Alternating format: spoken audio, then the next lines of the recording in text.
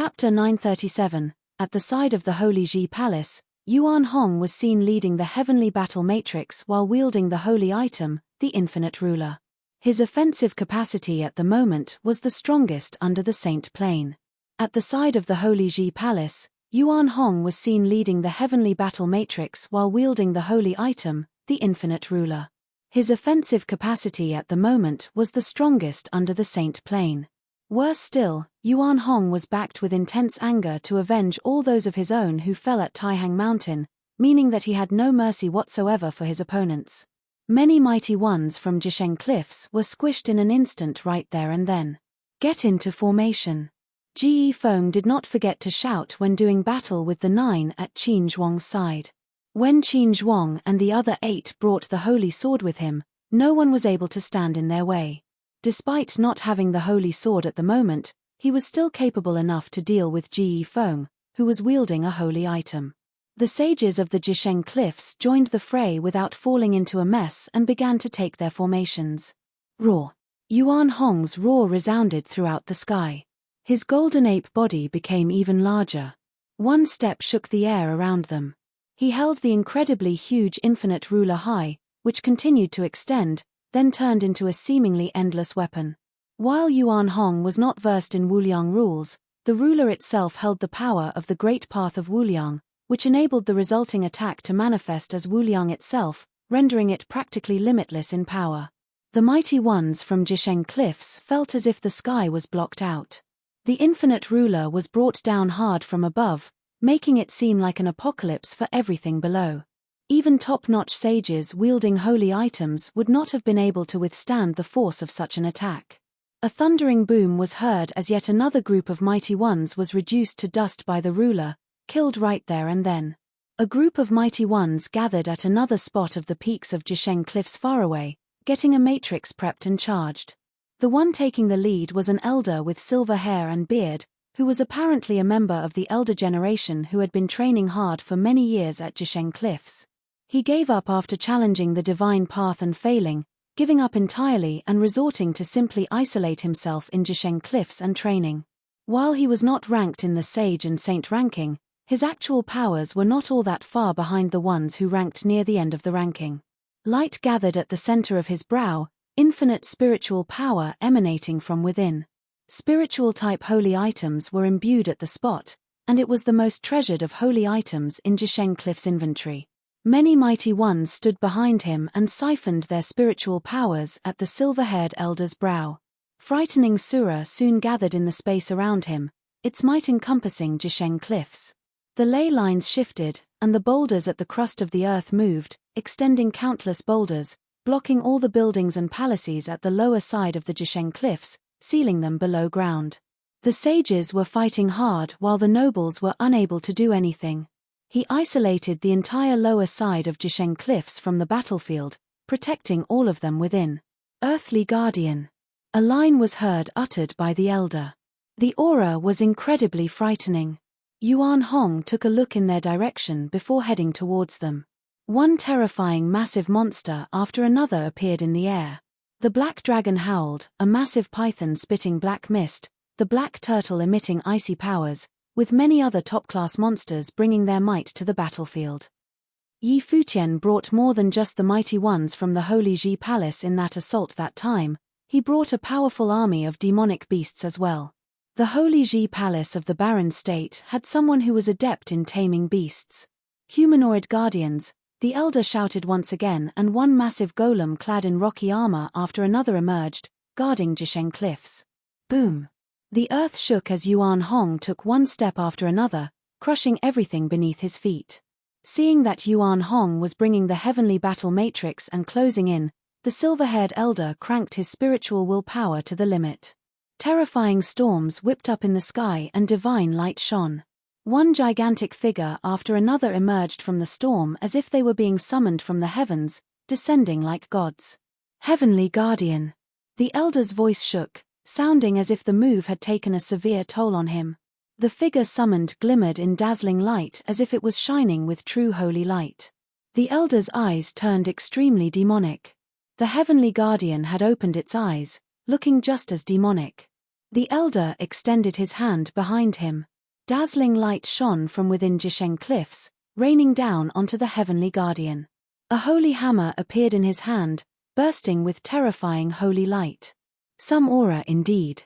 Yi Futian took a look at the massive, majestic heavenly guardian and the holy hammer. Jisheng Cliffs was the #1 land of lineage in the Yu state, which meant that they were anything but weak. While they might have paled in comparison to the great Ju sacred dynasty, Yi Futian did not underestimate them. As such, not only did he had his teacher, Dozhan, led the figures from the barren state to meet up with him, but he had also mobilized his demonic beast army. It would have been very difficult to take down Jisheng Cliffs otherwise. Things at the saint level were easy in comparison, but Yi Futian had not planned that the village chief would join in the fray. If he were to do so, Emperor Xia might have declared that there were to be no rules in the fights in the 9 states, and the saints would have been free to act against anyone as they wished. It would have easily turned into a disaster for the barren state if that were to happen. While Jisheng Cliffs was by no means weak, the Holy Ji Palace was not what it used to be either. After the Sacred War broke out, many who were ranked on the barren sky ranking joined the ranks of the Holy Ji Palace and trained there, furthering their training at the Sage Hall. Jisheng Cliffs, on the other hand, had yet to be able to gather the top forces in all of Yu state to join in the fight. As such, the barren state would certainly come out on top in this battle. At that moment, the summoned heavenly guardian wielding a holy item descended upon Yuan Hong. Thunder flashed in the heavens as it happened, and the might of the great path descended along with the holy hammer, seemingly about to crush everything beneath it. Yuan Hong did not dodge. The golden great ape continued to stand tall like a mountain while the power of the matrix continued to course all over his body in a frenzy. His stout body drew an arc in the space as he streaked by, bringing the infinite ruler onto the holy hammer. The two holy items clashed in midair. Devastating light rained down from above like beams foretelling the advent of an apocalypse. Jisheng Cliffs was caught in the calamity. The earth within a several hundred miles radius shook. Outside Jisheng Cliffs, there were who came on pilgrimages saw the fight above Jisheng Cliffs, feeling shivers running through their spines as their minds rattled. They had never seen battles of such a frightening scale and had never thought that there were actually people who would have assaulted Jisheng Cliffs. Those were the mighty ones from the Holy Ji Palace of the Barren State. It was said that Jisheng Cliffs had invaded the Barren State years ago, and now, the Holy Ji Palace was retaliating with extreme prejudice. Jisheng Cliffs of the Yu State was, at the moment, dealing with a life and death crisis. The sword saint at Yi Futian's side stepped out and the demonic blade appeared in his hand. Terrifying demonic aura coursed about the air in an instant, manifesting as boundless demonic blade will, sweeping the place about while gushing into the sword saint's body. The sword saint seemed to have metamorphosed right there and then. His calm and collected silhouette turned incredibly imposing, while his eyes shone with a dark, demonic light. It was as if his entire being had demonized. His body had merged completely with the blade as well as demonic powers around him. He had wielded the demonic blade in a fight against Kong Yarobak in the Battle of the Holy Ji Palace all those years ago. He had broken into Archmage Plane in the present day. The power unleashed by the blade was more powerful than it had been all those years ago. The blade howled as murderous intent gushed from within. The space around him seemed to have turned into a dark world, devoid of life, with him at the center. Even though he had broken into Archmage Plane, he still felt that he was not the one who was wielding the demonic blade when it was activated. Rather, it felt more like it was the blade that was wielding him instead. The sword saint looked like a devil as he entered such a state. The light of darkness coursed above Jisheng Cliffs and a dark beam of the blade fell from the sky, like a blade wielded by a devil. One strike and it already seemed as if the space before the sword saint was cleaved open. One mighty one after another from Jisheng Cliffs was killed on the spot. Many mighty ones were shocked by what was happening before their eyes. Their minds shuddered at the terrifying blade technique. One humanoid guardian after another soon came, intending to stop the sword saint, who continued to move forward like a devil with unparalleled blade will around him. No tricks were played. Yet another wave of the blade and the space was cleaved again. The frighteningly imposing humanoid guardian was bisected right there and then before turning into nothingness. The sight frightened countless mighty ones from Jisheng cliffs, as they came to feel the fear of death. True battles were never about numbers. In the world of cultivators, truly powerful beings were able to take on armies of thousands alone. Emperor Xia would not have forbidden saints from acting against those below them in the rules of the sacred war otherwise. When a saint made a move, everyone below Saint Plain would have been wiped clean without any chance of survival. It became apparent that the Sword Saint became a being at the pinnacle of the Sage Plane. No army could stand for long before him. Other than battle matrixes, Ji Feng and Nai Yang, who were wielding holy items, were the only ones who were capable of standing in their way. However, at the moment, both of them had their hands full and were unable to turn their attention elsewhere. Furthermore, the number one figure below the saints at the Jisheng Cliffs, Kong Yarrow, was not in Jisheng Cliffs. Big Brother Shaw has become more powerful than before. Yi Futian turned to look at the Sword Saint. He first saw the Sword Saint use the demonic blade during the battle of the Holy Ji Palace. Yi Futian's big brother felt as if he was consumed by the blade as he struggled to control it. Several years later, said big brother had grown more powerful and had trained outside as well. While he was still incapable of controlling the blade, he was able to use it in a more fitting manner. It was practically a free-for-all at Jisheng Cliffs. The heavenly guardian summoned by the elder was extremely powerful. It clashed with Yuan Hong in a frenzy, with every strike seemingly able to bring down the sky.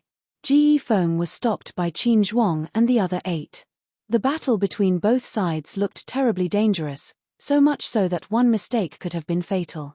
Nai Yang, yet another mighty one ranked on the Sage and Saint ranking, was taken on by both Yun Shong, the Lord of the Ice Temple, and Huang Shi, preventing them from being overwhelmed. Other than that, Yu Kai, Zhuge Qingfeng, and other mighty ones joined the fray alongside many of the enormous monsters. All of Jisheng Cliffs was embroiled in a bloody battle at the moment. There was yet another group of mighty ones outside the battlefield who did not make a move. They were all of the elder generations of Jisheng Cliffs, staying hidden while their eyes followed Yi Futian. Yi Futian naturally took notice and noted that those people were formidable. Their goal was apparent from the fact that they did not join the fight, they were finding openings to target him. As soon as the palace lord was taken down, the fight would be over. They were entirely unfettered by the fact that the odds were overwhelmingly stacked against Jisheng Cliffs, and many continued to perish. They had no intentions of intervening, and that said a lot about their temperament. However, Yi Futian behaved as if he had not noticed. He sat cross-legged in midair and the Guqin spirit manifested before him. He lowered his land and began to play the instrument. A tune was soon heard throughout the battlefield. It was a tune that was full of rage yet was lined with a tinge of sorrow. Many were able to feel the vague underlying sorrow and brutality, with the place being washed by a bloodbath. The illustration seemed to have merged with the battlefield, becoming a part of the battle. Yi Futian continued to pluck at the strings as he recalled what had taken place in Crouching Dragon Mountain, Taihang Mountain, and the Holy Ji Palace. All of his thoughts translated to his fingers as he played, making the attacks of Yuan Hong, the Sword Demon, and many others become increasingly pointed and overwhelming. Their minds were reminded of what took place all those years ago. That day, Jisheng Cliffs was made to settle the blood debt they created all those years. With the 3 holy lands joining hands to eliminate the Holy Ji Palace, then they would pay for such a course of action with blood. Chapter 938, 18 Elders of the Jisheng Cliffs hovered within the chaotic battlefield. 18 Elders of the Jisheng Cliffs hovered within the chaotic battlefield. They did not emanate any aura and their bodies were light and their actions silent. They did not pay any heed to the battlefield and had instead hovered to where Yi Futian and the others were. An enormous demonic beast, an Orokai, headed straight for that group of elders and black mists blasted from its 9 heads. The terrifying dark mist possessed corrosion rule power, so much so that even the air turned into mucus material. However, none of the elders stopped at all and they continued forward. They had even shut their eyes and a formless spiritual power surrounded the space they occupied. The black mist seemed to have been put under lockdown all of a sudden. Worse still, even the Orokai sensed an incredibly dangerous aura and let out a low-pitched roar in a frenzy. Formless spiritual will powers invaded and the Orokai turned around, intending to escape, feeling that its soul had been tangled by countless threads. At that moment, the elders, who had been shutting their eyes, chanted with obscure voices, bringing a formless spiritual storm in their surroundings. The elder who took the lead opened his eyes all of a sudden and the obscure voices swept out like a formless force. The black mist that had been shrouding the area was all cleared out in an instant without making any noises. The Orokai growled painfully. All 9 of its heads howled and then its enormous body quickly dropped below in a limp manner. The 18 elders continued hovering forward. Their white garb totally unscathed, without so much even a speck of dust found on them. The leading elder closed his eyes again, yet the formless spiritual will power continued to permeate their surroundings. Spirit elementalists are here. Be on your guard, Sage Daozang said. He and many mighty ones from the Holy Ji Palace stood guard at Yi Futian's side. Hua Jiyu focused her eyes at her incoming enemies and from the methods they employed, she was able to tell that they wielded powers similar to hers, and that they were indeed spirit elementalist-type rule powers. All 18 of them shared their spiritual powers and formed a spirit elementalist matrix, with the strongest individual leading the attack. All 18 of them were veterans of many, many years in Jisheng Cliffs and they were adept at wielding secret methods of the spirit elementalist, capable of killing without leaving a trace and making them frighteningly formidable. If it had not been for the Jisheng Cliffs being at the brink of total annihilation, they would not have appeared at all. At that moment, a formless spiritual will power descended upon the ones from the Holy Ji Palace. Here they come, Sage Daozang said. Yi Futian, who had been playing his music, felt a formless spiritual will power invading him, and it was very overpowering. His tune turned in an instant, coalescing the spiritual powers of the mighty ones around him and turned it into a formless spiritual storm, resisting the invading spiritual powers. Spiritual power attacks were formless and traceless. Spiritual type power of rules were exceptionally terrifying as they were capable of killing without leaving a trace, forcing any who were on the receiving end to be on high alert. I'll take them on. Hua Jiyu stepped up and powerful psychic powers emanated from her. Her dress and her hair billowed. She looked very dashing when she was doing battle, making her alluring in a different sense. All right. Yi Futian nodded. Sliver of Guqin music reverberated in Hua Jiyu's mind. The musical matrix's spiritual powers were all imbued within her spiritual will, giving her total control.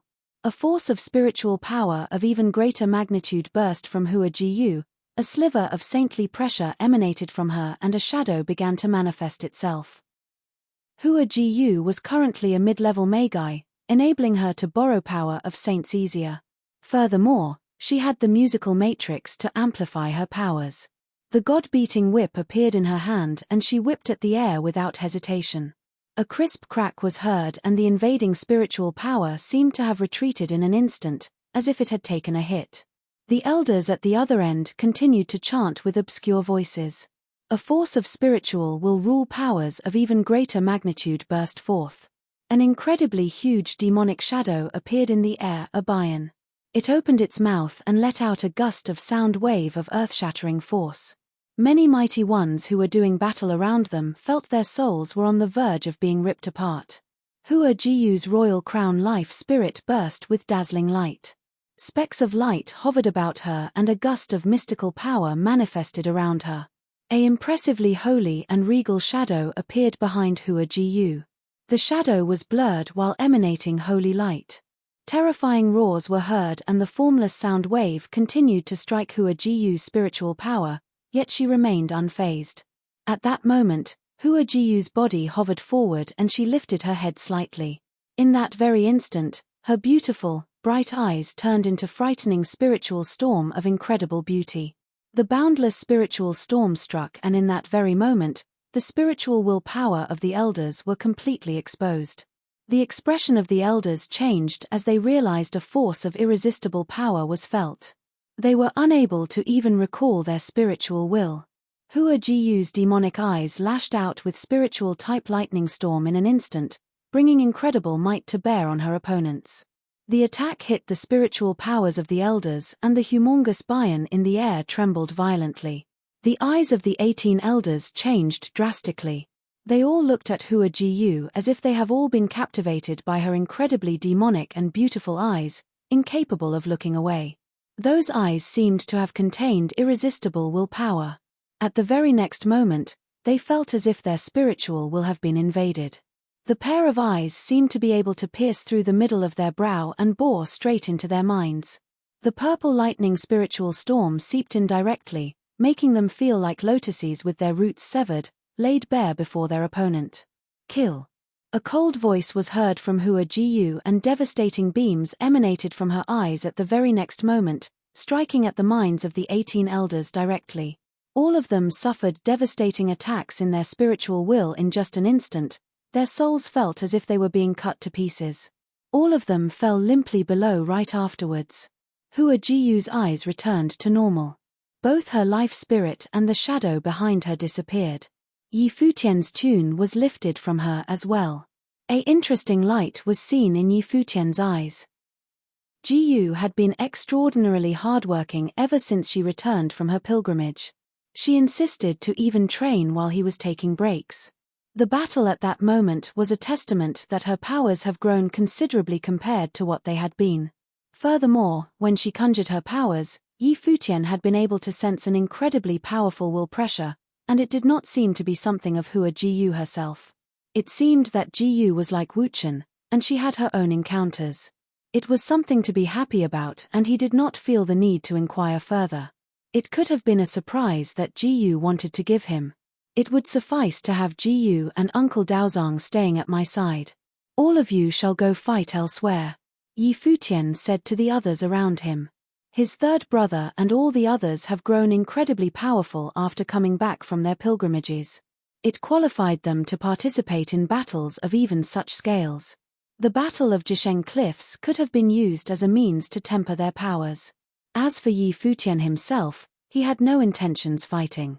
He had deliberately gone easy and lost to Liu Zong back in Shihua Sacred Mountain, just so that they would have let their guard down and head straight for Jisheng Cliffs. At that day, he continued to not show his true combat capacity. It was a better move to have both the Shihua Sacred Mountain and the Great Ju Sacred Dynasty continue to have a wrong idea about his powers. Even if they were to suspect something afoul, they would not have been able to determine what his true level of combat capacity would have been like. Doing so enabled him to retain an element of surprise in the future battles of the Sacred War. The other reason that he did not intend to make any moves was because the Holy Ji Palace apparently had a decisive edge over the Jisheng Cliffs in that battle. Every single battlefield had guarantees of important figures on their sides remain unscathed, while they set out to overpower and kill their opponents. The fall of the 18 elders dealt an extremely overwhelming blow to the ones from the Jisheng Cliffs. All 18 of them were hidden cultivators of the Jisheng Cliffs and they were adept at a single type of power, spirit elementalist powers, and they were extremely terrifying when they joined hands. However, the fact remained that they were all killed by the tremendously beautiful young woman, who appeared to be the wife of Yi Futian. At the same time, there was no one who had been capable of stopping the Sword Saint dead in his tracks as he went on his killing spree. Every single battle he fought ended up with his opponents being overpowered. If things were to go on as such, Jisheng Cliffs could have truly been annihilated. Ge Feng roared in another battlefield, sending Qin Zhuang and the other 8 around him retreating. The divine instrument in his hand, a silver trident, was seen pointed to the heavens and boundless lightning rules fell from above. Ring-like storms lashed out before the divine instrument with forces capable of wiping everything out, as if the storms were out to devour everything in their path. He was the head of the 9 warriors of Jisheng Cliffs and one who was ranked on the Sage ranking. There were only 81 names on the Sage ranking and there were little more than 60 names who were ranked before him. At the moment, he was overpowered by the 9 swordsmen despite wielding a divine instrument. It was an insult like no other to him. A terrifying cracking sound was heard and lightning descended from the heavens in an apocalyptic manner. The lightning power swept through the entire battlefield, yet only the 9 before him suffered the greatest amount of pressure. Qin Zhuang and the other 8 stood in a ring formation. Countless swords materialized before them and every single blade was a solid one, turning into spinning sword diagram and pulsing with dazzling flash of the sword. Qin Zhuang stood at the center of the sword matrix. He was the strongest of the 9 swordsmen. As such, it was only a given that he was taking the helm of the matrix. His expression was a solemn one. Ji Feng seemed to have gone berserk and had intended to strike with his strongest attack. A sliver of saintly might was sensed from the devastating lightning storm before them, which originated from the divine instrument. The amplification afforded to top-notch sages were incredibly frightening, especially one that resonated with one's powers. Zhuge Qingfeng had been able to stand against Kong Yarrow, who ranked 9th on the sage ranking, by wielding a divine instrument, enabling him to protect crouching Dragon Mountain. Ji Feng had been one who was ranked on sage ranking himself, and that divine instrument was one that was more powerful than the one belonging to the Zhuge family. One could have only imagined how powerful that instrument would have been. Sword combination, Qin Zhuang said. The sword will all around them coalesced into a single entity and merged within the sword matrix. The sword will of the other 8 swordsmen were all infused within his body. At that moment, the sword diagram before Qin Zhuang seemed to be capable of cleaving the skies apart. Destroy! Ji Feng roared as he stepped out, thrusting the trident in his hand forward. He seemed to have given up entirely on defense at that moment, gathering all of his power in that one single attack, capable of destroying everything in its path. That devastating storm devoured the surroundings around him. Apocalyptic lightning calamity struck, yet at that very moment Ji Feng attacked, Qin Zhuang made a move. His body seemed to have been merged with the sword diagram, lashing out with a flash of the sword. The sparkling flash pierced through the space before them, drawing a dazzling line in the air. The dazzling straight line charged straight into the storm and disappeared just as soon as it appeared. Ji Feng's expression was a ferocious, unforgiving one. His eyes emanated a will to kill everything before him, yet he saw a flash of light came and went in an instant. Ji Feng's pupils dilated at the very next moment. His ferocious eyes came to be tainted with extreme fear. Ji Feng lowered his head and saw a dazzling flash of the sword pulsing with terrifying sword will at his chest, tearing away at his body bit by bit. The light on him grew increasingly bright and Ji Feng's pupils expanded as he shouted, "No!" His body dissipated in beams of dazzling flash of the sword together with that voice of extreme fear, blooming away at his surroundings before dissipating altogether. A silhouette was seen behind Ji Feng and it was none other than Qin Zhuang. He had merged with the sword matrix in that very instant, bringing a killing move of extreme speed and lethality. Devastating flashes of lightning coursed about Qin Zhuang's body. Blood was seen at the corner of his mouth and his entire body darkened. It was a harrowing experience charging through a lightning storm out to tear everything apart. However, it ended up with Ji Feng, a mighty one of the Jisheng cliffs ranked on the sage ranking, perishing. Qin Zhuang appeared before the spot where Ji Feng perished with a flash, catching the trident that was dropping below. The battles fought that day was not only one where the Holy Ji Palace were to strip Jisheng cliffs entirely of their combat capacity, but they were also taking every single piece of divine instruments to be found there as well. Chapter 939. It had been a while since Futian left the Shihua Sacred Mountain and yet, things remained lively there. It had been a while since Futian left the Shihua Sacred Mountain and yet, things remained lively there. It was a rare occasion with so many of the 9 state saints gathering in one place, so it was only natural that they had a lot to talk about. Be it about the younger generations of the various holy lands, or something about training and whatnot, at their level as saints, only people of the same plane as they were, would have been able to verify and discuss each other's way of training. Other than that, they still had to let the genius among the younger generations of the 9 states to spar with each other, which without doubt, were only strictly for learning and no harm were to be done. Time flew and things at the banquet remained harmonious and lively. There was without doubt that they were also those who left. For example, Saint Xia did not stay for long before returning to the summer state. The Moon Saint had brought his people and left the place early as well. Saint Xi had of course remained. He had allied with the Shihua Sacred Mountain and the Great Zhou Sacred Dynasty, which meant that he had to stay behind and chat for a bit. However, the hour was late and he had to leave. Yet, just when he was about to leave, a drastic change was seen in his expression. He extended his palm and a jade scroll materialized in his hand, which had a name carved on it, Ge Feng. Ge Feng, who was personal student and the leader of the 9 warriors of Jisheng Cliffs of that generation. His spirit jade scroll was shattered, which meant that he perished. Invaders at Jisheng Cliffs. Saint Ge's expression ashen and saintly might emanated from his body. It was terrifying. There was no way Ge Feng would have been harmed in any way training in the Jisheng Cliffs. Furthermore, he was tremendously powerful and was armed with a divine instrument. If he had ended up dead, that could have only meant one thing: extremely powerful beings had invaded Jisheng Cliffs. He recalled the people of the Holy Ji Palace, who had left the place early, immediately, and uttered a line coldly, "The Holy Ji Palace. I've been set up." Yi Futian had left the place angry, seemingly due to the insult he suffered. From the looks of things currently, however, it seemed that he had been doing so on purpose. But why did the ones from the Holy Ji Palace dare to invade the Jisheng Cliffs?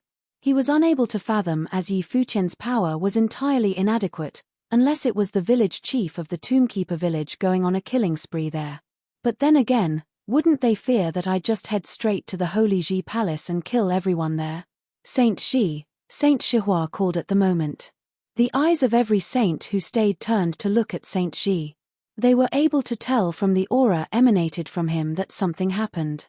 Furthermore, it definitely had to be something dire to get Saint Shi being so aghast. The glass saint had yet to leave.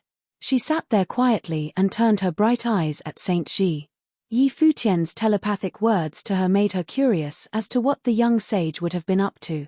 At the moment, she was able to somehow guess the answer to that from Saint Shi's reaction alone. The Jisheng Cliffs was invaded. Saint Shi looked up and cold aura burst from him. Yet another broken piece of jade scroll appeared on his palm, which was that of the 3rd warrior of the 9 warriors of Jisheng Cliffs. He too was Saint Shi's personal student, and a very exceptional genius. The expressions of Kong Yarrow and many who were around Saint Shi turned pale. They all stood up as their hearts beat violently. How could this have happened? Qin Zhong's heart ached when he heard Saint Shi's words. Did he bring his people to go on a killing spree at Jisheng Cliffs? Excuse me, I'd be off. Saint Shi took to the air in an instant, heading straight in one direction like a gust of wind. He left without taking Kong Yarrow and other mighty ones from the Jisheng Cliffs. If the village chief of the Tombkeeper village had indeed went on a killing spree, then it would have been a burden for Saint Shi taking the others with him. His mind was ice-cold at the moment. He was determined to raise the Holy Ji Palace. Other than strong murderous intent, Saint Shi also felt a faint tinge of fear. He was wondering if the number 1 holy land of the Yu state would have been rendered on the brink of total annihilation, and he dared not speculate further. How did Yi Futian dare to do such a thing? Did he have no concern for the lives of the people of the Holy Ji Palace then? Letting the village go on a killing spree without any warning signs. How dare he? Not even Emperor Xia would have forgiven him. The 9 states were all under the rule of Emperor Xia's orthodoxy. Emperor Xia would have found nothing more repugnant than saints going on killing sprees without a care. Saint Shihua told the Rain Saint and the others back in the Shihua Sacred Mountain, "Take care of Shihua Sacred Mountain. I'd be off for a while. I'd come with you." The Sacred King went up as well. Their minds were incredibly cold at the moment and they speculated the same thing as Saint Shi. There were no other possibilities to be had. Other than the village chief going on a killing spree, there was no way Yi Futian and his people would have been capable of such feats at the Jisheng Cliffs. The Jisheng Cliffs was a holy land and the most powerful force to be had in the Yu state after all. Everyone, I fear that I would be unable to be the host of this banquet any longer. If any of you wish to stay, Liu Zong and the others would attend to you. Please excuse me, Saint Shihua said to address the crowd before leaving with the Sacred King. We'd go with you. One silhouette after another took to the air at the moment. The saints all headed towards the Jisheng Cliffs. They were all wondering that with the 3 holy lands declaring that they were to be allies, would Yi Futian would have done something so illogical and unthinkable. If the village chief had indeed went on a killing spree, then the saints of the 3 holy lands would have been permitted to head straight for the Holy Ji Palace and kill everyone there.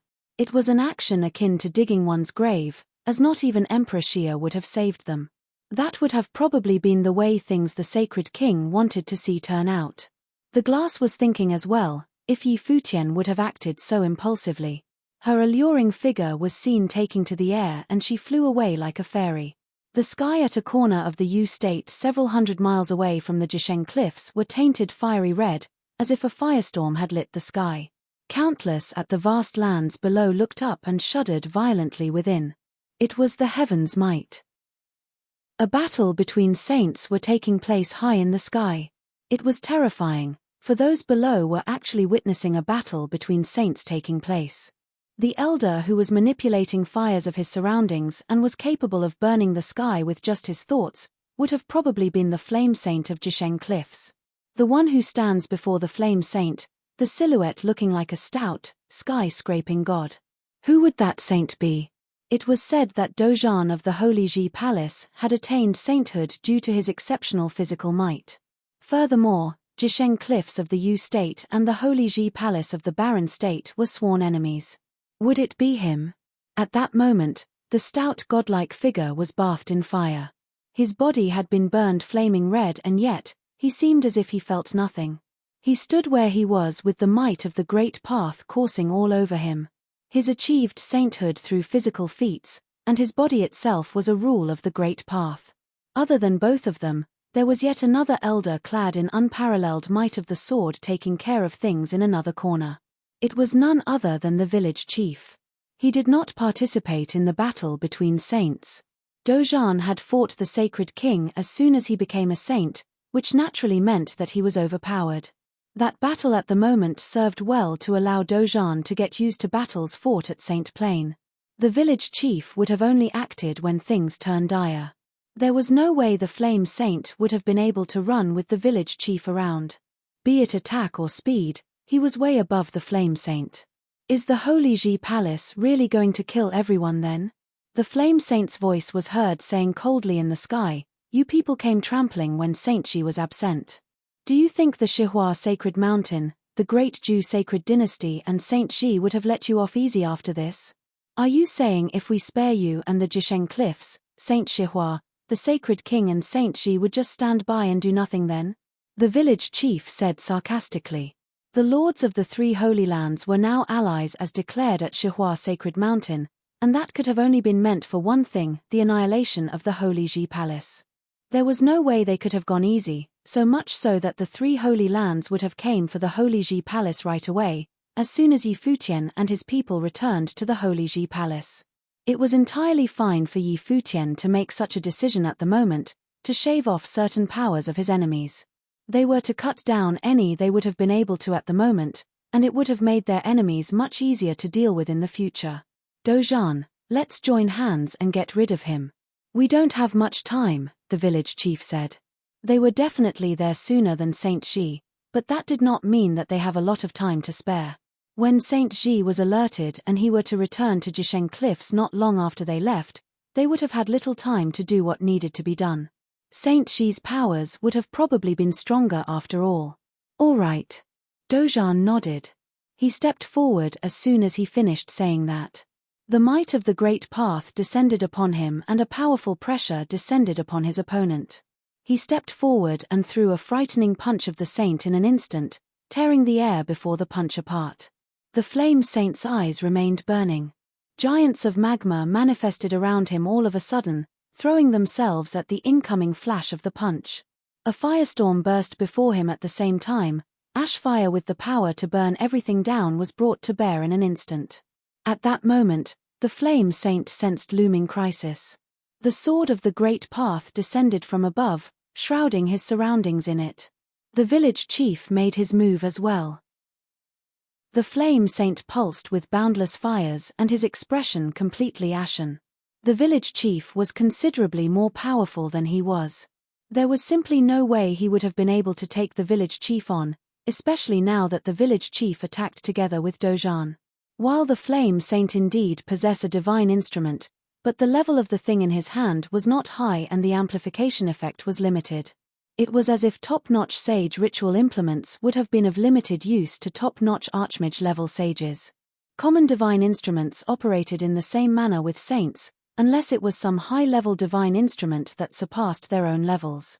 In the case of Dojan, who had achieved sainthood through physical feats, his body itself was comparable to common divine instruments. Seeing the boundless sword aura descending from above, the flame saint looked up, and the great path of boundless rules was transformed into a special fiery image. He burst with sky-burning flames in an instant, shrouding the sky, and the flames even headed straight for the village chief's body. When the sword reached him, it disappeared entirely within the image. Boom, boom, boom. The air shook violently, and Dojan stepped forward in great leaps. His 7-star acupoints were all opened, and his arm was thrown straight at the flame saint, who was gathering his powers to resist the village chief's attacks. He turned rather despair, sensing Dojan's incoming attack. He intended to retreat, but quickly saw a beam of powerful light shot forth. A beam of holy light appeared in the air. Sword matrix diagrams showered down, heading straight for the flame saint. The flame saint's body seemed to have been burned. Screens of terrifying flames appeared with his body at the center. When the sword will reached him and immersed in the fires, it would have dissipated bit by bit. However, Dojan did not seem to even be aware of the power of the flames. His arm bashed right through the screen of flames and headed straight for the flame saint's body. Boom! A loud boom was heard. Dojan felt the arm of his saintly body scalded and seemingly felt like it was about to be reduced to ashes. However, the terrifying shock also sent the flame saint flying. The flame saint intended to just turn around and escape using the force from the shock. He had no intentions of fighting any longer. The sword diagrams continued to press on him. The looming sense of crisis grew increasingly strong, and at the very next moment, a flash of the sword came and went like a bolt of lightning. The space seemed to have been torn, and the flame saint was stopped dead in his tracks. Extreme fear was seen in his eyes. At that moment, the village chief and the flame saint had their backs facing each other, as if both of them just happened to brush past each other. At the very next moment, despair was written all over the flame saint's face. His body split apart in the middle right away. The village chief's body disappeared right away. Streaks of lightning flashes of the sword boomed in the air. The flame saint completely dissipated from the space he occupied soon. It was difficult for saints to die. As such, he had to end the flame saint completely, leaving his opponent with no chance of emerging alive. A saint of the Jisheng cliffs perished. I, Saint Xi, swears to cut down every single person from the holy Xi palace of the barren state. A voice voicing out a murderous intent like no other reverberated in the air during the journey between the Shihua sacred mountain to the Jisheng cliffs, causing all from the Holy Lands to tremble. Chapter 940, Jisheng Cliffs. Now, the outcome of the battle became even clearer. Jisheng Cliffs. Now, the outcome of the battle became even clearer. No one could block Sword Saint's demonic blade, and after Qin Zhuang and his party killed Ji Yifeng, they moved in on Naiyang for the kill. This was war, and there was no fairness in it. Qin Zhuang and his group of 9 were able to kill Ji Yifeng, and in addition to Yun Shang and Huang Shi, who were armed with divine implements, Naiyang had no chance to block it and was soon exhausted, his body sealed by ice. When the sword arrived, his body was pulverized instantly, and his divine implement was taken away. Out of the 3 great sages of Jisheng Cliffs, 2 were killed with the 18 elders who had perished before. Their battle power had been diminished again and again. Jisheng Cliffs was washed in blood. On the other hand, on the side of the holy Xi palace of the barren state, there was no such catastrophe, so the situation of the battle was clearly one-sided. It's finished. Those from Jisheng Cliffs, who were still battling, felt hopeless inside. They clearly understood that there was no hope in the battle of Jisheng Cliffs. Since when could these people of the holy Xi palace from the barren state, who had no saints and were greatly despised, now slaughter Jisheng Cliffs, destroying them all? Those who had participated in the battle of the holy Xi palace in the barren state were feeling particularly bitter. Back in the day, Zhon Xiao of the younger generation of the 9 warriors of Jisheng Cliffs had descended to the holy Xi palace in the barren state. He had been enough to stir up a storm of blood and guts, making the holy Xi palace agree to everything they had asked for, on account that they did not dare to offend Jisheng Cliffs. However, once a weakling of a character from the noble plane became the palace lord of the Holy Ji Palace, an army was now at Jisheng Cliffs for the kill. How ironic. If this was known before, they would have killed Yi Futian, no matter the cost, and would not have allowed him to go to the palace to participate in the battle so that he had the opportunity to become the lord of the palace before Emperor Xia. However, there was no such thing as if. Above the firmament, violent bursting sounds of explosions could be heard. Yuan Hong and the Heavenly Guardian collided once again, and this time, Yuan Hong's attack was so shocking and powerful that everyone could see that although he was using the infinite ruler, it was clearly the staff method in disguise. The power of each strike was stronger than the previous one. It gathered the power of the heavens and attacked with the might of the matrix. Along with this terrible bursting sound, many people's eardrums shook. The godlike body of the Heavenly Guardian was now fraught with cracks. The elder who was controlling it made a muted sound, and blood flowed from the corner of his mouth. Go now, leave Jisheng Cliffs. On the cliff, the white-haired elder shouted. Obviously, he knew that there was no more hope, so he was allowing the sages of Jisheng Cliffs to retreat and give up. Otherwise, they would all die here. Boom. Another shockingly loud noise was heard. Yuan Hong's staff techniques directly split open the body of the Heavenly Guardian. The elder spat out blood, and the people behind him also had their breath diminished, and the divine implement of a hammer dropped straight into the hands of Yuan Hong. The white elder was also defeated. Let's go. Another loud scream came from Jisheng Cliffs, and suddenly, all the sages fled, abandoning the battle. Bang! Yuan Hong's infinite ruler slammed down, sweeping endless areas, killing many cultivators instantly. Sword Saint's blade was also madly cutting down the enemies. Once upon a time, Jisheng Cliffs nearly killed his third junior brother, Jiyu Dongliu, and their younger brother. Today, this debt would be repaid. Moreover, those who escaped today would come back again with Shihua Sacred Mountain and the Great Ju Sacred Dynasty in alliance to fight the Holy Ji Palace, so it went without saying that they could not allow these people a second chance. The body of Qin Zhuang also moved, but this time, he did not gather the sword matrix. Instead, he crossed the void by himself, continuing the slaughter. The same was true of Xu Shong. His body was like a wind, killing those who tried to escape. The demonic beast let out a roar, tearing at all the cultivators who were guarding different areas of the Jisheng Cliffs and trying to escape. In this battle, Jisheng Cliffs completely gave up and the massacre was a one-sided affair. The immense body of the golden demon ape came to a cliff, and Yuan Hong lowered his head to stare coldly at a group of elders of the Jisheng Cliffs. The white elder looked up at that incomparably violent golden body, and said coldly, "Evil beast, your massacre today will one day be the demise of your clan." Yuan Hong put away the infinite ruler but picked up the hammer of divine implement that the other party had just used. His arm lifted high, and a knowing pressure cascaded down. The white elder and the others looked extremely pale. The heavenly and earthly guardians were all eliminated, which caused great injuries to their spiritual will, and it was now impossible to resist Yuan Hong. It was the end for them. That day when the people of Jisheng Cliffs went to Taihang Mountain for the massacre, not only did you not stop them, but instead sent people to help. Have you ever thought that this day of retribution would come for you? The golden eyes of Yuan Hong were full of murderous intent.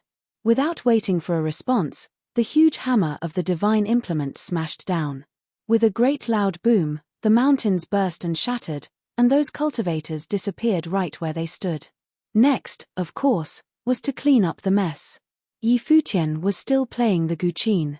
A sunset was now at the edge of the sky, red like blood, eerily similar to the scene that happened on Taihang Mountain in the past, as if this was the retribution that had been a long time coming. The sound of the guqin stopped. The village chief and Dozhan had also returned. They stood beside Yi Futian. The earthly guardian had disappeared, and the countless people at Jisheng Cliffs below shuddered in fear. Let's go. Yi Futian glanced at the place below indifferently, then turned to leave. The army withdrew and the demonic beasts levitated, and soon they had all left Jisheng Cliff and headed for the distance. Village chief, Master, now that Emperor Xia has permitted the 9 states sacred war with no requirement to warn the others, the concern here is that Saint Shihua and Saint Ji will join forces. What are your thoughts? Yi Futian asked the village chief and Dozhan. Futian, what are your thoughts? Dozhan asked. In this context, he automatically understood what he was facing. He could not return to the Holy Ji Palace, otherwise, it was as if he was waiting for the opponent to come and kill him. Having cultivated to the Saint Plane, naturally, he would not sacrifice himself lightly. The endless ocean is vast and without end, with countless islands that no one has any knowledge of, which will be great for concentrating on cultivation.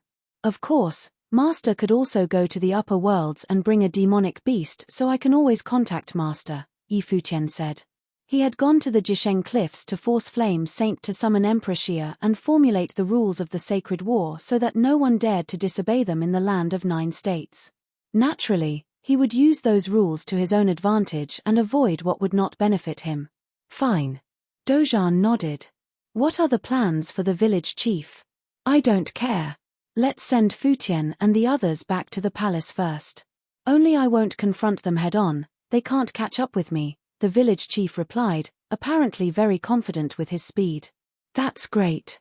Master can go now, lest the other party go directly to the palace to end us, Yi Futian said. Very well. Dozhan nodded. Be careful, don't start the fight. I understand. Yi Futian nodded, and he had a plan in his heart. Dozhan stepped onto a demon beast and left. When a saint chose to intentionally remain hidden, he would not be easy to find. The village chief summoned the giant sword and took Yi Futian and the others, heading toward the barren state. When Saint Ji rushed back to Jisheng Cliffs, the battle was already over and Yi Futian and his people had been gone for a while. Those below the Sage Plain level at Jisheng Cliffs were cleaning up the mess. The vast and endless Jisheng Cliffs of the Holy Land of Yu State was now in total ruin. Mountain ridges had collapsed and been destroyed, and there were cracks on the ground. Numerous bodies were laid out on the field, bright red blood-colored Jisheng Cliffs. From Saint Ji, an immeasurable murderous aura coursed out of him and permeated the air. Its pressure was so heavy that the people below could hardly breathe. When they looked up, they saw Saint Ji, and yet no one greeted him, there was only a sense of sorrow. In the space, there was nothing but silence. What happened to Jisheng Cliffs today was the demise of their elders. As the head saint of Jisheng Cliffs, could Saint Ji shirk the responsibilities of any of it? He did not guard the Jisheng Cliffs well, and as Yi Futian had said at the banquet in Shihua Sacred Mountain, Saint Ji announced his decision to participate in the Sacred War, thus bringing on the annihilation of Jisheng Cliffs. When Yi Futian led his people here, what was Saint Ji doing? Perhaps still enjoying the feast. The vendetta between Jisheng Cliffs and the Holy Ji Palace started because of the order issued by Saint Ji. He even used his will on the Holy Ji Palace and suppressed the barren state by force. Now he had announced his intention to participate in the Sacred War. A mixture of new hatred and old debt had resulted in the ending before his eyes. At this moment, there was resentment in the hearts of many. The Jisheng Cliffs of the present had been completely finished, and the first holy land in Yu State was no more. Shadows of figures descended one after another. They were saints rushing over from Shihua Sacred Mountain. When they saw the scene in front of them, all were silent. Yi Futian had really destroyed Jisheng Cliffs. What exactly happened? Saint Shi was still immersed in deep hatred when Saint Shihua inquired coldly. Great Ju Sacred King's eyes were sharp and indifferent, the intent to kill was extremely strong. But in reality, none of what happened was a disadvantage to him. Now, Saint Shi was probably going to kill Yi Futian no matter the cost. Yi Futian led the army of the Holy Ji Palace from the barren state and annihilated us, a man said and looked up at the void. An army from the Holy Ji Palace? All the saints who were present had an indifferent look. How could that even be possible? Unless, before attending the birthday banquet, Yi Futian had already ordered the army to ambush Jisheng Cliffs. Emperor Xia appeared. Saint Shi glanced at the stone monument at Jisheng Peak. He could already sense something. Yes, the army of the Holy Ji Palace came with the saints of the other 2 holy lands. Flame Saint summoned the will of Emperor Xia. The people from below continued, however. Yi Futian claimed that the head saint announced their participation in the Sacred War at Shihua Sacred Mountain, and with 3 major holy lands joining forces to bully the barren state, he had no choice but to strike back. Emperor Xia did not stop it, but issued an order saying that any holy lands within the 9 states desiring to battle no longer need to ask him for permission again, but just need to obey the rules governing the sacred war, saints to saints, and sages to sages, so that those below the sage plane will live. Cashing. Saint Shi clenched both fists, blue veins bulging, and the thought of killing gathered around him and turned into a hurricane, extremely frightening. Yi Futian. His eyes were directed at the void and murderous thoughts swept up toward it. He understood now that Jisheng Cliffs was set up by Yi Futian, who had laid out the plan in advance to annihilate them. Nowadays, there was the edict of Emperor Xia, and he could not even go straight to the Holy Ji Palace to take his revenge and could only target the 2 saints from the Holy Ji Palace. But how could it be that the other party was not prepared to wait for them? Jisheng Cliffs was destroyed, but he could not avenge it by bringing slaughter to the Holy Ji Palace. Yi Futian was exploiting the rules of Emperor Xia. He could disregard Emperor Xia's command and go over there to massacre them, but then he would be daring to exchange his own life. If he violated Emperor Xia's order, then the question was whether or not Emperor Xia would kill him as the head saint of Jisheng Cliffs. In the 9 states, no one could disobey the command of Renhuang. The words of the Xia emperor were the words of heaven. Glass Saint was quite shocked when she witnessed this scene in her heart, and she finally understood the meaning of Yi Futian's question to her before he left. Even before any of this, he had already planned to use Xia Emperor to give orders for the sacred war. Although it seemed that Holy Ji Palace of Barren State was still in a position of absolute disadvantage, this was already the best possible outcome. To upend the power of Jisheng Cliffs, as long as the 2 saints temporarily evaded the attention at the moment, the Holy Ji Palace of the Barren State would only face the army of sages from 2 major 2 holy lands. Leveraging the advantage of their location, they still had a chance to win the battle. All the saints looked on quietly, and they thought that Yi Futian was truly a tough character. Saint Shi was fooled by a youngster and in the land of the 9 states, which had been calm for many years. The first holy land to be wiped out was actually not the Holy Ji Palace but Jisheng Cliff. Chapter 941, Jisheng Cliffs, under the cover of the night's darkness, was desolate, and as the cold wind blew, it chilled Saint Shi, who was just stepping into Jisheng Cliffs. Those who had perished had completely disappeared, including their divine implements, which had been taken away. He had wild thoughts about capturing the sacred hall of the Holy Ji Palace and their divine implements to fortify Jisheng Cliffs, but Yi Futian had acted first and exterminated Jisheng Cliffs. How many years would it take for them to recover? Jisheng Cliffs, under the cover of the night's darkness, was desolate, and as the cold wind blew, it chilled Saint Shi, who was just stepping into Jisheng Cliffs. Those who had perished had completely disappeared, including their divine implements, which had been taken away. He had wild thoughts about capturing the sacred hall of the Holy Ji Palace and their divine implements to fortify Jisheng Cliffs, but Yi Futian had acted first and exterminated Jisheng Cliffs. How many years would it take for them to recover? 50 years? 100 years? Or even longer? And after this battle, who dared to enter Jisheng Cliffs to cultivate? He, Saint Shi, as the head saint had allowed Jisheng Cliffs to suffer such catastrophe. Who would be willing to submit to him? Of course, he could feel that even those in the noble plane did not regard him quite with as much fear as before, but he had no one to blame. He was the master of Jisheng Cliffs, and this was a responsibility that he could not shirk. As he had enjoyed the supreme power and the status that came with it, the responsibility was also his. But he had pushed Jisheng Cliffs to the abyss. Saint Shihua, great Jew sacred king, could you immediately mobilize the army to the barren state? Saint Shi looked up to the 2 men in the void and said, since Emperor Xia has re-established the rules for the 9 states sacred war, participants in the sacred war in the 9 states no longer need to report for permission. Therefore, the agreement between the Great Jew Sacred Dynasty and the Holy Ji Palace is no longer valid, and Great Jew Sacred King can strike back. Saint Shi, Yi Futian left Shihua Sacred Mountain but led the army to massacre Jisheng Cliffs. It must have been premeditated.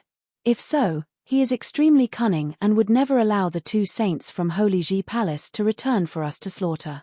Most likely, the saints have already escaped. As for those below Saint Plain yet dealing such a blow to Jisheng Cliffs, their people must not be weaklings and we need to give the whole matter more consideration, Saint Shihua replied. Yi Futian was certainly not stupid. How could he not know to use the rules to his advantage?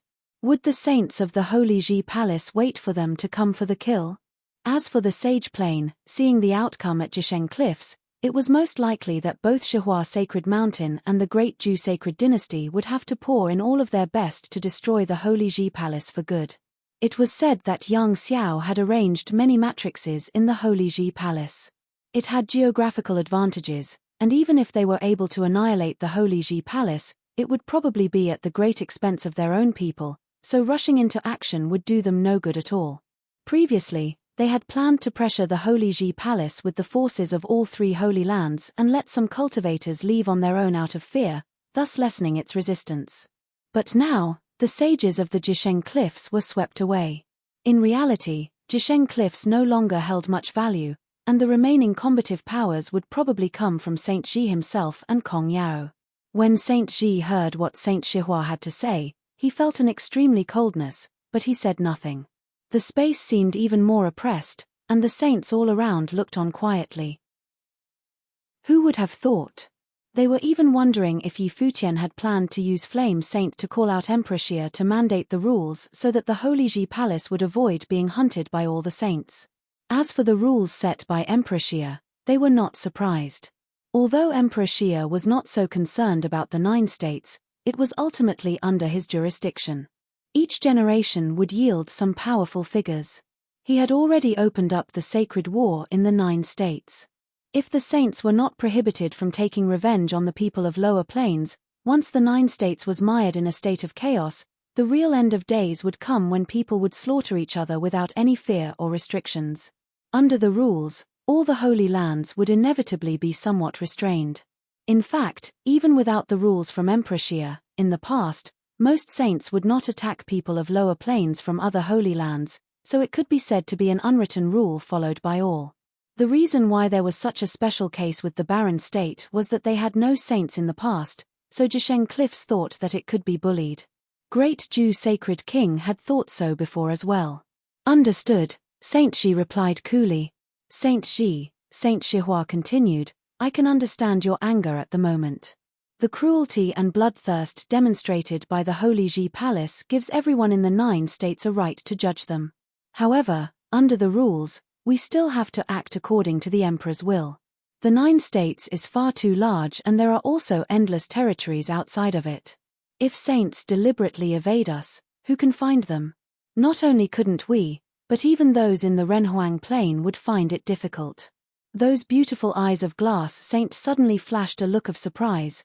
Her eyes were directed at Shihua Sacred Mountain. This sentence seemed simple enough, but behind it, there was deep meaning. Saint Shihua had thought deep and hard. Outside of the 9 states, there were endless territories. The saints could avoid them, and even those in the Renhuang Plain would deem them hard to find. What did this mean?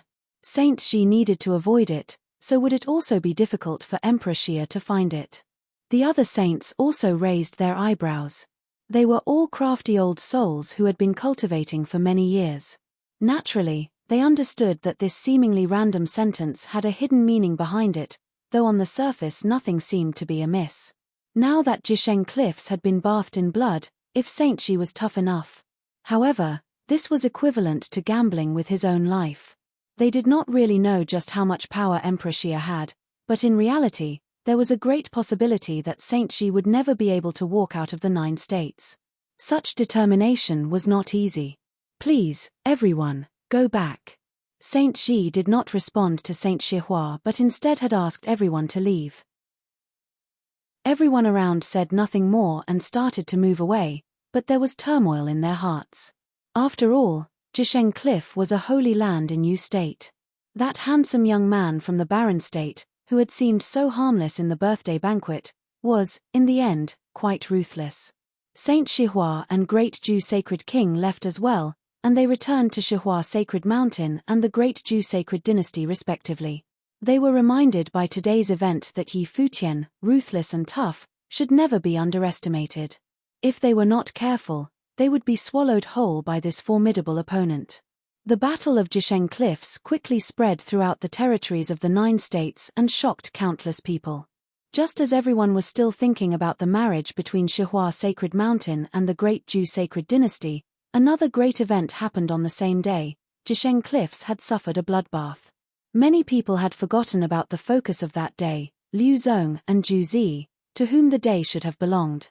After all, Yi Futian was still Yi Futian within the land of the 9 states.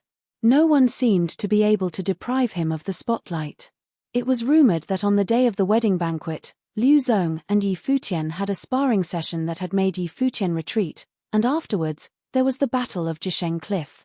Could this mean that Liu Zong was now stronger than Yi Futian within the same generation? Of course, there were also many who wondered if Yi Futian had withdrawn deliberately and had not exerted his full power. At the Battle of Jisheng Cliffs, it was said that Yi Futian did not participate in the fight. Only the people from the Holy Ji Palace in the Barren State were fighting. Was Yi Futian still unable to participate in this level of battle? There was also an army of demonic beasts in that battle. There was a powerful beastmaster at the Holy Ji Palace. Various rumors now spread throughout the 9 states, and the news had also entered into the Barren State and stirred up a storm there. When Jisheng Cliffs was wreaking havoc in the Barren State, people in the Barren State knew. But in just a few years' time, no one could have thought that the young man who was in the Noble Plain would now lead an army from Holy Ji Palace to annihilate Jisheng Cliffs. It was truly shocking. Many people felt their blood boiling and wanted to join the Holy Ji Palace, even if the palace was now in the midst of a sacred war. If they could survive this sacred war, the land of the 9 states and the rise of the Holy Ji Palace would be unstoppable. At this time, at the Holy Ji Palace in the Barren State, Yi Futian had ordered everyone to be fully prepared, ready to fight. At the same time, he had dispatched the demonic beasts to monitor the movements of Shihua Sacred Mountain and the Great Ju Sacred Dynasty. In the present situation, there was always the possibility that the opponent would send troops to the Holy Ji Palace. Yi Futian wanted to delay for as much time as possible. When he and Yu Sheng were both in the Sage Plain, the sacred war would be a lot easier. There was also the third senior brother, Ji Yu, Wu Chen, and Joga, who all needed more time to become stronger.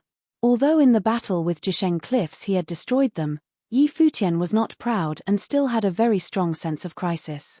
Though Emperor Xia had declared the rules, there was no guarantee that the other party would abide by the agreement.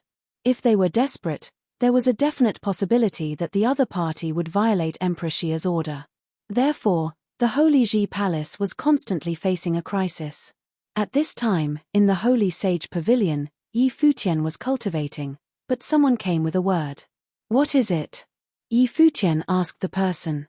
"Palace Lord, someone from the Yu clan of Summer State came to visit," the person replied. Yi Futian's eyes flashed a strange color, and he said, "Who is the visitor?" "A lady of the Yu clan. Her name is Yu Lingshuang." Yi Futian looked surprised, and then walked out and said, "Let's go see." In a moment, Yi Futian saw that it was indeed Yu Lingshuang, along with some cultivators of the Yu clan. "Palace Lord Yi." Everyone bowed in greeting. "No need." Yi Futian nodded in return, then looked at Yu Lingshuang and smiled. "To what do I owe Miss Lingshuang this visit? Didn't you invite me to visit the palace? Didn't you mean it?" Yu Lingshuang smiled jokingly. "Of course you are welcome to visit, it's just that we are in the middle of a mess. I didn't expect any visitors." Yi Futian smiled and continued, "Let me order a feast for you." "No need, but could Palace Lord Yi take me to see the rest of the Holy Ji Palace?" Yu Lingshuang smiled. Yi Futian looked at her and saw that her beautiful eyes stared back at him. He nodded gently. "Very well, I will give you a tour." As he was speaking, he walked forward, Yu Lingshuang following behind, not letting anyone else follow them. The two levitated and came to the place above the Holy Ji Palace. Yi Futian said to Yu Lingshuang, "This is the Holy Sage Pavilion, the place where Palace Lord resides. The Holy Ji Palace is the holy land of cultivation in the Barren State. There used to be 6 palaces, but I added some more. I know. And I heard that when Palace Lord Yi first entered the Holy Ji Palace, he was not favored. The holy sage pavilion chose by Ze, the son of the lord of White Cloud City, and Sage Dojan of the Battle Sage Palace chose you as a disciple. And now, Sage Dojan is already Saint Dojan, Yu Lingshuang said with a smile. It was so. Yi Futian laughed. Apparently, Yu Lingshuang had learned some of his past and even knew things that happened when he entered the palace. You had also been exiled from the palace because of that thing with Jisheng Cliffs. The previous palace lord saw your talent and sacrificed himself to pass on the position to you, even though you were only at the Nobel Plane at the time. Yu Lingshuang continued, and now that you have brought an army into Jisheng Cliffs, it could be considered revenge for the two previous palace lords. Payback for all the wrongs that happened before. If the two palace lords knew now, they would be proud of their decision, same as your master. Even so, the Holy Ji Palace is also facing a crisis of survival, Yi Futian replied. You could resolve it, Yu Lingshuang said. Just as your master and the two palace lords valued you, now, my clan feels the same way. I believe we are not wrong to believe this, so why did you not consider the proposal last time? Yi Futian looked at Yu Lingshuang and saw that this bright and attractive woman did not appear bashful. Her clear and beautiful eyes stared back at him. From her eyes, Yi Futian instinctively understood certain feelings, and could not help but give a forlorn smile. I don't want to mess with people's emotions, and besides, it would not be fair to you. Yi Futian sighed. But I don't mind, Yu Lingshuang said, still looking at him.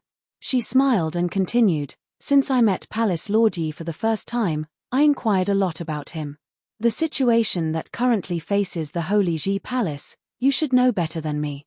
If Palace Lord Yi really does not want to accept me, I don't mind acting in a play.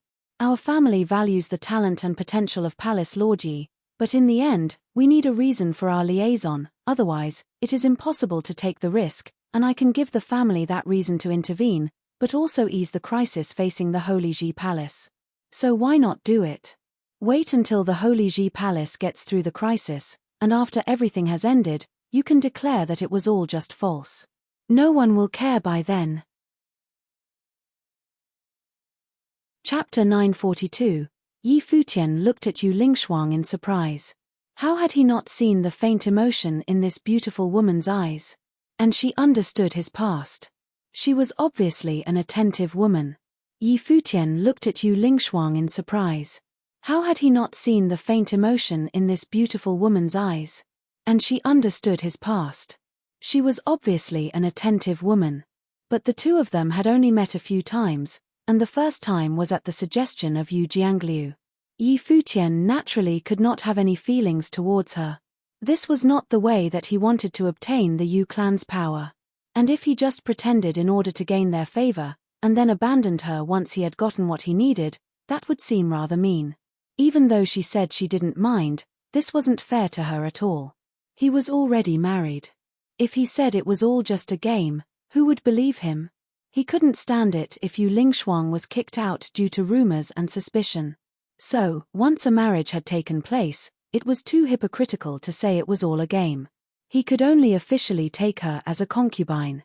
It was only in the interest of the palace, but it was still a little unfair to Yu Lingshuang. But it would be a lie if he said he was not tempted. He understood what the palace faced now more than anyone. It could be said to be a stormy situation. A little carelessness could bring about a catastrophe. With Shihua Sacred Mountain, the Great Ju Sacred Dynasty, and Saint Shi, there were 6 Saint Plain cultivators in total. How could the village chief and the master withstand them all? They could only run. And he did not know how many years it would be before he reached the Saint Plain. Therefore, this marriage would not be about himself. It was about the palace's benefit and the life and death of many people. He could not be indifferent to their plight. Having the Yu clan join them would give Shihua Sacred Mountain and the Great Ju Sacred Dynasty pause, and they would not dare do anything rash. When she saw Yi Futian's expression, Lingshuang bowed her head slightly, and a touch of gloominess flashed in her eyes.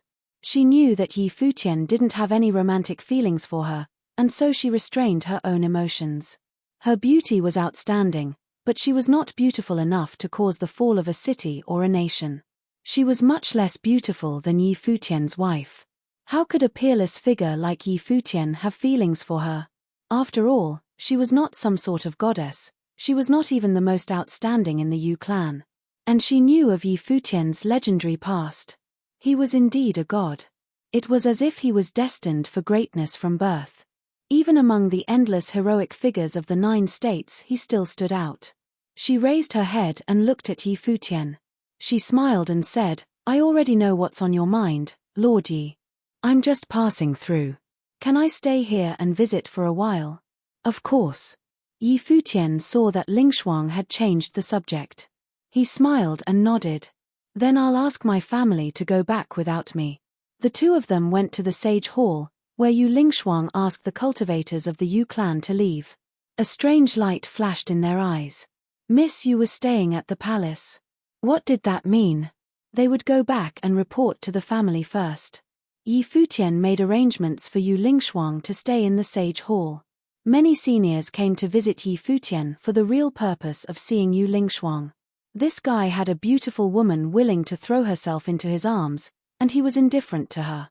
However, his restraint also had a certain charm to it.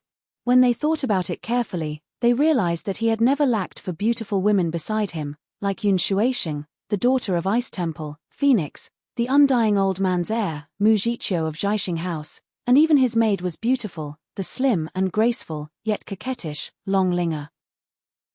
The last time he had gone out to train, he had also taken 2 beautiful women with him. He truly could be called a playboy. Atop Holy Sage Pavilion sat a beautiful woman gazing at the distant scenery. When she heard footsteps, Hua Jiyu turned and smiled at Yi Futian, saying, "Have you disappointed the beauty again?" Yi Futian shrugged and walked to Hua Jiyu's side. He wrapped his arms around her slender waist and rested his head on her shoulder. "I've disappointed a few along the way." He knew that when he was in Divine Sky City, Jiyu Yunshi had been interested in him, as well as Lulan Shui. He knew how difficult it was to suffer their favor. Hua Jiyu turned her face, and Yi Futian could feel her breath. Her face that was beautiful enough to bring about the fall of a city was so close it was intoxicating. "You weren't like this at Qingju Academy," said Hua Jiyu softly. "Didn't you really like to flirt with Miss Qin then? You still remember that after all these years?" Yi Futian's face darkened. When they were cultivating at Qingju Academy, they were only 15. At that time, he didn't know anything about feelings. Many people in the academy dreamed of Qin Yi. And he had been young, so naturally, he would have been attracted to someone as beautiful, sexy, and kind as her. "Chemph. I remember it well," said Hua Jiyu smilingly. "Ah, unfortunately later I was enchanted by a witch. My one false step has brought me everlasting grief," said Yi Futian with a sigh. Hua Jiyu stamped on his foot. She turned around, her eyes revealing her intoxicating beauty.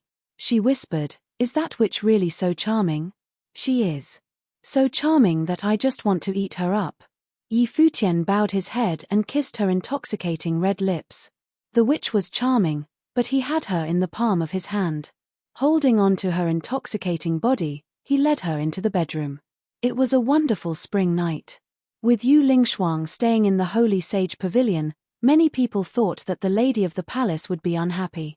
They never would have imagined that Hua Jiyu could often be seen with her all around the palace, chatting and laughing. They seemed to be as close as sisters. This made the disciples worship Yi Futian even more. He was truly the model of a man. He had a wife who was like a goddess, and she did not mind the presence of another woman. And she could even fight side by side with him. She was perfect. However, on that day a group of cultivators came to the Holy Ji Palace. They were actually from the Yu clan in the Summer State, so Yi Futian went out to greet them, along with Yu Lingshuang. Yu Jiangliu was among them.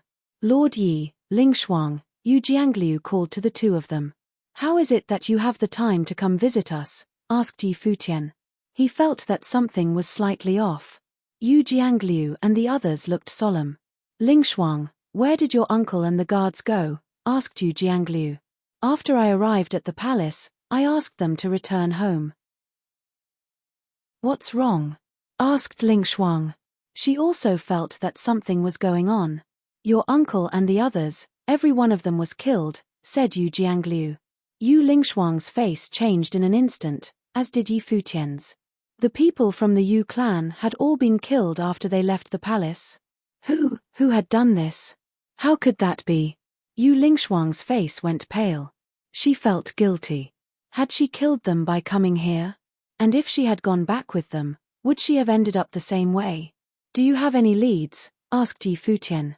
Yu Jiangliu shook his head and then asked Yu Lingshuang some questions.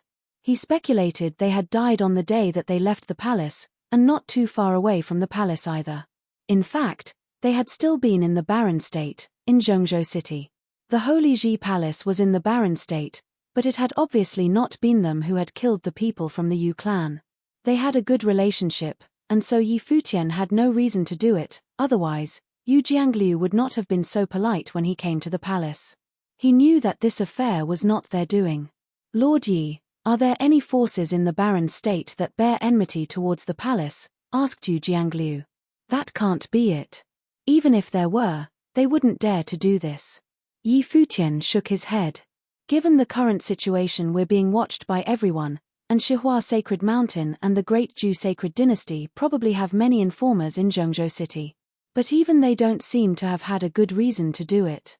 Perhaps they ordered someone to kill them when they saw that we had a desire to form a marriage alliance with you, in the hopes of killing Yu Lingshuang.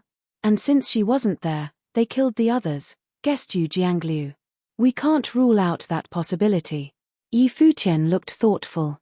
But if Shihua Sacred Mountain and the Great Ju Sacred Dynasty had really done this, once they were found out, it would push the Yu clan and the palace into an alliance, and they would be offending a powerful enemy.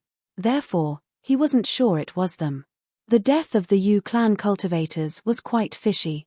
What about Saint Shi? Said Yu Jiangliu. Saint Shi probably now hated the Holy Ji Palace for the battle at Jisheng Cliffs, and since Shihua Sacred Mountain and the Great Ju Sacred Dynasty were not willing to act, he was probably quite dissatisfied, and so had caused this to happen. The Yu clan cultivators. I'm not sure. Yi Futian shook his head. This was all very confusing. Could it be that this sacred war and Emperor Xia's command had drawn out a secret holy land? If it wasn't Shihua Sacred Mountain, the Great Ju Sacred Dynasty, or Saint Shi, then this affair was not a simple one. Another holy land must be involved. If so, what was their goal? May we stay in the palace while we investigate this matter? Yu Jiangliu asked Yi Futian. Of course, and I will put all the power of the palace to work helping you in your investigation, said Yi Futian. The people from the Yu clan had been killed after leaving the Holy Ji Palace, and it had happened in Zhengzhou City, which was their land. He was partially responsible for what had happened. Thank you, Lord Yi. Yu Jiangliu bowed slightly, then said to Yu Lingshuang, how are you getting on here at the palace? Lord Yi and his wife have been most considerate, said Yu Lingshuang. Excellent. Yu Jiangliu finally smiled. Yu Lingshuang looked at Yi Futian. Yi Futian sighed inwardly. Lingshuang's decision to stay in the palace had helped him and had created an illusion for the people of the 9 states. The Yu clan mobilized people from their families to come to the palace and start investigating the deaths of their cultivators. This case quickly attracted the attention of many people from around the 9 states. People from the Yu clan had been assassinated. This was extremely unusual. In addition to the clear sacred war, there were apparently undercurrents in the 9 state. Chapter 943. Everyone in the 9 states paid close attention to the Holy Ji Palace and the Yu clan working together to investigate the murders of the Yu clan cultivators. Everyone in the 9 states paid close attention to the Holy Ji Palace and the Yu clan working together to investigate the murders of the Yu clan cultivators. Who had dared to do this? What was their goal? Several days later, the 2 Holy Lands discovered the site of the Yu clan cultivators' final battle. It was indeed in Zhengzhou City, but it was in a part of the city with no people. At this moment, Yi Futian and Yu Jiangliu had just arrived there. There were traces of the destruction of battle there, and even some bloodstains. The last place that people had seen the cultivators was not far from here, and the investigators had followed the road to here. There was still some sealing rule power will left over, which was probably a trace left by the Yu clan cultivators. The people from the 2 Holy Lands blocked off the area. Even Shihua Sacred Mountain and the Great Ju Sacred Dynasty were tactful enough to not use this opportunity to move against Yi Futian. Many people suspected they were responsible for the deaths of the Yu clan cultivators. If they attacked now, it would completely force the Yu clan to run into the arms of the Holy Ji Palace. It would be disadvantageous for them to do this. There were traces of the battle, and a rule power aura was left behind, but other than the fact that they knew this was the place where the Yu clan cultivators had come to grief, there were no other clues. Yi Futian ran through his freedom meditation, looking all around the area, trying to find clues. At this time his perception was extremely sharp, and as he landed in the battle area, he felt that there was a faint aura besides the leftover sealing rule power will. "It's so cold," he whispered and then walked over to a different trace of the battle. After a while, he looked up at Yu Jiangliu and said, "The aura from the battle has nearly disappeared, but there is still a bit of one left over from the battle between top-level sages. My perception is extraordinary, so I can still sense it. It seems that one person did this, and they seem to be skilled at ice rule power. There are many top-level sages in the 9 states who are good at that. Every holy land has one," said Yu Jiangliu. This meant that Yi Futian's discovery did not mean too much, and it wouldn't help them find the killer. Perhaps the Yu clan cultivators had been too careless and had fallen afoul of a plot against them. They had probably never thought that someone would assassinate them. After searching for a while, Yu Jiangliu said, "It looks like we won't find any more clues. Let's go back to the palace." "All right," said Yi Futian, and the group of them returned to the Holy Ji Palace. They had not found the killer, leaving the situation very clouded. However, the fact that there were Yu clan cultivators staying in the Holy Ji Palace, added to the fact that the Yu clan was working together with them, made it so that Shihua Sacred Mountain and the Great Ju Sacred Dynasty did not act rashly. There had been a slaughter at Jisheng Cliffs by Yi Futian's army, and now the Yu clan had come in, upsetting their schemes. They were very unhappy about all this. But even though they were unhappy, all they could do was restrain themselves and continue to wait for a good opportunity. Saint Shihua and the Great Ju Sacred King even felt in their hearts that Saint Shi was a gutless coward. He was lucky he was a saint, otherwise, he would have been slaughtered along with the rest of his disciples. Everyone mocked him now. He would not recover his former position in 100 years, and he now did not even have the imposing manner of a dead fish in a broken net. With Saint Shi's power, he could have slaughtered everyone in the Holy Ji Palace, and not even the 2 saints there could have stopped him. After destroying the Holy Ji Palace, he would have had to avoid Emperor Xia's wrath, but that wasn't so bad compared to the alternative. Now it looked like there were 2 more potential saints among the ranks of the juniors of the Holy Ji Palace. One of them was the crown jewel of the 9 states, Yi Futian, and the other was number 1 in the 9 states forum, Yu Sheng. Of course, they thought that way, but if Saint Shihua and the Great Ju Sacred King had done that themselves, they would be not worthy of the dignity of saints. It was not easy to cultivate up to their level. There was nothing in the world more important than cultivation. If you had that, then it must be fate. If it wasn't fated, then what use was it to pursue the great path? Yi Futian returned to the Holy Ji Palace, and then took out the file pertaining to the sages and saints ranking to thumb through it. He did not look at the 72 saints but at the 81 sages. Of course, a lot of the sages in the list no longer existed, thanks to him and the Holy Ji Palace. But he still attentively looked through the rest of them. There were many people in the 9 states who were good at ice rule power, but someone who was confident enough to kill all those Yu clan cultivators by themselves must be quite powerful. And they had not given their opponents any chance to escape. Therefore, it was worth taking a look at the sages' ranking. But Yi Futian did not gain much from looking at it. Just as Yi Futian was investigating the deaths of the Yu clan cultivators, a group of uninvited guests came quietly to Zhengzhou City. Zhengzhou City was the largest city in the Barren State, and the Holy Ji Palace was located on the edge of it. At that moment, a group of cultivators moved confidently through the ancient city. They all wore a detached attitude. One of them had white hair and a ruddy complexion, and a celestial wind blew across his body. His aura poured out from him carelessly, shocking everyone who felt it. The other cultivators were incredible as well. They seemed to be looking for something as they walked along. In the center of them stood a young man wearing a beautiful brocade. Beside him was a middle-aged man with a picture scroll floating in front of him with light shining from it. This scroll was actually a map, which guided them through the city. "We should be almost there," said the middle-aged man. He looked up with bright and piercing eyes. His face was as sharp as a blade, and there was a hint of power about his form. "Where are we?" asked the young man. "In one of the 9 states, the land under Emperor Xia's jurisdiction," answered the middle-aged man. "Previously, Xia Qingyuan brought people to train in our realm. I never would have thought we would have come to Emperor Xia's realm so soon after. But I'm afraid that it will be inconvenient to act here. Keep things as inconspicuous as possible, we don't want to cause trouble," ordered the young man. Everyone nodded. They all knew the purpose of their trip. If traces of Ren Huang really appeared in this remote barren state, it would be difficult to obtain the benefits. So they would try not to provoke any trouble in Emperor Xia's lands if possible. They hoped the traces of Ren Huang were not hidden too deep, so they had a chance of getting their hands on them. They had paid a high price for this map. They didn't want to waste it.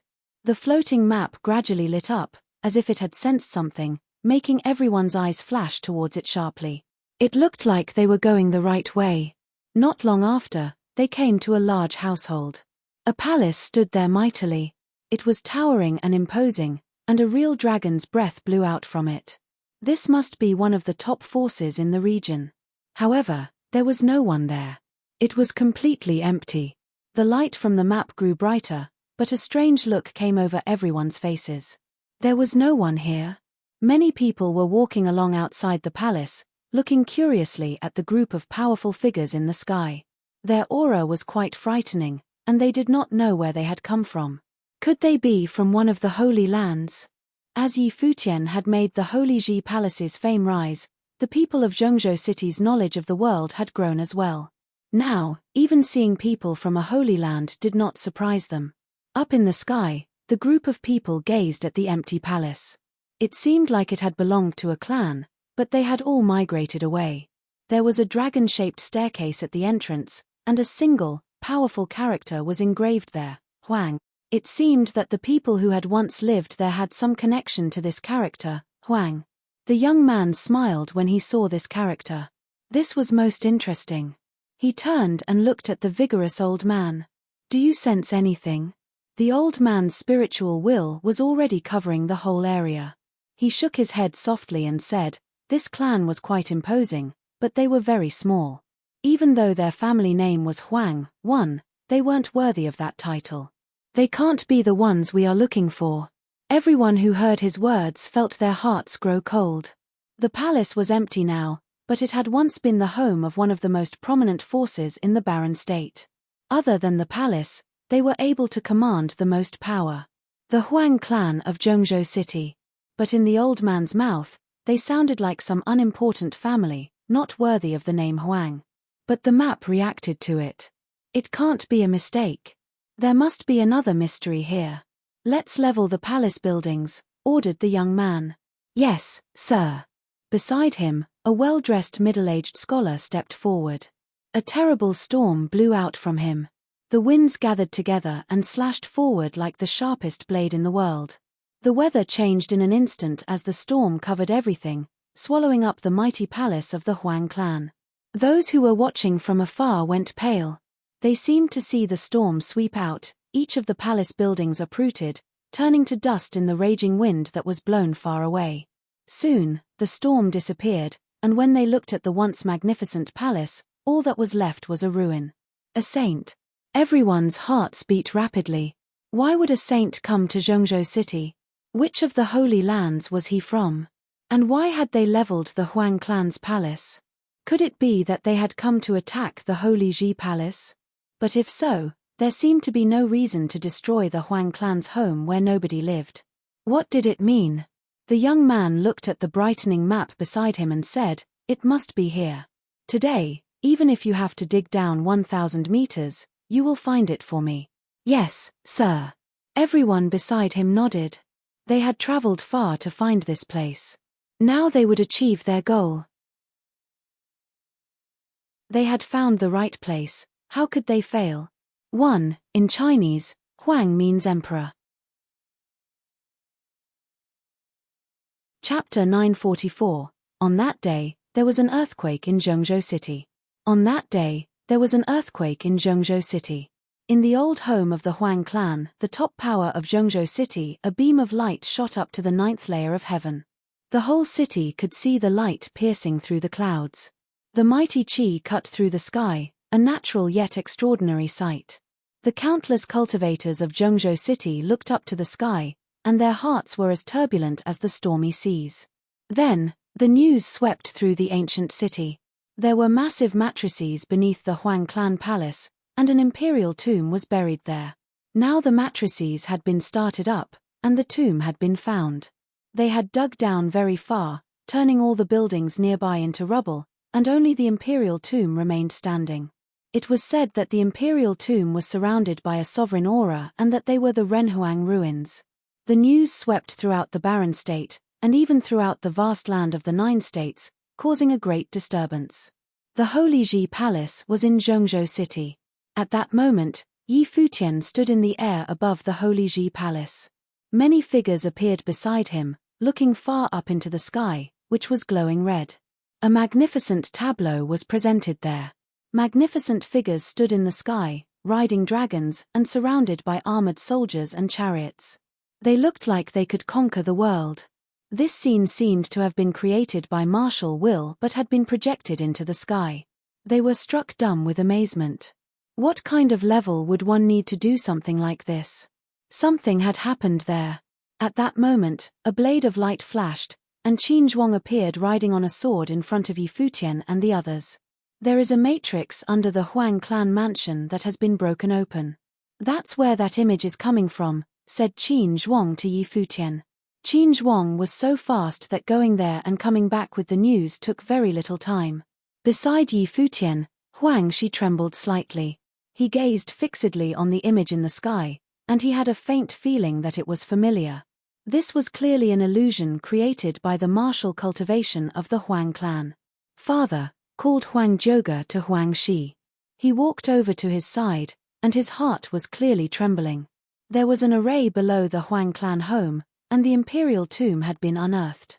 It was said that the Huang clan were descendants of Ren Huang, which had always made them proud. But in reality, Huang Shi, who had been worn down by the years and who had killed many of the cultivators of the great Zhou sacred dynasty in battle, did not think of himself as a descendant of any damn Ren Huang. But now, was God playing a joke on him? Yi Futian also looked at Huang Shi. Huang Zhouge's life spirits were extraordinary. He had 3 powerful ones, the Renhuang body, the Renhuang bow, and the Renhuang sword, all of which used Renhuang's name. In the past, many people had thought that the Huang clan regarded themselves too highly. How could they be descendants of Ren Huang? He was an unattainable legend. Now it seemed that the names of his life spirits were no coincidence. Most common people had no life spirits because their ancestors did not have them. Most life spirits were passed down. And now it looked like the 3 great life spirits of the Huang clan had a superhuman progenitor. Who broke open the matrix? Yi Futian asked Qin Zhuang. For many years, the Huang clan had never found the matrices beneath their home. Now that it had been broken open, they could tell that the ones who had done it were more familiar with it than they were. They were probably no ordinary people. It was a group of outsiders. Their identities are unknown, but there are several saints among them, said Qin Zhuang. Yi Futian's face became serious. If that is truly the Renhuang ruins, this will shock both the upper and lower worlds. Emperor Xia will send someone here, said Yi Futian. He did not even entertain the idea of taking up arms against them. He knew better than anyone how much strength the Holy Ji Palace had, and besides, they were already engaged in a sacred war. Even if the Renhuang ruins were there, they wouldn't fall into his hands. Besides, even if the Huang clan found them, it wouldn't be a good thing for them. The Huang family was the top force in Zhengzhou City, but that was it. Any of the holy lands of the 9 states could easily wipe them out and take the imperial tomb from them. Moreover, the 9 states were all under Emperor Xia's control. None of the holy lands of the 9 states would get any share of the Renhuang ruins unless he willed it. Huang Shi naturally thought that same as Yi Futian. A touch of coldness and unwillingness flashed in his eyes as he stared into the sky. There was no more hope in the members of the Huang clan. They no longer thought of themselves as the descendants of Ren Huang, but suddenly, this day had proved that they were and that his ruins were left. But they were not entitled to a share of what he had left behind. They could not avoid a little sadness at this. "I want to go see," said Huang Shi. Those who were not of the Huang clan could probably not understand their state of mind right now. "All right." Yi Futian nodded and called everyone together. Before long, another group of powerful cultivators from the Holy Ji Palace gathered together and set off towards the Huang clan palace. With the power of the group that set out, enemies could not ambush them as they pleased. If Shihua Sacred Mountain and the Great Ju Sacred Dynasty wanted to deal with them, they would have to lead their armies from their holy lands. More importantly, Yi Futian now had the power to protect himself, so there was not too much need for concern. The Huang clan's palace was not far from the Holy Ji Palace. After all, they were both in Zhengzhou City. Nowadays, the community that had lived in the Huang clan palace had disappeared, and they had been replaced by a vast mausoleum that spanned a great distance. One day, it had appeared out of thin air. The cultivators of Zhengzhou City had all gathered together, including the top forces. Of what had once been the top 4 forces of the city, the Huang clan and Tingxue House had entered the Holy Ji Palace, but the Shimen clan and the Thunder Courtyard had not. The cultivators of these 2 clans had also come today, and their hearts trembled at the sight of this mausoleum. The head of Shimen House wore a white robe and carried a sword on his back. Looking at the imperial tomb made him thoughtful. Nowadays, the Holy Ji Palace dominated the barren state, and their prestige was unparalleled. The power of the other top forces had been destroyed and they had entered the palace. Now they had no voice. Soon, it would be like they didn't exist at all. Nowadays, the Holy Ji Palace was the only thing that outsiders cared about in the barren state. But if a saint appeared in their family, things would be different. Shimen Hanjiang stood beside him, and his eyes shone. He had once made a name for himself in the Holy Ji Palace and had been ranked number 1 in the law rank. But the palace had already forgotten that he existed. He had always been persistent, but Yi Futian's fame had always been like a mountain pressing down on him until he couldn't breathe. At that moment, there was a confused hubbub all around and a sound could be faintly heard. "The people from the Holy Ji Palace are here." That's Yi Futian, who revitalized the palace and led the army that destroyed Jisheng Cliffs. Their voices rang out, and the Shimen House turned to look at the figures far away in the sky. The 2 in the lead stood shoulder to shoulder, one of them extraordinarily handsome with an unparalleled aura, and the other with a face that could cause cities and countries to fall. They were like a pair of immortals. Cultivators gathered around them like clouds. Shimen Hanjiang's eyes became extremely sharp, and he clenched his fists. But he had been unable to defeat the one-armed swordsman beside Yi Futian, and nowadays it would still be difficult. "Let's go." The head of Shimen House stepped forward and bowed to Yi Futian. Shimen House greets Yi Futian and his wife. Yi Futian did not look at him. He still stared at the imperial tomb that had appeared out of thin air. It was extremely majestic. It was covered in golden light. It was not an ordinary tomb but was a golden necropolis. Within the tomb were countless armored soldiers wielding golden spears. Although they were covered with dust, they still gave people a sense of solemnity, as if once this army was set in motion none could stand in its way. Huang Shi and the other members of the Huang clan were trembling with awe. This was their ancestral glory. What powerful figures their ancestors had been. When Shimen House saw the Yi Futian did not look at them, they felt greatly humiliated. Their faces turned ugly, but they did not dare to attack. The head of their family had personally greeted Yi Futian, and he had not even looked at him. Shimen Hanjiang clenched his fists and looked up at that handsome face. Yi Futian no longer even took him seriously. Yi Futian slowly looked back and swept his gaze over Shimen House. He said nothing, but they all took a step back and felt ashamed. Of course, Yi Futian ignored them. Shimen Hanjiang had left the palace when they faced a sacred war. Although he had said that he would not argue with him and that the people of the Holy Ji Palace had the right to choose, Could he really be expected to let him keep face? Nowadays, Shimon House was still considered a top force in the barren state until the end of the Sacred War, when power would need to be redivided. At that moment, an extremely cold killing will covered everything. Futian turned and saw a figure standing calmly in the distance. There was just one figure, dressed in a black robe. His aura was extremely cold, and his killing power could not be hidden. Saint Shi, said Futian. It looked like after he had led the attack on Jisheng Cliffs, Saint Shi had come to the barren state. He may have been watching their movements all along. Unfortunately, under Emperor Xia's orders, no matter how much he wanted to kill them, he could not attack them. At this time, there was a beautiful radiance in the sky, and a strong aura descended. Everyone looked up and saw a group of figures break through the clouds, descending in rays of sunlight. At their head was a figure wearing white men's clothing, but who had a face more beautiful than any woman's, making everyone who was looking a little dumbfounded. If one were to say that this looked like an immortal descending to the human world, it would not be an exaggeration.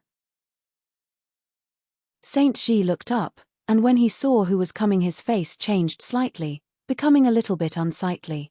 They were coming quickly.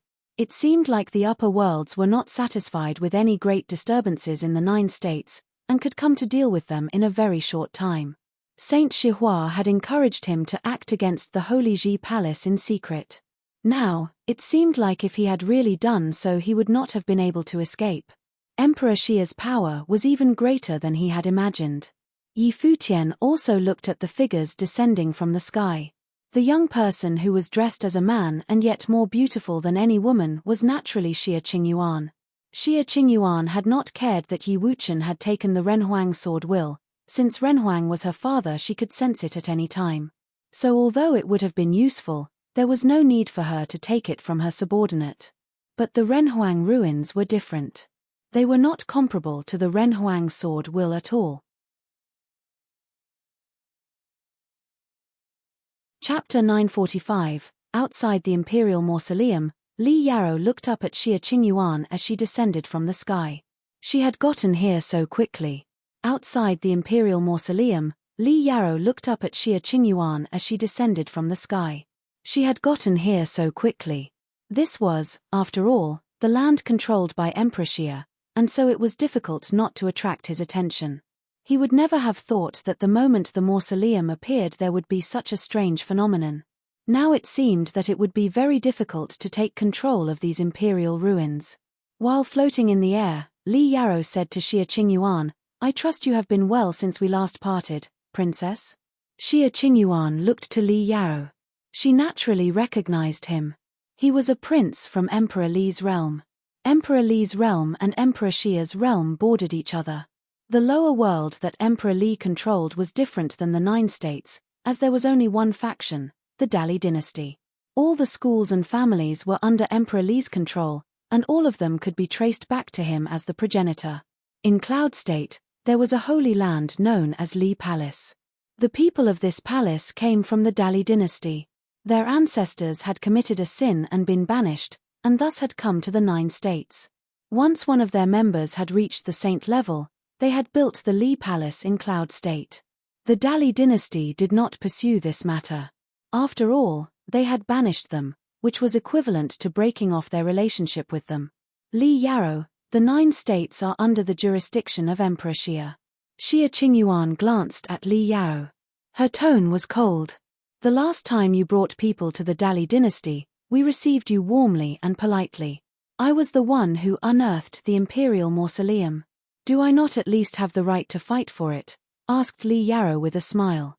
He looked at the beautiful face before him. If Xia Qingyuan would just wear women's clothing, whole cities and nations would fall before her beauty. However, it was rumored that Emperor Xia's favorite daughter had never dressed as a woman. It was said that only if someone could defeat this proud princess, would she wear a long dress and appear before him, revealing her brilliance. Xia Qingyuan ignored Li Yarrow, looking very indifferent. She looked at the solemn imperial mausoleum. As long as he was in Emperor Xia's realm, no matter how much right he had to fight for the mausoleum, could Li Yarrow do it? "Go and take a look," Xia Qingyuan said to someone beside her. The Renhuang ruins were in the 9 states. This meant that they had existed since before her father ruled these lands, and had at least 1,000 years of history. Probably even Ran Huang's descendants did not know of the existence of this tomb. This imperial mausoleum was buried in the ground by a matrix. The matrix was opened, and the mausoleum appeared. Now it stretches a vast distance, and even though the mausoleum has appeared, the power of the matrix is still here. Light pierces through to the 9 heavens. "I'm afraid we can't get in now, you'll have to be patient," said Li Yao. Xia Qingyuan continued to ignore him as she stared at the silent mausoleum. It did indeed look like a golden city. The aura that came from it coalesced into a terrible flow of golden qi that reached up to the 9 heavens and caused the strange phenomenon that everyone in Zhongzhou City could see. "Princess." The saint who had gone over to investigate returned quickly and bowed to Xia Qingyuan. The imperial mausoleum has been sealed for many years, and an extremely perilous aura has formed there that won't dissipate. Even a saint would be torn apart upon entering it. "I'm afraid we'll have to wait a while before we can enter." After hearing this report, Xia Qingyuan stepped towards the imperial mausoleum, with the others following close behind. She waved her hand and suddenly a brilliant ritual implement filled with divine power went shrieking out, piercing through the air towards the tomb.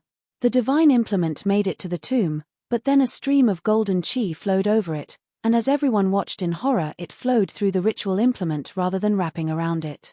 Afterward, the brilliant divine implement was shattered. Everyone's hearts trembled. The perilous aura must be so powerful if it could form a qi flow that terrible. There must be something terrifying in the imperial mausoleum. Of course, there were also those whose hearts trembled at Xia Qingyuan's plan. She had casually tossed a divine implement to its destruction, and she did not so much as frown. She truly was the descendant of Ren Huang. It was just like a saint throwing away a sage-level ritual implement. She did not mind at all. But divine implements were so precious in the 9 states. Many people wondered if, since this was Ran Huang's tomb, there might be an imperial implement within. Everyone's hearts beat faster when they thought of this, but when they saw Xia Qingyuan they once again looked dejected. Even if there was something like that, they would not be able to get it. Only the most powerful figures in the 9 states had the right to take the most powerful divine implements. This was even more true for an imperial implement. If you didn't have the strength or the background, how could you get it? That was a dead end. The people of the Huang clan were extremely uneasy. As the current head of the clan, Huang Shi was conflicted. The Huang clan's claim that they were descendants of the sovereign family was not self-proclaimed but had been passed down to them through the generations. But as time went by, that era grew further and further away until even they did not fully believe it. But now they had discovered that it was all true. They were descendants of Ren Huang, which was absolutely a cause for pride. The blood of Ren Huang flowed in their veins. When they saw that the tomb's qi flow was enough to destroy a divine implement, their hearts surged. How powerful their ancestors must have been, but now they were like outsiders. They could only watch it all from the sidelines, not daring to speak up. This was the ruins of their ancestors, and it belonged to them. They were afraid that others would look at them as idiots who didn't even know how to die properly. Yi Futian looked at Huang Shi beside him. He could understand what he was feeling right now. This must be hard for him to bear. On the day that the Huang clan appears, use my blood to dye the imperial mausoleum map. As Huang Shi thought of his past memories, there was suddenly something like a flash of lightning in his mind, and an ancient voice appeared in the depths of his memories. This voice was just like their identity as descendants of Ren Huang. It had been passed down from generation to generation. On the day that the Huang clan appears, on the day that the Huang clan appears, this sentence repeated over and over again in Huang Shi's mind as he stared at the imperial mausoleum before him. His heart trembled slightly. Before, he had not known what these words meant. Now he thought he understood. He looked back at the Huang clan disciples, then at Huang Zhouge, and then finally at Yi Futian. He hesitated. He had pledged his life to Yi Futian and had fought hard for the palace, but when the inheritance of his ancestors was involved, he still struggled inwardly. "Palace Lord," he said suddenly. Yi Futian looked at him questioningly. I think that the Huang clan ancestors left something behind. I wish to return to the palace, then we can look over it together, said Huang Shi. Yi Futian looked at the imperial mausoleum. Had its appearance made him think of something? Fine, he said. Let's return to the palace. Upon saying this, he turned around. Everyone looked at him with some disappointment, but they still followed him back to the Holy Ji Palace. Once they returned, Yi Futian ordered everyone to withdraw from a hall in Holy Sage Pavilion. There were only 3 people there, him, Huang Shi, and Huang Zhouge. Huang Shi had a secret to tell him, so he naturally did not want a lot of people around. Uncle, does this have to do with the imperial mausoleum? Asked Yi Futian. Millimeter. Huang Shi nodded. My family has passed down a clue from generation to generation. But probably because our family has declined, many things have been gradually forgotten as time passed, and we have even stopped believing some of them. I was even prepared to tell Zhouge to not mention the fact that we are descendants of Renhuang to our descendants. I thought that this was purely imaginary. Then you must have thought of something, asked Yi Futian. Huang Shi nodded. He waved his hand and suddenly a map scroll floated in front of him. This is a mountain and river map, called the Imperial Map. It's a powerful ritual implement. It can be used for combat, but now it looks like that's not all. Huang Shi reached out and using his spiritual qi as a knife he cut his finger, letting the blood flow. He put his finger on the map, letting the blood stain it. But there seemed to be no change. Huang Shi frowned. The blood from his finger flowed directly onto the map, completely staining it. His spiritual qi continued to infiltrate it, and suddenly the map gradually began to change. A blood-colored light shone from it, growing brighter and brighter. The blood-red color turned to gold and soon covered the entire hall. The projection of a huge map appeared. Their hearts all beat faster as they beheld this huge map. The Imperial Mausoleum Map. Yi Futian's heart trembled. It looked like the Huang clan ancestors had passed down not only the meaningless title of descendants of Renhuang. The Imperial Mausoleum Map shone brilliantly, becoming clearer and clearer in their eyes. Then it turned into a stream of light that entered into their foreheads, and the map appeared in their minds. The map was lifelike in their minds, with even some important information presented. Obviously, the Huang clan ancestors had waited for the day when their descendants could personally claim their inheritance. It was still not clear what had happened all those years ago, and why they could not directly pass their inheritance down. Perhaps at the time, they had encountered a crisis and thus did not dare to do so.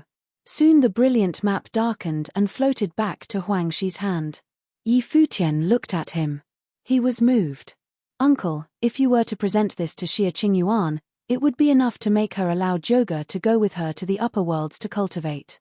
At the very least, you wouldn't have to follow me into a crisis, he said with a sigh. I don't know Xie Qingyuan, but I do know you. With Xie Qingyuan and that strange cultivator there, it will be difficult to take the food from the tiger's mouth, said Huang Shi. The Holy Ji Palace is the #1 holy land in the 9 states, but we still don't have the power to challenge Xie Qingyuan. This turbulence in the upper and lower worlds will attract many tyrants. We can hide as much as possible, and reap the benefits of the confusion. We should not mention this to anyone, said Yi Futian. Huang Shi understood. As Yi Futian expected, over the next few days, all the cultivators waited for the perilous aura to dissipate, and cultivators from all the holy lands arrived after having heard the news. This time, almost all the holy lands were represented, including their saints. All of the powerful characters from across the 9 states met in Zhengzhou City. This many cultivators had never before appeared at once in the barren state. Countless powerful figures were gathered outside the Imperial Mausoleum. And not only that, but people from the upper worlds had arrived as well. They had come from the upper worlds for the Imperial Mausoleum. Chapter 946. Mighty people gathered outside the Imperial Mausoleum where the royalty used to be. Everyone from Zhengzhou City gathered there.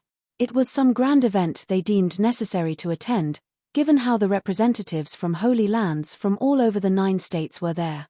Mighty people gathered outside the Imperial Mausoleum where the royalty used to be. Everyone from Zhengzhou City gathered there.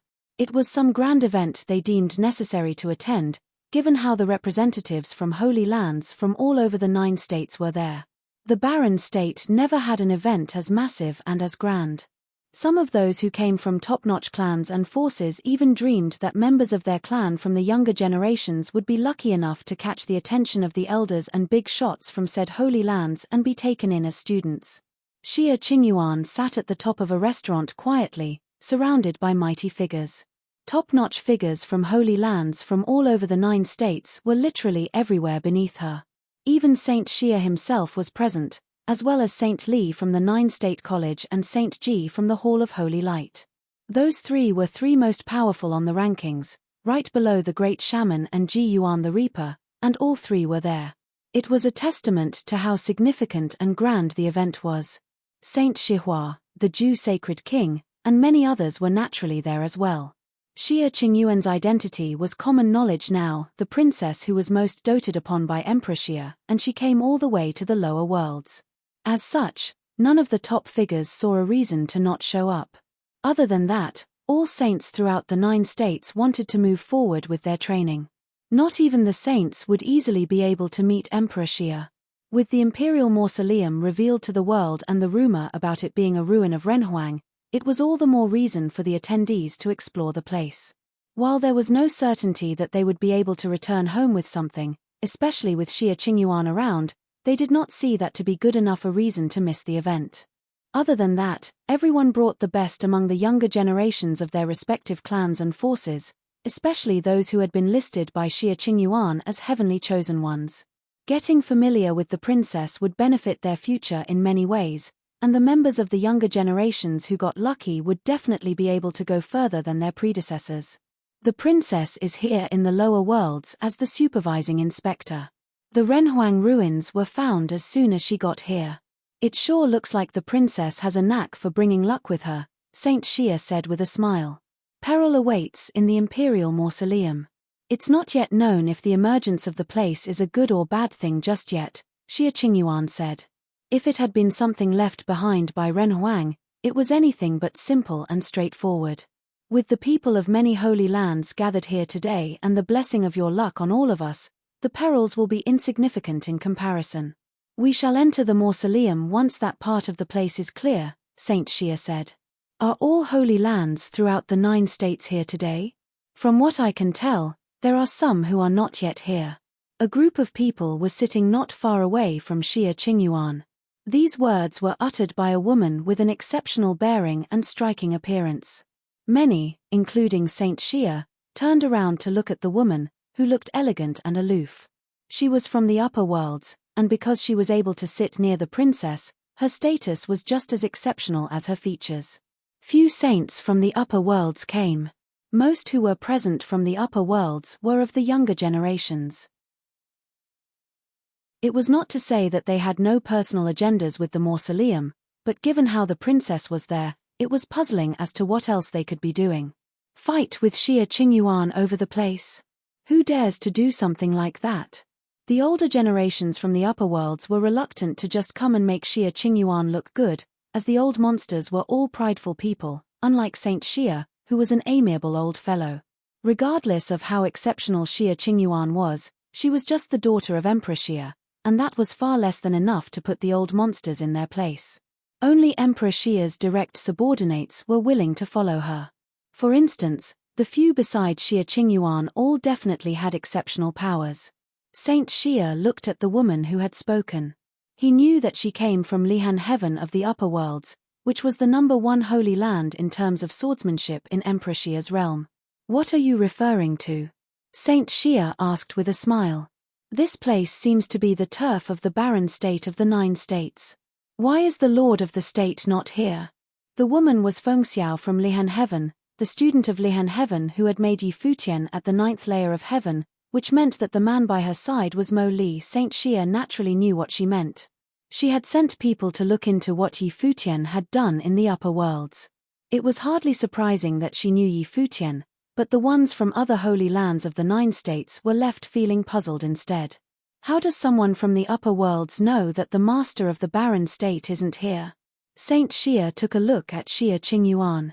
Her cold expression showed no signs of her being fettered. A face came to mind, an impossibly arrogant face who dared to refuse her twice. All major representatives of the Holy Lands of the 9 states were all there, except those of the Barren State. Furthermore, they were precisely somewhere within the Barren State. It was a testament of how pompous Yi Futian was. He had never bothered bowing and greeting her when he last saw her and had left just like that. Many drank silently, listening to Fengxiao talk about the Barren State. That guy from the Holy Ji Palace of the Barren State? Since when did he know anything about manners? He had refused Xia Qingyuan after all. That bastard Yi Futian. He actually dared to refuse you, the princess, and didn't bother with manners. I'll send someone to get him here right away, Saint Xia shouted and spoke to one person beside him telepathically, who stepped away and took their leave, heading for the Holy Ji Palace. Saint Xia was feeling rather exasperated. They were at the Barren State at the moment and it was a golden opportunity for Yi Futian. He could have even invited the princess to visit the Holy Ji Palace. Regardless of whether she would have agreed to it, it was required of him as a host to be connected with the princess in some ways. That bastard sure has his way of offending people. The princess asked for him to follow her for further training and he refused. The princess came all this way to the Barren State and he didn't even bother showing up. That is, I want to beat that bastard up so bad. Why do you see the need to do that, Saint Xia? Saint Ji jested sarcastically. He went to wipe out Jisheng Cliffs and that is something no sage dared to do. And you actually see any use of talking about manners to him? Kong Yarrow and Saint Ji sat somewhere with a cold expression. Saint Ji drank with cold eyes and Kong Yarrow behaved in a similarly cold manner. His murderous intent shot to the heavens when he caught wind of the news that Yi Futian had wiped Jisheng Cliffs out. That insignificant punk all those years ago dared pull off something like that. The Holy Ji Palace was in the middle of a sacred war and Jisheng Cliffs was about to join in the fray. Are you saying that the Holy Ji Palace should have just rolled over without doing anything? The Moon Saint added calmly. Saint Ji turned his very sharp eyes at the Moon Saint and smirked as he answered, I heard that you sent a girl from your clan into the Holy Ji Palace as a concubine. What generosity you've there indeed. But I seem to recall that he has yet to agree to it. Saint Ji was ranked 5th on the saint ranking, which meant that he had little need to care about the feelings of anyone else. He did not see anything wrong with taking a jab at the Moon Saint like that. The Moon Saint's face turned cold. Saint Ji did not only take a jab at the Moon Saint but also attempted to ruin the relationship between the Yu clan and Yi Futian with just one line. Palace Lord Yi is married and he might have refused the proposal on accounts of the girl's status as a daughter of the Yu clan. By the way, I've heard that Palace Lord Yi and his wife are a match made in heaven who have been through thick and thin together. Maybe he really is that loyal to his wife, the Glass Saint elaborated in good fun. Her smile was dazzlingly beautiful, so much so that the Jew sacred king went on to take a good look at her. Saint Ji's expression remained cold. He had no appreciation for beautiful women and the Glass Saint's charm had little sway over him. He had warned the Glass Saint once and it seemed that the woman paid no heed to his words, getting rather close to Yi Futian instead. Hearing the conversation between them all, Fengxiao and the others from the upper worlds recalled how insufferably arrogant Yi Futian had been at the Jotian temple, getting to know the guy who seemed to see himself above everything. He was only an upper-level mage, but even saints split into factions over him. It was no wonder why he had deemed himself peerless in the 9 states, as he was actually that renowned in the 9 states. I heard that Yi Futian of the Barren State is peerless in the 9 states. There are many from Holy Lands all over the 9 states who were out with the princess for further training and are listed as heavenly chosen ones. Is it true that none of his peers are able to surpass him? Fengxiao asked. Those who had been titled heavenly chosen ones were all there. Peerless in the 9 states. A voice speaking with an ironic tone was heard. A beautiful woman added, my husband was one who beat him. Fengxiao turned to look at the woman who spoke. It was Zhu Zi, the princess of the great Zhu sacred dynasty, who became Liu Zong's wife. Liu Zong was sitting right beside Zhu Zi. Many in the lower portion of the restaurant took a great interest in the conversation. None of those people up there had bothered lowering their volume, and all in Zhengzhou City were able to clearly hear them discussing Yi Futian. They never expected the leader of their barren state had become someone who was the talk of big shots of both the lower and upper worlds, many of whom were saints. The phenomenon itself was deemed a kind of honor. No common, average folk would have been qualified enough to get talked about like that. The people of Zhengzhou City doubted Zhu Zi's claim about Liu Zong being able to beat the palace lord of the Holy Ji Palace. They knew little of the battles that had taken place in Shihua Sacred Mountain, but it was not like they knew nothing at all. Can Liu Zong actually beat Yi Futian? Is that so? Feng Xiao caught the look of pride in Zhu Zi's eyes. She then turned her eyes to Liu Zong, who was right beside his wife. Liu Zong looked at Feng Xiao as well.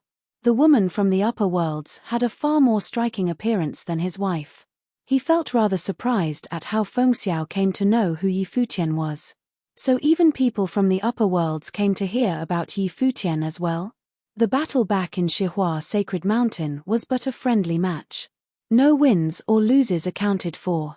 Liu Zong smiled and nodded at Feng Xiao, looking rather humble.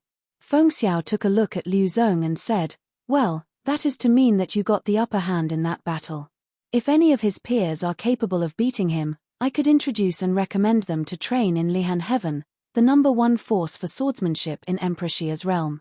If there was someone who was able to defeat that one person, who had been able to make it all the way up to the 9th layer of heaven and completely overwhelm her younger brother in training, Pei Qianying, there was no problem of getting said someone into Lihan Heaven at all." Many gasped.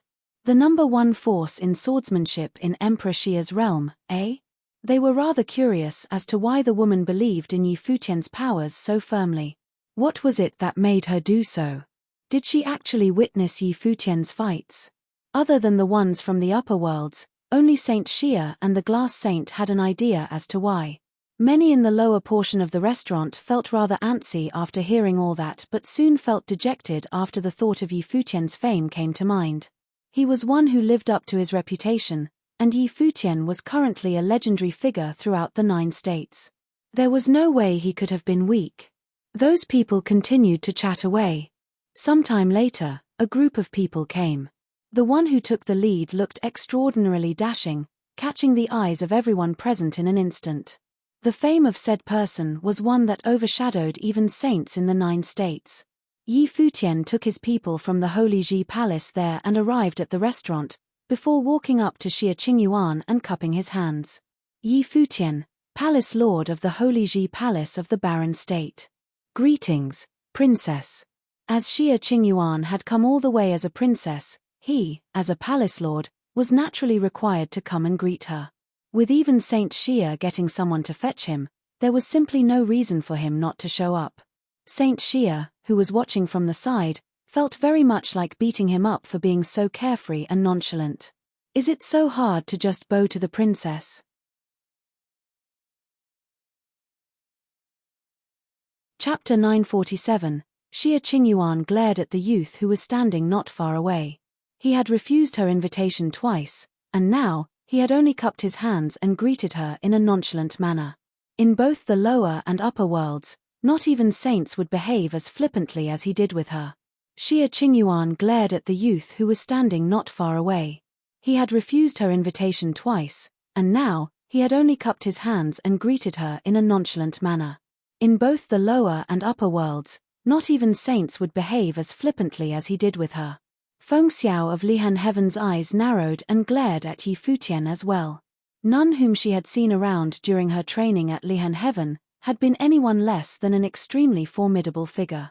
However, Yi Futian had definitely been the most prideful of all that she had seen. He had been throwing his weight around at the Jiutian Temple's 9th layer of heaven and crippled Pei Qianying. Some swordsmen from Lihan Heaven at Feng Xiao's side looked on with daring gazes. None of them bothered to conceal the sword wills shooting out of their eyes, and they apparently resented him for what happened at Jiutian Temple. Other than that, everyone from the Holy Lands throughout the 9 states all turned to look at Yi Futian. Some snickered while some wore a bitter smile deep down.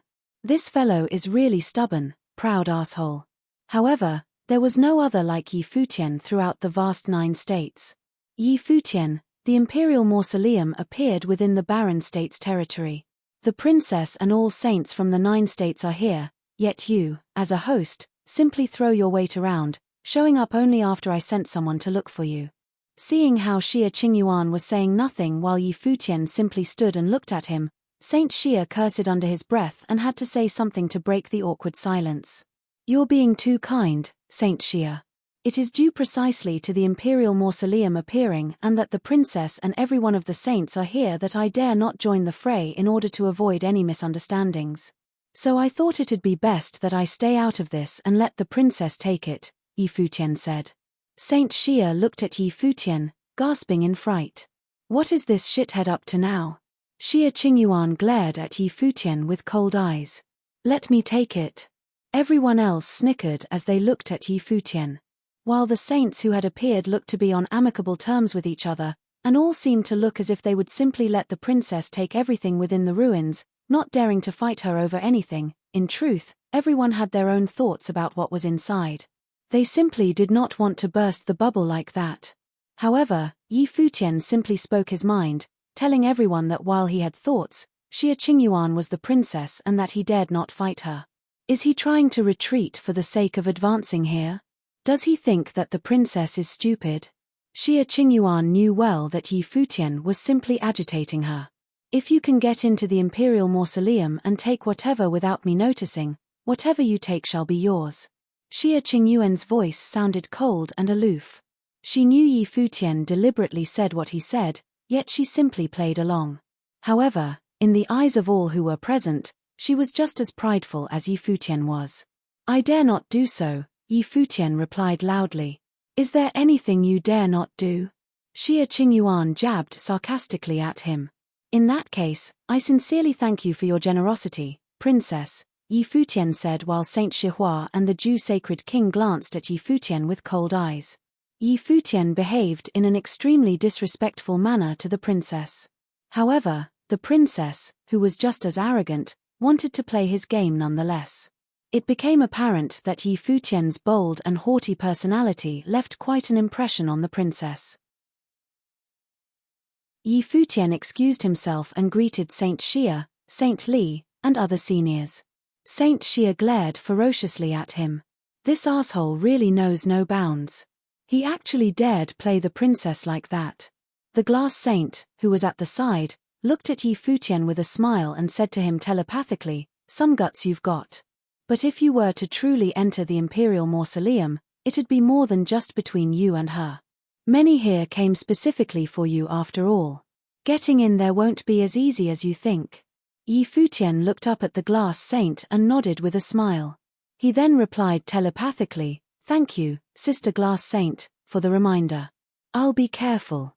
But with the princess around, even if someone were to actually do something, they wouldn't dare to do it themselves and break the rules. "What did you call me?" The glass saint was caught by surprise by how Yi Futian addressed her. She looked at Yi Futian with an intrigued expression. This kid is really getting more and more out of line just because he is now familiar with me. He actually calls me sister. Like the princess herself put it, is there anything this fellow won't do? Well, you're like a goddess, glass saint, soft-spoken, and able to put people at ease all the time. I find it weird to keep addressing you as elder or senior, and sister sounds better. If you happen to find this to be out of place, I shall address you as elder or senior going forward, Yi Futian replied telepathically. The glass saint looked at Yi Futian with a smile. This fellow is not only extremely talented in cultivation, but is really, really good with words as well. Yi Futian's explanation simply made it impossible for her to chastise him for it, and it seemed that sister did indeed sound better. The glass saint glared at Yi Futian but did not berate him. Yi Futian knew what that meant and smiled. With that, their relationship had gotten somewhat closer. Calling her senior glass saint did make it sound like they were strangers after all. Seeing the glass saint flashing such a brilliant smile, the sacred king traced her line of sight and found Yi Futian. It was apparent that both of them were conversing telepathically. The sacred king's eyes turned extremely cold, shooting pointed, unconcealed murderous intent at Yi Futian. The beef between him and Yi Futian was very serious. Yi Futian naturally noticed the sacred king's eyes and returned a look at him, looking indifferent. It was not the first day that the sacred king thought about killing him. If the sacred king was permitted to do so, he would not have had hesitated to end Yi Futian right on the spot. Hua Jiyu smiled and stepped on her husband's foot as if to remind the guy that his wife was right by his side. A figure was seen descending onto the restaurant, arriving beside Xia Qingyuan. He said in a low voice, "Princess, the perilous aura lingers, similar to tying something with a steel rope across the river and sealing the whole place down. It works like a matrix and we probably cannot live until the aura is dispersed. However, the perilous aura is a hollow one. The aura within the place is not that strong. The people from Dali are about to enter the imperial mausoleum." Xia Qingyuan took a look at the place far away before standing up. She had a slender body and her skin was as white as snow. Her face impeccably chiseled yet looked very cold. She flashed and left the restaurant quickly, heading for the imperial mausoleum. If even Li Yarrow of the Dali dynasty was getting ready to enter the mausoleum, there was no way that she could have stayed behind any longer. They were at Emperor Xia's realm and Li Yarrow came all the way there despite knowing that his chances were slim. That meant that he intended to simply get in there before anyone else. If it was something that Li Yarrow dared to do, it would not have been something that she would shirk from. As Xia Qingyuan took her leave, one figure after another took to the air, heading for the imperial mausoleum. They all wore solemn looks and it was apparent that they knew what was about to happen. The imperial mausoleum was Renhuang ruins, which meant that it harbored thousands of possibilities. No one knew what they would be up against. They knew that the perilous aura was capable of reducing holy items to dust, a testament of its ferocity. Many came outside the imperial mausoleum soon enough. They all saw slivers of the perilous aura hanging in the air before them, coalescing into an extremely frightening perilous light in the air, shrouding the mausoleum like a city. Likening the scene to something being bound with a steel rope, held across a river, as the imperial mausoleum was cut off from air around it.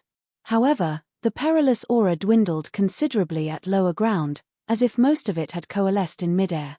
It was a truly baffling and peculiar phenomenon. The mighty ones from the Dali dynasty had entered the mausoleum. What was terrifying was, however, that once they stepped into the place, the armored soldiers within the mausoleum seemed to have come alive, blocking their way. It was apparent that it was not easy to enter the imperial mausoleum. A mystical sight indeed. So is this mausoleum army all going to come alive or something? Yi Futian asked as he saw what was happening in the mausoleum. Huang Shi and Huang Zhouge looked with solemn expressions. All of that within was left behind by their ancestors. Puppet guardians, the glass saint, who was not far away, said. It was truly mystical indeed, as one would have expected from someone like Ren Huang. Yi Futian turned around and took a look at the glass saint. There were a few more people behind her. He knew Goddess Qingni, yet there was another whose appearance rivaled Goddess Qingni's. She was dressed in plain clothes and had brows like a crescent moon. She exuded a plain, cold air about her. It was as if it was something she was born with. "What are you looking at, Palace Lord Yi?" The glass saint smiled and said, "Sister Glass Saint, does the lapis lazuli holy temple consist only of goddesses?" Many sported peculiar expressions after hearing Yi Futian addressing the glass saint as Sister Glass Saint. Many saints around them turned around to look at Yi Futian.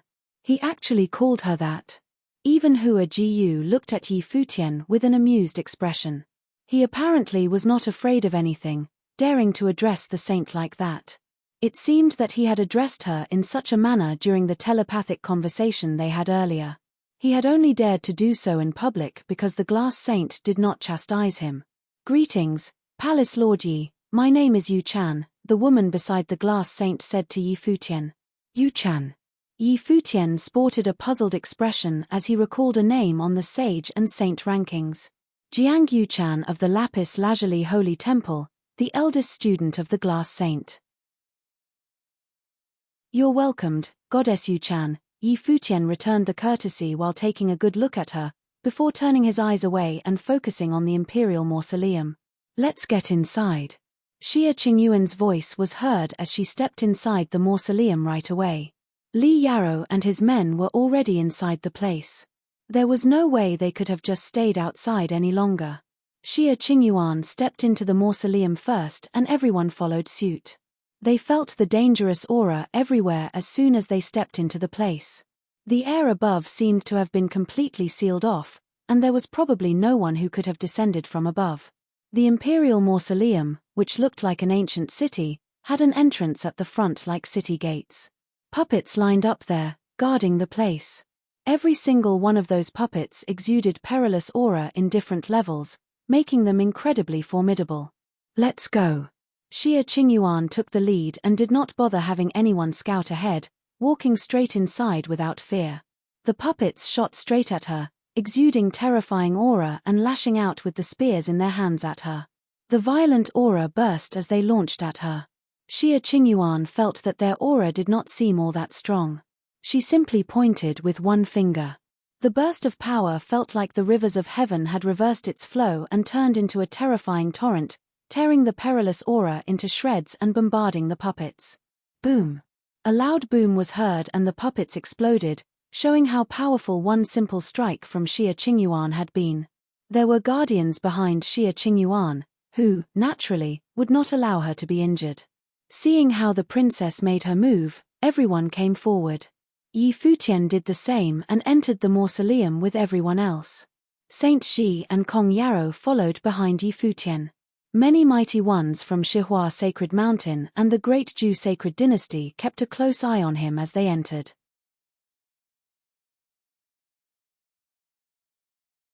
Chapter 948. Yi Futian naturally saw Saint Xi and the others. With the ongoing sacred war, if they were able to get anything from the imperial mausoleum, those people definitely would not hesitate to kill him there. Yi Futian naturally saw Saint Xi and the others. With the ongoing sacred war, if they were able to get anything from the imperial mausoleum, those people definitely would not hesitate to kill him there. To those people, it was a chance like none other. He spent most of his time training in the Holy Ji Palace and the place had matrices laid everywhere. If anyone wanted to attack the place, it would have been far more difficult than moving against him in the mausoleum. The mighty ones from the barren state surrounded Yi Futian, apparently guarding him against the ones from the three holy lands. "Let's go." Yi Futian moved forward. There were many puppets coming at them in the mausoleum and they seemed to have come alive as soon as they stepped into the place. Qin Zhuang and the others stood at the front armed with swords. The puppets were cut down by space tears from the swords. However, Qin Zhuang then said, the place was put under lockdown by the perilous aura, making it an independent space completely cut off from the outside. Yi Futian nodded as he felt so as well. The upper part of the mausoleum was filled with perilous aura, cutting them off from the outside world and affecting their powers. Cultivators used their powers by communicating and resonating with the power of their surroundings. If they were unable to do so, they would be forced to rely on the stock within their bodies to do so. While the skills used might be just as powerful, it was incredibly taxing and their powers would be severely weakened. Those who did not train in martial arts would be affected even further, as their spiritual powers were rendered almost useless. "Conserve your powers and let the martial artists attack," Yi Futian said. Qin Zhuang and Yuan Hong opened the path for the others. Sword flashes cut down every obstacle while Yuan Hong's golden body stepped through the air with overbearing might, toppling everything in its path and putting down countless puppets. At that moment, there were saints absorbing the powers of their surroundings in a frenzy, like a whale. Terrifying storms of spiritual qi whipped up in the mausoleum as they attempted to hog all of the spiritual qi within for themselves. It was apparent that the saints also found that the limitations imposed by the mausoleum had affected their powers as well. Spiritual qi within the 1,000-mile-wide mausoleum reversed as they were absorbed by the saints, making the spiritual qi concentration within the place increasingly thin. Many had trouble even sensing the presence of spiritual qi, making it immensely difficult for invoking the powers of their surroundings. A lot of mighty ones felt out of place in such an environment. They looked up at the golden space within perilous aura ebbing. It felt a boat being affixed in the middle of a river by steel ropes. The great ceiling matrix-like construct sealed the imperial mausoleum within. Yi Futian felt rather dejected and thought it was a pity not having his teacher around. It would have been a considerable edge for them if his teacher, who had achieved sainthood through considerable martial and physical feats, were in there with them. Boom! At that moment, Yi Futian's body worked like running thunder, throwing a punch at a puppet and destroying it as he continued to press forward, sprinting within the imperial mausoleum. He was not the only one to do so. All of the mighty ones were moving incredibly quickly without stopping. The puppets out to get in their way stood no chance of stopping them. However, the puppets that came had gotten increasingly powerful. There was a terrifying storm of will coming at them from the front at the moment. Xia Qingyuan and her people were the fastest as they arrived at a flatland somewhere at the front. There was a golden staircase at the forefront and there was already a silhouette standing at the top. It was a huge puppet holding a spear, whipping up terrifying storms around it and coming at the crowd beneath. Terrifying illusions appeared around them and an army of puppets came down at them. There were even golden carriages on a rampage. The huge puppet seemed like a general of an army of thousands. Huang Shi saw the scene before him and clenched his fists. Despite his training level, his eyes were red. That was the method that they, the sovereign family, trained in. Its power was immense in the hands of their ancestors, so much so that even when they were buried in the mausoleum, they will still reach the heavens and remained intact throughout the ages. Be it saints or sages, they all had to halt before such powers. Li Yarrow and his people moved forward slowly at the front. A middle-aged man held a long blade in his hand, drawing straight sword gash in the air. However, the immense will of the heavens remained unfettered, forcing them to move on foot one step at a time. Yi Futian and the others naturally felt the terrifying force of the martial will. Furthermore, the stronger one's training was, the greater the force felt. Sages and saints were all halted and forced to move forward slowly. He sensed the immense will sweeping about and stood before Hua Jiyu and slowly stepped forward. Despite being pressured by the immense martial will, he remained unmoved. One puppet after another crashed at him and they crumbled one after another. Huang Zhouge was at his side, casting similar martial will as he moved forward, feeling the rush deep in his mind. He wondered if he would ever see the day where he would have been able to command armies with only his will, stopping all manner of saints and sages in their tracks. Boom! A stifling rumble was heard and Yi Futian felt his heart race. Someone from the Holy Ji Palace was seen spitting blood. Their face ashen and their steps completely halted. That mighty one from the Holy Ji Palace was a sage from the Battle Sage Palace and had considerable power. They were attacked by someone standing not far away from where they stood. It was none other than Kong Yarrow of Jisheng Cliffs, a sage ranked 9th on the sage ranking. Kong Yarrow was clad in divine implement armor and emanated terrifying martial rules will.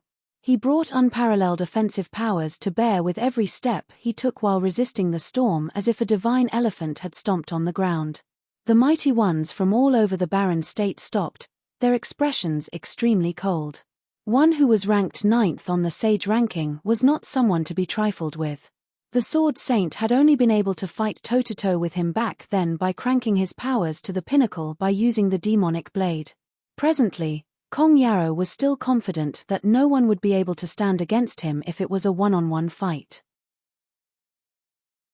In the Imperial Mausoleum, Matrix powers were difficult to conjure, and as such, it was the perfect timing to attack. Kong Yarrow was not alone. 3 formidable sages of the Great Zhu Sacred Dynasty ranked on the sage ranking Zhu Mian, Zhu Huang, and Nai Gari had all closed in on Yi Futian and his people, ready to kill him on the spot. Other than them, the ones from Shihua Sacred Mountain made their move as well. They were Zhong Kuei, a sage who ranked among the top 20 of the sage ranking, and Li Daoqiu, an immense talented talent whose importance in the Shihua Sacred Mountain was second only to Liu Zong. Shihua Sacred Mountain had 3 figures ranked on the sage ranking before, but the Rain Saint had been able to achieve sainthood in the battle of proving holiness in the upper worlds, giving birth to the 3rd saint of Shihua Sacred Mountain. As such, there was one more saint of theirs on the saint ranking while one less sage on the sage ranking. It was truly the first time Shihua Sacred Mountain acted against the people of the Holy Ji Palace of the Barren State. They apparently did not bother concealing their motives anymore. The raising of Jisheng cliffs by Yi Futian's men was a testament to the man's ferocity. If he was not taken out soon, it would be too late when he became far more powerful.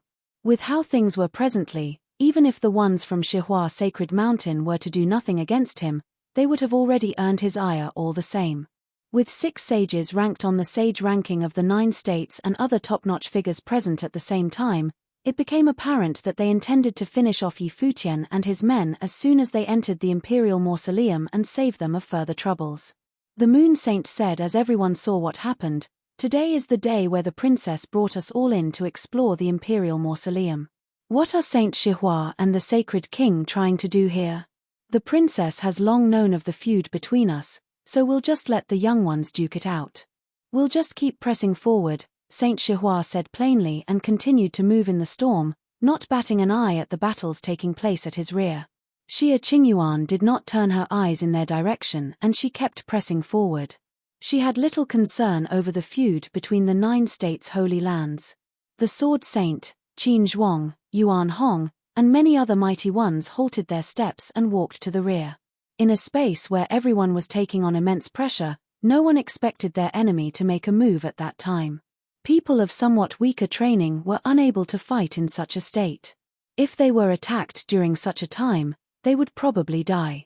As such, both Saint Shihua and the Sacred King mobilized the best of their forces, as they were very much needed on this trip.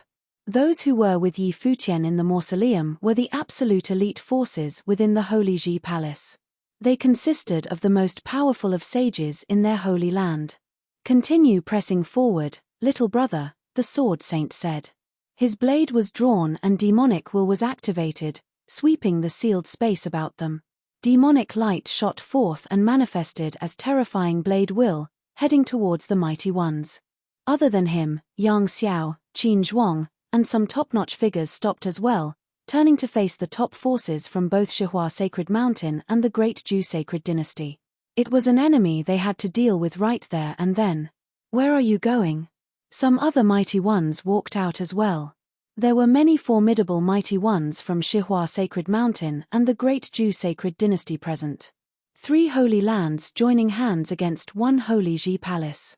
"Some expense indeed," the Moon Saint said plainly, then said to Yu Jiangliu and the others, "Stay behind and see what the sages of Shihua Sacred Mountain and the Great Ju Dynasty are capable of." "Will do." Yu Jiangliu nodded.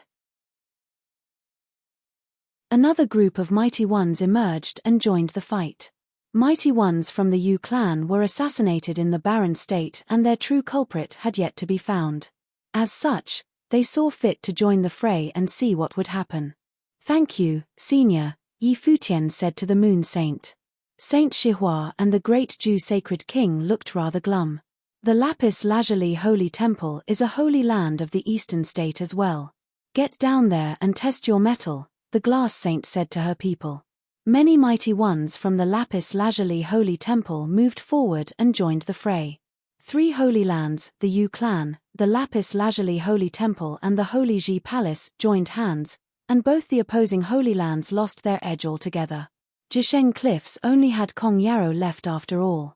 However, Jiang Yuchan, who was beside the Glass Saint, had no intention of making a move, sticking close to the Glass Saint. "Thank you, Sister Glass Saint," Yi Futian smiled and said. With the help of the other 2 holy lands, their powers were more than even to that of their enemies. "Boosting your powers forcefully through reversed demonic means, eh?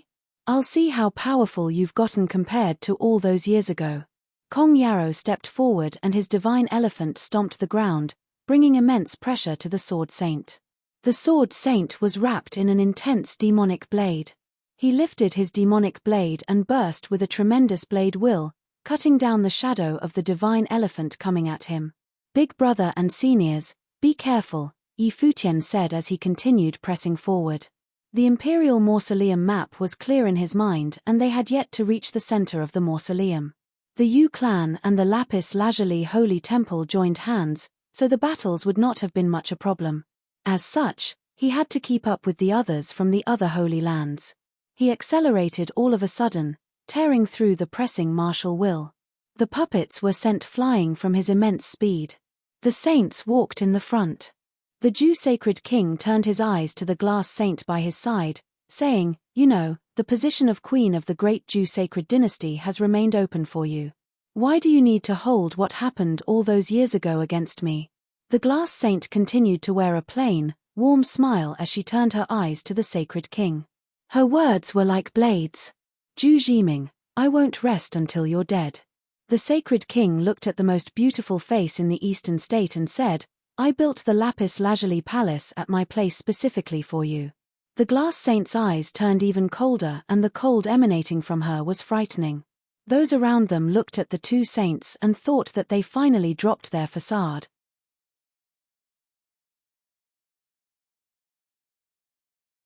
Chapter 949. All from the 9 states had heard of the sacred king's infatuation with the glass saint and that he had been chasing after her since young. However, the true feud between both figures was only known to the older generations who had been training for a long time, as well as people of the eastern state. It went all the way back to the decline of the great Jew sacred dynasty and the rise of the lapis lazuli holy temple. All from the 9 states had heard of the sacred king's infatuation with the glass saint and that he had been chasing after her since young. However, the true feud between both figures was only known to the older generations who had been training for a long time, as well as people of the eastern state. It went all the way back to the decline of the great Jew sacred dynasty and the rise of the lapis lazuli holy temple. The great Jew sacred dynasty and the lapis lazuli holy temple seemed to be on friendly terms and had maintained peace for many years. In actuality, however, the relations between the holy lands of the 9 states were rather peculiar and complicated. The great Jew sacred dynasty had been the absolute force in all of the eastern state once upon a time. The rise of both Xihua Sacred Mountain and the lapis lazuli holy temple had taken considerable influence from the great Jew sacred dynasty. There was no way that there was no beef between them. However, their temperaments as saints were exceptional. No one would have been able to guess what was really going on when all of them sat at the same table. But then again, with the ongoing sacred war, the old scores were dug out as well. The alliance between Xihua Sacred Mountain and the great Jew sacred dynasty involved terms regarding the glass saint. The two forces were move against the lapis lazuli holy temple. They would not have yielded the holy Ji palace to Jisheng cliffs just like that otherwise. All 3 holy lands had their own agendas, and the Jew sacred kings involved the glass saint and the lapis lazuli holy temple. Similarly, the glass saint had chosen to turn against the Jew sacred king and take Yi Futian's side not only because she admired Yi Futian's talents. She was doing it because she knew well that if the holy Ji palace of the barren state were to fall under the alliance of the 3 holy lands, the Jew sacred king would come for her next. It was not just a year or two that the sacred king had been eyeing her. Many had little idea of what happened in the eastern state a very long time ago, and they stared at the 2 saints with puzzled eyes. The 2 saints, who stood at the pinnacle of the eastern state, turned hostile against each other in an instant, and the language used was extremely unflinching and pointed. The sacred king said that he had built a lapis lazuli palace within the royal palace of the sacred dynasty, specifically for the glass saint, while the glass said that she would not rest until the sacred king was dead.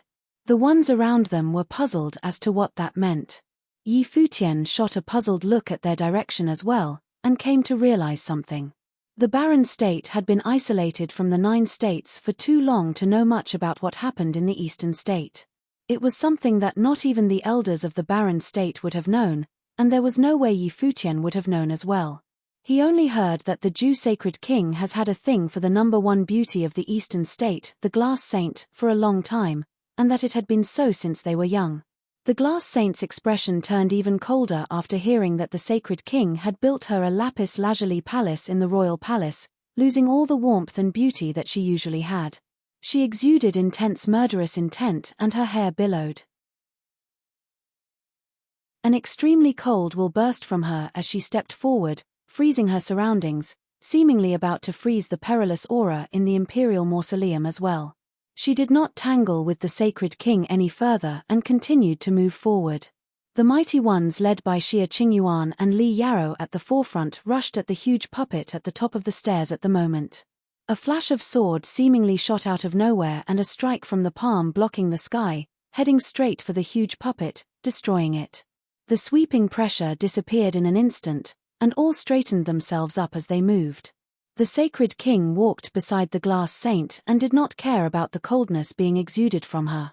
He intended to walk abreast with her. He then said, "I know that it is hard for you to put what happened all those years ago behind us, and it affected your thoughts. I, too, have never forgotten you all these years. If you're able to let go of your obsession and become my queen, we will be able to reach further heights by training together. You and me once stood at the top of Eastern State and we were known to be a match made in heaven. I, Zhu Jiming, reigned supreme among a generation in the Eastern State, and you were the only one who was able to stand by my side. Many wished for us to become a couple like none other." The disgust within the glass saint's cold eyes was even more intense than it had been before. She was born into a renowned clan of the Eastern State, and she reigned supreme in both talent and appearance. The lord of the lapis lazuli holy temple had held her in great regard when she was young, taking her into the lapis lazuli holy temple and making her a personal student. It had been something that shook the Eastern State all those years ago. She had been engaged back then, and her fiancé had been an extremely well-known genius as well. Their families had been friends for generations, and it seemed that they were truly a match made in heaven. But then again, while they might have been of great renown, they still paled in comparison to the prince of the great Zhou sacred dynasty, who was known everywhere, Zhu Jiming. The lapis lazuli holy temple's lord intended to take her as a personal student after she became famous, and that attracted Zhu Jiming's attention. He began to pursue her madly after he first saw her, asking for her hand in marriage from her family, intending to make her his queen. However, the sacred king of the great Zhou sacred dynasty was actually at odds with the lord of the lapis lazuli holy temple back then. Their feud ran very deep. The very reason why the great Zhou sacred dynasty had taken notice of her was because of said feud as well. Under such circumstances, there was no way she would have agreed to the proposal. In order to avoid further trouble, she and her family had decided to get things over with quickly by getting the wedding over with and having her marrying her fiancé. She was in her wedding attire that day and she looked absolutely stunning. She had great hopes for the future. While she did not exactly like her fiancé in that way, their families had been good friends for generations, and as such, she did not resent the arrangement. Furthermore, she was to enter the lapis lazuli holy temple to train after the wedding. However, she had not expected that day to be her nightmare. She was taken away from her family by the ones who were there to pick her up for the wedding, yet she entered the great Zhou sacred dynasty instead of her fiancé's home. Her fiancé and the family that her family had been friends with for generations sold her to the great Zhou sacred dynasty. She still remembered the time when Zhu Jiming was all high and mighty in the great Zhou sacred dynasty and bestowed her with the title of her would-be queen in the future, promising her great wealth and intended to marry her. Her response was simply to take one of the dowry that her family had prepared for her, a divine implement, and thrust it into her heart, refusing to suffer such humiliation and chose death instead. It was fortunate for her that her teacher heard of the news and crashed into the great Zhou sacred dynasty demanding her returning, taking her away right in front of Zhu Jiming's father back to the lapis lazuli holy temple. She was revived and she lived. However, while she lived, her family, including the guests, guards and subordinates, over 3,000 of them, were killed, dying at the hands of the Golden Phoenix Army's hands. None of them from her family survived except one woman, the servant girl that accompanied her when she was married. Said servant girl was none other than Jiang Yuchan, the mighty one ranked on the sage ranking, who was at her side. When her training bore solid fruit in later days, she took Jiang Yuchan with her and eliminated her former fiancé's family. She cut down the head of her former fiancé without any mercy. In the days that followed, she became the glass saint that she was known as in the present day. The incident that happened back then caused the lives of both my father and your teacher. Two of the greatest figures of the Eastern State perished in a clash of the Titans' battle. Wouldn't that be enough to put the feud we had behind us? The sacred king looked calm as he continued, "Furthermore, you wanted me dead back then and severed my path to sainthood, causing me to break into the saint plane tens of years later. You almost killed Mem, yet did I ever blame you for that? Get lost," the glass saint said coldly. Her body turned as cold as frost after being reminded by Zhu Jiming of their past. She was not naive enough to think that someone like Zhu Jiming had truly been obsessed over her out of love. He was only doing it because she had refused his advances many times back then. Her utter refusal to submit to him hit the unparalleled genius who had been titled Crown Prince at a very young age. It all led to her family being slaughtered. It was all a testament to his determination to see what he set out to do done and that no one shall stand in his way. She had once got in the way of him attaining sainthood, and she had also almost ended up killing him several times. Zhu Jiming probably came to fear her more than he loved her. She knew very well that to Zhu Jiming, she was but an obsession he would never be able to truly rid himself of. If she had actually agreed to his proposal, moving into the lapis lazuli palace of the great Zhu sacred dynasty and becoming his woman, his wish would have been fulfilled and his head cleared by then. As he came to possess her, he would have cut her down soon after. Zhu Jiming was her inner demon, and in the same vein, she was, too, Zhu Jiming's inner demon. She was unable to truly rest until Zhu Jiming ended up dead. Zhu Jiming's expression turned cold after hearing her scornful word. He, who was still in the air, turned to shoot a cold stare at Futian, who was not far away. He said, "Do you think you'll be able to take me on just by participating in this sacred war? Futian of the Holy Ji Palace of the Barren State? He will be dead before long, and your wish of driving a wedge in how things are now, it will be nothing more than a dream.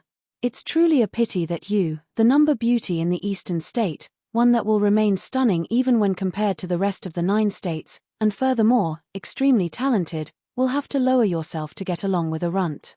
Are you really thinking of borrowing his power to achieve your goal? He can hardly keep himself alive, and the saints of the Holy Ji Palace are nowhere to be found.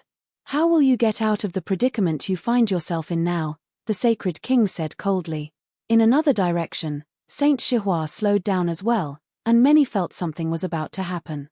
Are the 2 saints really getting ready to take on the glass saint right here in the imperial mausoleum? The sacred king's eyes were incredibly intense as he took a look at Futian. "Sister Glass Saint. Don't make me laugh." Futian naturally sensed the sacred king's eyes on him and heard their conversation. Apparently, the feud between the Zhu sacred king and the glass saint ran deeper than he had expected. Hua Jiyu had once joked that the sacred king would suffer an emotional trauma so terrifying that it would ruin his training if Futian could actually make the glass saint his. Futian had thought it to be little more than a joke. But from the way things looked at the moment, it seemed to be something that might actually happen. The sacred king seemed determined to make the glass saint his, one way or another. That was something that he had kept well hidden and did not show in his daily facade. As for the sarcastic jab from the sacred king, Futian hardly took it to heart and he felt next to nothing about it. "Zhu Jiming," Futian smiled and said, "Sacred king, you really have one hell of an imposing name. But I wonder if you're really living up to it." The sacred king turned his eyes to Futian. His eyes were filled with murderous intent, as if he was looking at a dead man. If it had not been for the presence of Xia Qingyuan and the people from other holy lands, he might have actually snapped and ended Futian right there and then. Saint Xi looked rather pathetic in comparison, as he was really reluctant to do anything substantial. So, are the leaders of 2 holy lands today are going to gang up on a girl? Futian saw Saint Shihua and the sacred king at the glass saint's flanks, as if they were having her surrounded. He did not expect the 2 to actually be so brutal, getting down to business right there in the imperial mausoleum. Both Saint Shihua and the sacred king were of a higher rank than the glass saint on the saint ranking. If both of them were to act against her at the same time, she would definitely be at a severe disadvantage. "Since when do I need to heed your opinion about my way of going about things?" Saint Shihua took a look at Futian and said coldly, "Although Emperor Xia declared that saints are forbidden to move against people below the saint plane, if someone actively provokes the saints, then I guess Emperor Xia will be able to understand what happens afterward." They were already on bad terms with each other and there was no need for facades. If the glass saint was determined to get herself into this, then they would simply ally themselves and take on the glass saint, showing decisiveness like none other.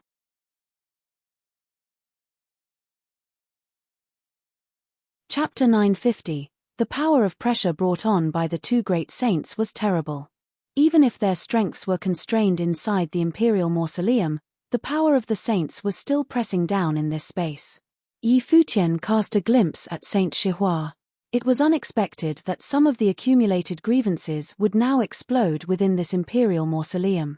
The power of pressure brought on by the two great saints was terrible. Even if their strengths were constrained inside the imperial mausoleum, the power of the saints was still pressing down in this space. Futian cast a glimpse at Saint Chihua.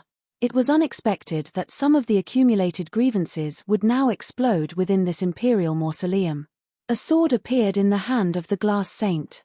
The sword was cold, like the moon in winter, seemingly capable of freezing anyone's soul. At this moment, all the gentleness and kindness had gone out of the eyes of the glass saint. There was only coldness remaining, warning strangers not to get close. It was as if this was the other side of glass saint. Many saints in the 9 states only knew that the glass saint cultivated an ice affinity but did not know that she was also an expert in swords. Love Destroyer. Great Jew Sacred King glanced at the sword in the hand of the glass saint. It was with this sacred sword that the glass saint chopped off the head of her betrothed. The name of the sword was Love Destroyer. It could hack away all emotions. Moreover, it could hack away the law. She did not look at Great Jew Sacred King or Saint Chihua but continued to move forward, sword in hand, seemingly without fear, facing the two saints who ranked above her. Upon the body of Great Jew Sacred King, the illusion of a golden phoenix appeared. It was as if it had melded with his body, surrounded by holy light as the dazzling golden radiance flowed, augmenting the body of this golden phoenix until it had covered the sky, creating the Jyotian Sacred Phoenix. Even if they were limited by the rules of the imperial mausoleums, the saints were born of the rules of the Great Path and were a law unto themselves. Raising his hand, Great Jew Sacred King slammed in the direction of the glass saint, and the Jyotian Sacred Phoenix screamed as it flew out to attack.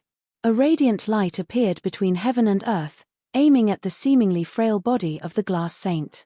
In the hand of the glass saint, the Love Destroyer was unleashed to cut off strands of love and emotions and to cut off the Great Path.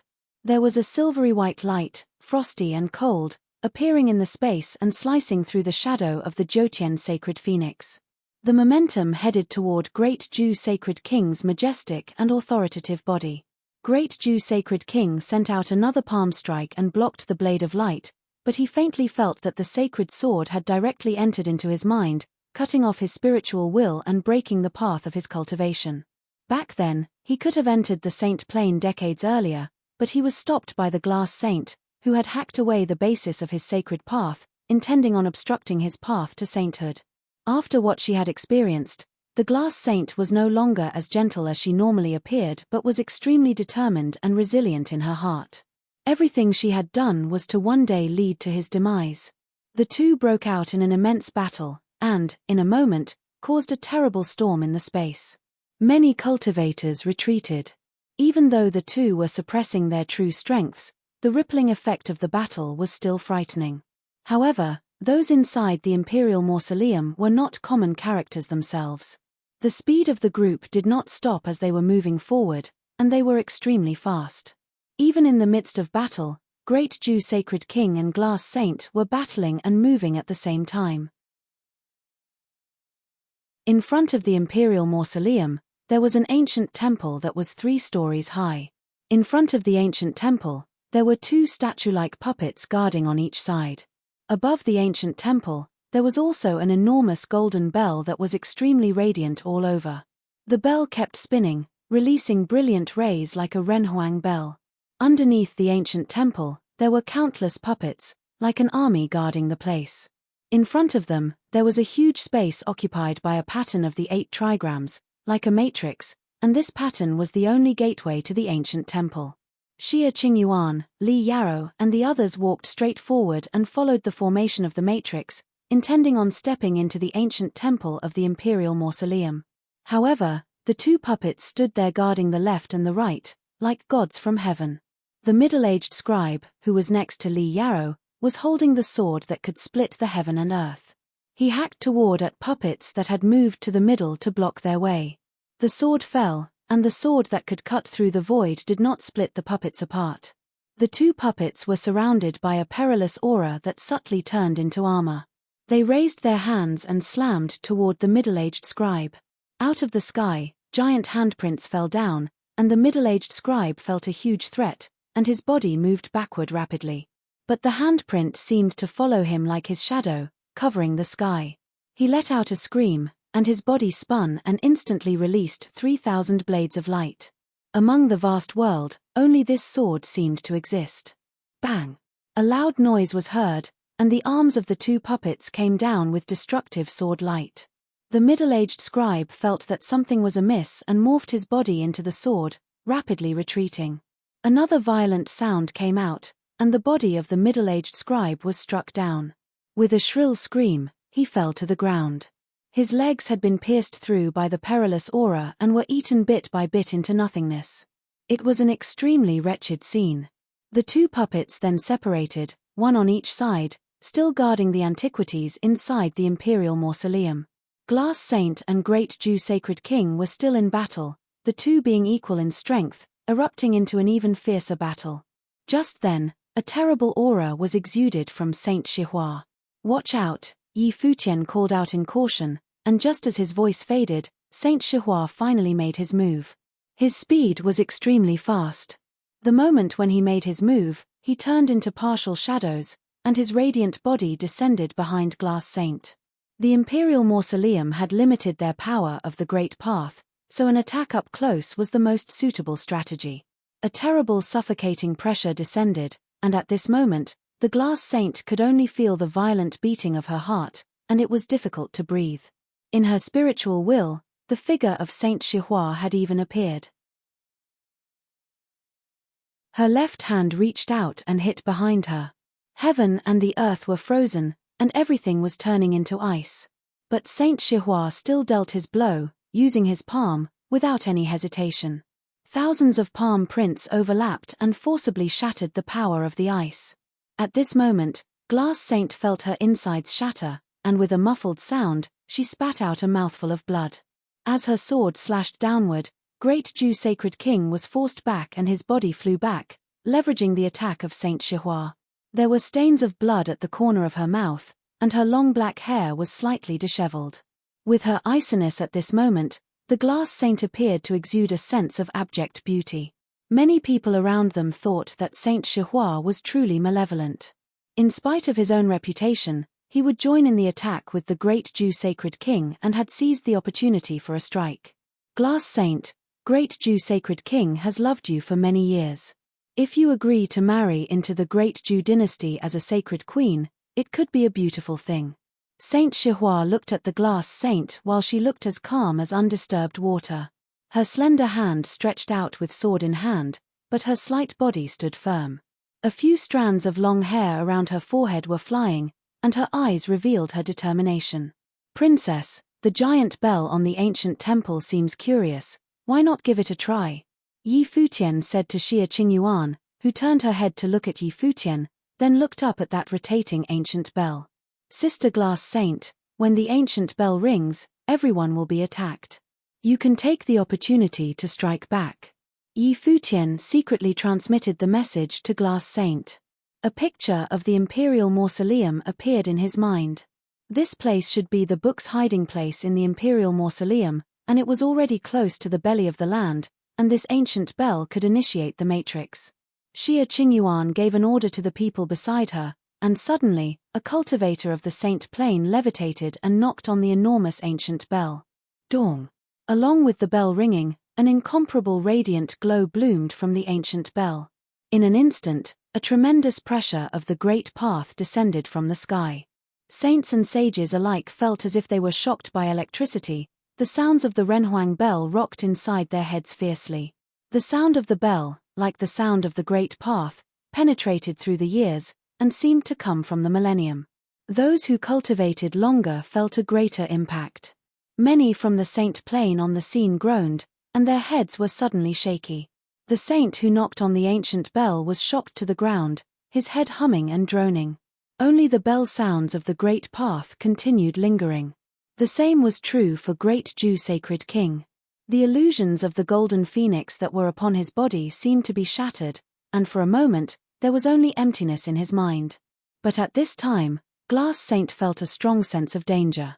She raised her head abruptly to look up and saw that his body was being covered with ice bit by bit, a bone-chilling coldness, and the soul seemed to be enclosed in ice. The sword came for Great Jew-scared King, appearing directly in his mind, causing him to stop thinking. It was a sword that would destroy the law. At this moment, the brilliant light rushed towards ninth heaven, and the horrible golden phoenix lingered in the air. The blood inside his body was burning up and turned into golden sacred blood, stimulating the strength inside the body, unrestricted by the force of the other party.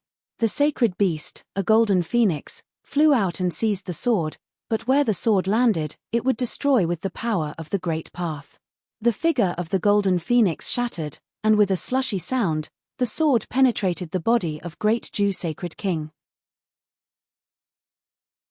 The destructive force of the great path that would kill everything exploded with madness. The inside of the Great Jew Sacred King was burning. His eyes were fully opened and round, and his palms slammed forward. The sacred golden phoenix penetrated through them. With a loud bang, Glass Saint was knocked over and flew back, the sword in her hand dripping with golden blood. This sudden event shocked many and they did not have time to respond. They looked at the two engrossed in fighting and saw the breath of Great Jew Sacred King quickly weaken. His wounds were constantly repairing, but they could see from his pale face that he had been grievously injured by the attack. The cultivators of the Great Jew dynasty came to him in a flash, and Jiang Yuchan caught Glass Saint. At the moment, the Glass Saint was in no better shape. Her clothes were blood-stained and it was a shocking sight to behold, but her injury was obviously less than that of Great Jew Sacred King. Great Jew Sacred King looked at Yi Futian coldly. Why did the Glass Saint attack at that precise moment? Obviously, Yi Futian knew something. He and Saint Shihua knew that this imperial mausoleum may have been left behind by the royal ancestors of the Holy Ji Palace. It seemed that Yi Futian indeed knew of the secrets within the imperial mausoleum. Not only him, but Saint Shihua also cast a glance at Yi Futian. Saint Ji, who was in the void, did so as well. It seemed that Saint Shihua and Great Jew Sacred King did not deceive him. Follow him. Saint Ji transmitted his voice to Gya. Gya nodded lightly, knowing what he should do. As the second existence of the sages on the saint and sage ranking, and under the current situation where all the cultivators of the Holy Ji Palace were detained by Kong Yarrow in battle, it would easy for him to kill Yi Futian. He was privy to the agreement between Saint Ji and Saint Shihua. Since Saint Shihua did not deceive his master, he would fulfill his part of the bargain and not allow Yi Futian to walk out of the imperial mausoleum. This was also the reason why Great Jew Sacred King and Saint Shihua already regarded Yi Futian as a dead man walking. They had already set up a trap to ensure his death.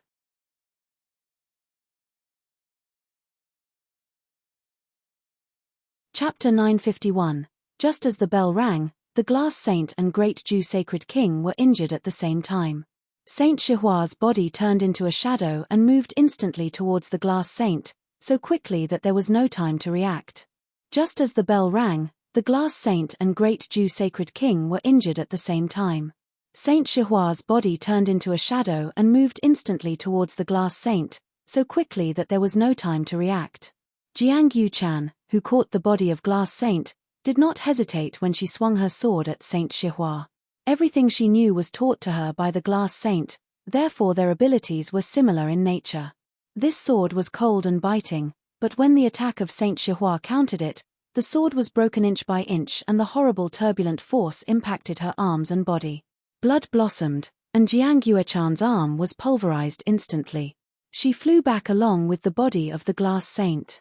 Her clothes were bloody and shocking to behold, but her beautiful face was not shaken one bit. Yuchan. Glass Saint was looking pale. With this hit, Jiang Yuchan was injured more severely than her. If not for the space greatly restraining the strengths of the cultivators of the Holy Lands and that ringing of the bell just now, Jiang Yuchan would not have survived going up against Saint Shihua. My lady, I am fine. Jiang Yuchan looked at Glass Saint and appeared just as firm as always.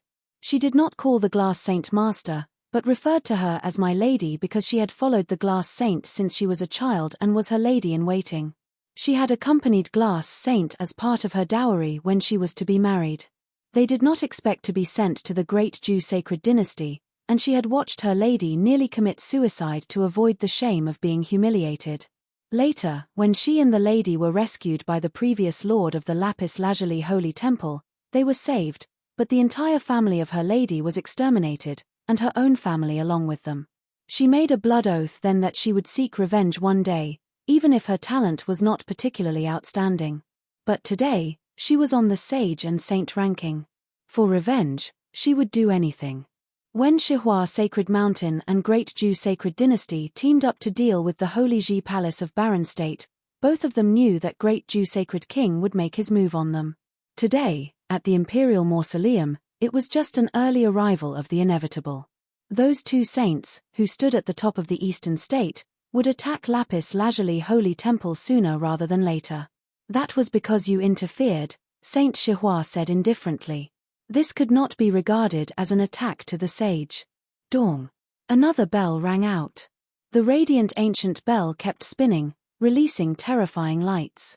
The bell sounds were like the sound of the great path, once again rocking the minds of those who heard it. Everyone groaned, especially those on the Saint Plain, as their divine paths were being suppressed.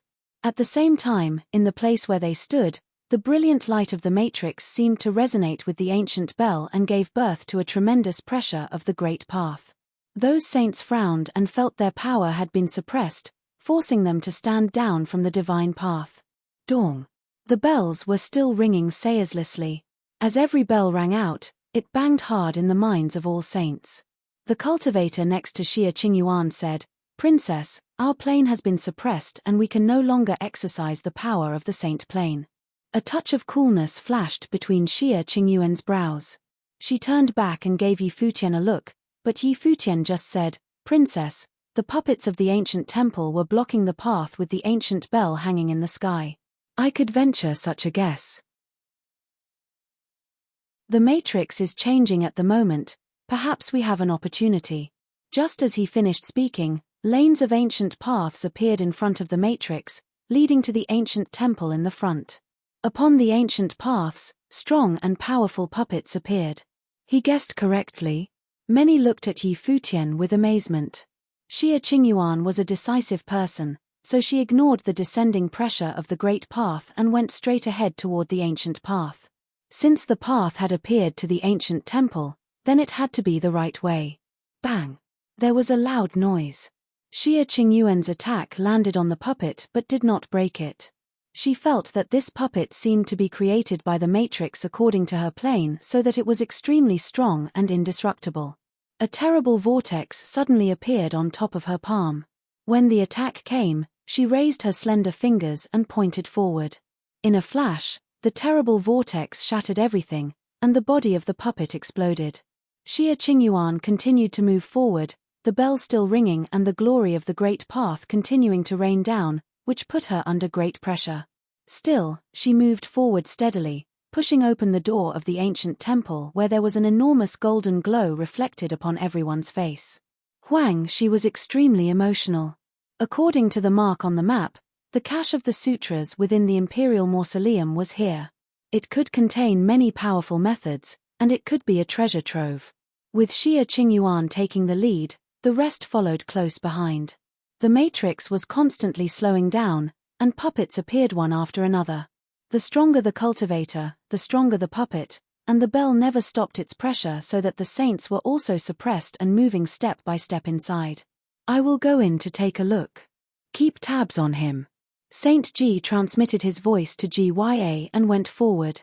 Most of the people from the Holy Lands in the 9 states and the cultivators of the upper worlds also wanted to enter and look inside. She also had this impulse, but Yi Futian had told them to give up. He knew the reason behind Yi Futian's decision. Many cultivators were here. If they were going along with them, there would be no chance of survival at all. This ancient temple was excellent bait. At this time, the glass saint was still confronting Saint Shihua and Great Jew Sacred King. Yi Futian observed the situation in front of him and realized that this matrix was self-contained and therefore impossible to take advantage of. Although it could suppress the power of the divine path, It was impossible for a sage to overcome the existence of a saint even if the other party's strength was suppressed. Move, Saint Shihua said, and joined forces once again with Great Ju Sacred King to continue the attack on Glass Saint. Yi Futian realized that it was not only Saint Shihua and Great Ju Sacred King, but there were also many cultivators of the Shihua Sacred Mountain and the Great Ju Sacred Dynasty who also did not venture into the ancient temple, but instead were focused on him. Aside from that, there was also Saint Xi to consider. Saint Xi hated him to the bone. Since they entered the imperial mausoleum, he had focused his attention on him. And then there were some who surprised Yi Futian. People of the Hall of Holy Light and many holy lands in the 9 states had left some people who also did not enter the ancient temple. Saint Ji had already stepped toward the ancient temple, but several cultivators from the Hall of Holy Light paid no mind to it, as if they had not noticed at all. Instead, they were focusing all their attention on his side. Among them, there were the 2 topmost gifted talents from the Hall of Holy Light, Gya, and Gmo, and one other with a very strong presence, very possibly one of the sages from the Hall of Holy Light. As for other cultivators, they were also the top figures of all the holy lands. It seemed that this time, his opponents were not just the Great Ju Sacred Dynasty and Shihua Sacred Mountain. Don't you want to go inside the ancient temple and take a look? Yi Futian glanced at the cultivators in the matrix. No one answered him, which made Yi Futian faintly get the feeling that the 2 holy lands in the eastern state had investigated the background of the imperial mausoleum and suspected certain things. Not only them, but the other holy lands also vaguely knew of these things, but they should all just be suspicion without confirmation. If this was the case, he would like to see if Saint Shihua and Great Ju Sacred King would be willing to give him up. Let's go, Yi Futian said. When his voice faded, he abandoned the ancient temple and led the people of the barren state to step back and went around the matrix, moving forward from another direction. This matrix was the only way to the ancient temple in front, but there were no more obstructions preventing them from moving toward it. Sure enough, as Yi Futian started to move, many shadows now came out of the sky, and Saint Shihua had a look of hesitation. The exchange with Glass Saint before gave him an understanding of her true strength. Under the condition that all 3 of them had their powers suppressed, it would be difficult for the 2 of them to overcome the Glass Saint in a short time. The imperial mausoleum is important, Saint Shihua said to Great Ju Sacred King, and then immediately gave up his attack on the Glass Saint and instead pursued in the direction of Yi Futian. Now it was ascertained that Yi Futian knew of the secret of the imperial mausoleum, and with his understanding of Yi Futian, who was a tough character, if he had given up the ancient temple, it must be because the real treasure of the imperial mausoleum was not here. He would keep a close eye on Yi Futian, and perhaps there were also treasures in the ancient temple, but there was no gain without risk. Yi Futian and his party were extremely fast. They were running like mad inside the imperial mausoleum. The ancient temple had attracted many people, but they did not expect that there were so many cultivators following, which was rather thorny. Soon they would reach the entrance to the place of the inheritance of the imperial mausoleum. It would be best if everything went well. Finally, there was an immensely powerful pressure of the great path coming toward them, and they could faintly make out many large statues that extended high into the sky. Both Saint Shihua and Great Ju Sacred King were moved, and their looks were solemn as they moved forward step by step. Yi Futian gradually reduced his speed and slowed down to take in the magnificent scenery in front of him. Although he had already seen the map of the imperial mausoleum in advance, it was still deeply shocking when he beheld the scene in person. This was an enormous mausoleum. In front of the mausoleum there was a stone wall, immensely large and laid across the imperial mausoleum. On the huge stone wall, there were engravings of enormous statues that were lifelike. Every statue could be that of a man of great importance in life. There was a total of 37 statues, with 18 on each side, completely symmetrical. The statue in the middle was radiant all over, and its eyes seemed to regard the world with great authority. Everyone felt that their breathing had become quick and difficult, and there was a kind of suffocating pressure descending upon them. Even saints, such as the Great Ju Sacred King and Saint Shihua, were no exception. The statue in the middle was most likely the statue of Ren Huang. And the 36 statues on both sides each contained a terrible will of the Great Path, and this realization was the true realization of the Great Path. This is the real imperial mausoleum, the tomb of Ren Huang. Saint Shihua's heart was incredibly turbulent as he stared at everything in front of him. Glass Saint also stared ahead with her beautiful eyes. She entered the imperial mausoleum because she also wanted to get to the treasures hidden within and use them to squash the great Jew sacred king. This imperial mausoleum was not complicated, and there was no murderous matrix. It was very likely that the master of the imperial mausoleum was preparing for the inheritance of his descendants. Then perhaps, Yi Futian and his people would have a way to enter this true tomb of Ren Huang. Saint Ji walked towards Yi Futian and stopped not far behind him. His eyes were fixed on him. If there was a chance, it was certain that he would let Yi Futian meet his maker. However, Yi Futian appeared not to have noticed. His eyes remained on the statue in front. He knew that behind this was the inheritance left by Ren Huang, and this statue was the entrance. However, the premise was to open it. Yi Futian, how do we get in? Saint Shihua said as he moved forward step by step. The pressure of the great path emitted by the statues inside the mausoleum descended on his body, and Saint Shihua just felt the entire burden of heaven upon him. But right now, inside of him, there was only greed. The rest of the cultivators had also moved toward Yi Futian and the others. They all felt that they were now close to the real destination.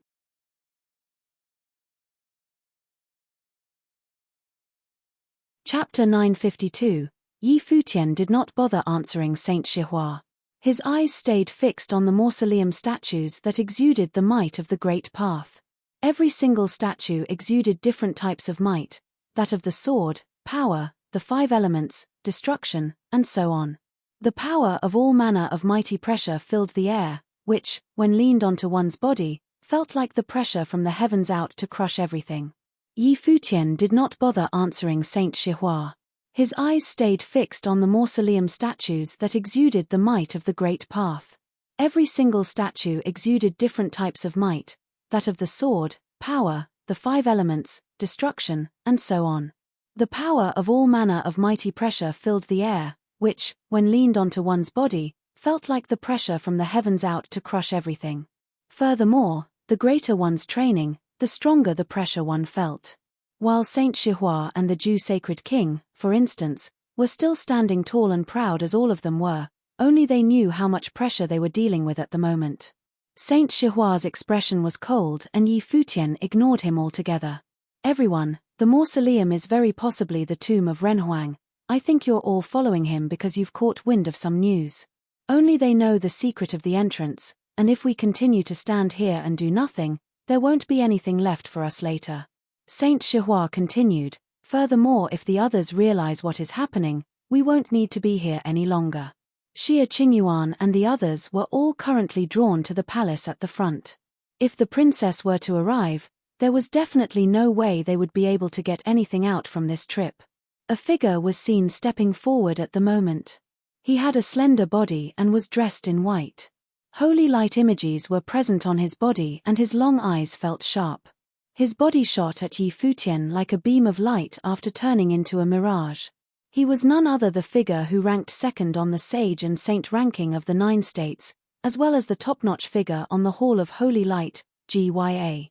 A strike from his sword brought light to his surroundings as if he was opening up the heavens. The sword of Holy Light was unnervingly fast and sharp, reaching the target in mere moments. However, Yi Futian simply stood there without moving. Several figures appeared behind him. Huang Shi and Yu Sheng blocked Yi Futian's back, launching attacks at GYA. Boom! Huang Shi's shirt was torn in that clash, with several holes seen. Yu Sheng, who was wielding the battle axe of judgment, was unable to block the power of that thrust. Several gashes appeared on his stout, imposing body. Terrifying sword will lingered and coursed about in his body. GYA was known as a demi-saint and ranked second on the sage ranking.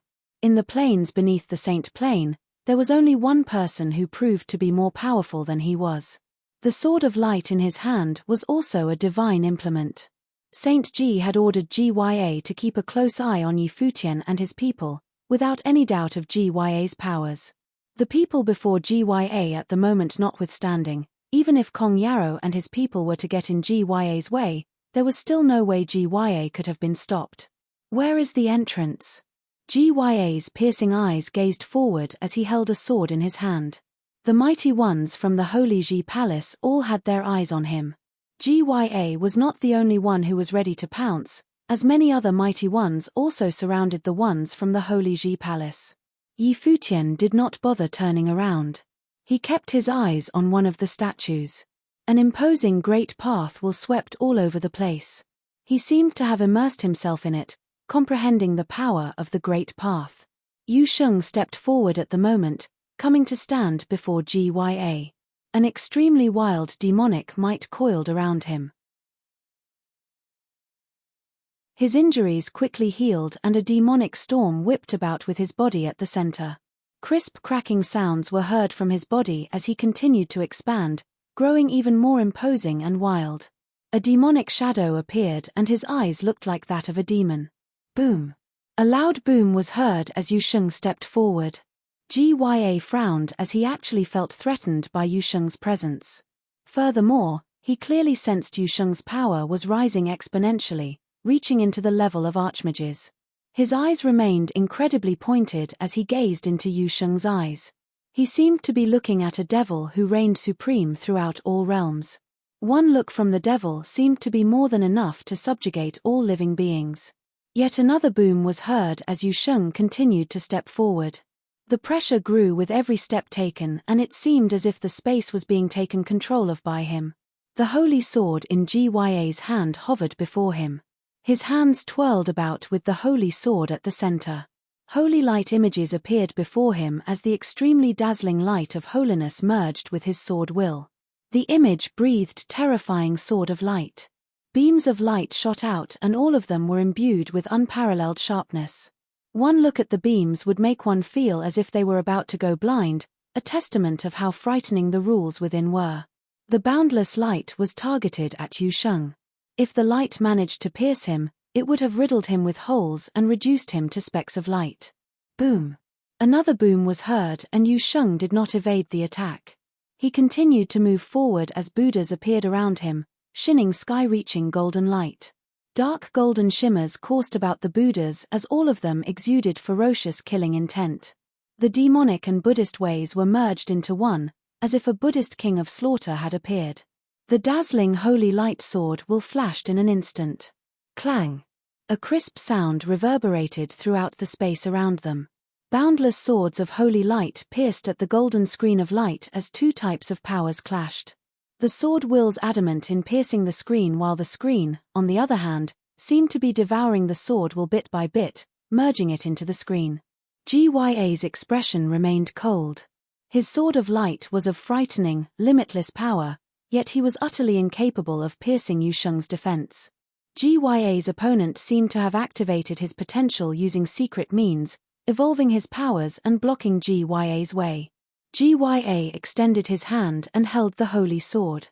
A beam flashed and Yu Sheng brought down his axe without hesitation. The attack seemed to have cleaved a crevice in space. The light of the sword burst, drawing a terrifying arc in the space before it as the axe did. The space they occupied seemed to have exploded as devastating storms appeared. Gya was thrown behind and his body hovered in midair. The mighty ones around them looked stunned. Yu Sheng of the Holy Ji Palace had actually been able to stand his ground against Gya, who was ranked second on the sage ranking and was known to be a demi-saint. Other mighty ones from the Hall of Holy Light walked towards Futian's side. They were Mo and Mu, yet other mighty ones ranked on the sage and saint ranking. Huang Shi intended to make a move when Futian told him telepathically, "Uncle, the entrance is at the Ren Huang statue in the middle. I'm unable to resonate with it, and if I'm not mistaken, it is probably meant for someone with the blood of sovereign family in their veins. Don't get into battle." It was an imperial mausoleum left by the sovereign family and the imperial mausoleum map had been passed down in the family throughout the generations. It was only natural that the place was meant for the descendants of the family. Futian had tried to activate the Ren Huang statue in the middle using the imperial will, but it did not work. As such, He implored Huang Shi to seize the opportunity as they were running out of time.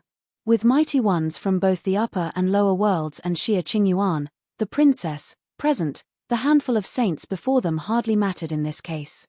Such opportunities would not stay for long. Huang Shi nodded and walked to the statue in the middle. Unparalleled pressure bore onto him, and Huang Shi's eyes were all solemn and seemed even devoted, wondering if that was his ancestor, the ancestor of the sovereign family. He had no idea what happened 1,000 years ago. It was too long ago, and the sovereign family had fallen so much that they did not even have a saint among them. He had even been on the verge of forgetting that he was a descendant of Renhuang, wondering if it was all a sham. It was irony like none other. With the lineage of his ancestors presented right before him, he was willing to pay any price to inherit the true Renhuang bloodline. Uncle, life spirits and bloodlines are all that matter with lineages. Try communicating with the statue and see if it works, Yi Futian said while standing beside Huang Shi, who was standing before the statue. Yi Futian had been able to connect with the wills of all the other statues but that particular one, which meant that only someone of Renhuang blood was able to do so. If it was truly something left behind by Renhuang, then the most direct way to prove it would be through life spirit and bloodline. Huang Shi nodded and unleashed his life spirit. Dazzling light appeared and he did not bother concealing it. He naturally knew what Yi Futian meant, and with things as they were at the moment, it was sink or swim. It doesn't work. Huang Shi's expression turned even more severe, seeing the statue not responding. He walked towards the statue and pricked his finger. A drop of blood appeared and Huang Shi pointed it at the statue. A line of blood shot forth and landed on the statue's grooves. The blood coursed along the statue's grooves and disappeared as if it had been absorbed by the statue. Huang Shi was able to feel it clearly. The statue seemed to have been imbued with life and exuded greater pressure. There's still hope. Huang Shi's heart raced. The line of blood from his finger zipped at the statue and he held nothing back. The grooves gradually lit up and dazzling light was seen emitted from the statue as if Renhuang himself had revived. Everyone present knew what was happening after seeing all that. One figure after another shot into the air and headed straight for Renhuang. The fastest of the two in the crowd were two who were from the Hall of Holy Light, who wielded the rules of light. Hua Jiyu stepped forward and Jimu's body seemed to stop in midair. He felt that his spiritual will seemed to have shrouded by some formless power. He looked up and stared at Hua Jiyu, who seemed to be emanating saintly power. Jimu's speed was incredibly fast as well, yet at that very moment, another dazzling sword swooped by. Jimu's body dodged the flying sword in an instant. When he finally felt that the beam of the sword had passed, a cutting noise was heard and blood sprayed. Jimu was dazed for a brief moment before looking down at his left arm, which had been severed. His face turned incredibly ferocious. He looked up at the one who took his arm, and it was none other than Yi Wuchen, who had embarked on a pilgrimage led by Xia Qingyuan along with him. Yi Wuchen's plane was lower than his, yet he had been able to cut off one of his arms. Yi Wuchen's cold eyes remained gazing forward. He stood before a statue and his life spirit burst. It was a silver sword, which rang as it exuded vaguely stifling sword will.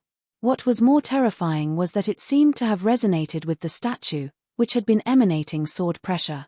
The might of the sword emanated from the statue seemed to have merged into a single being with the sword of his life spirit.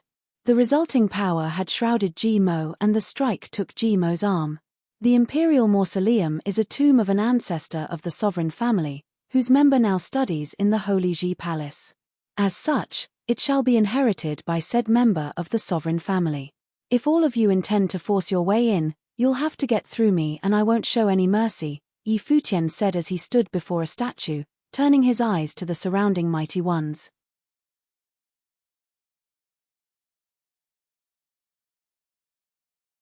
Chapter 953. Everyone turned their eyes to look at Yi Futian.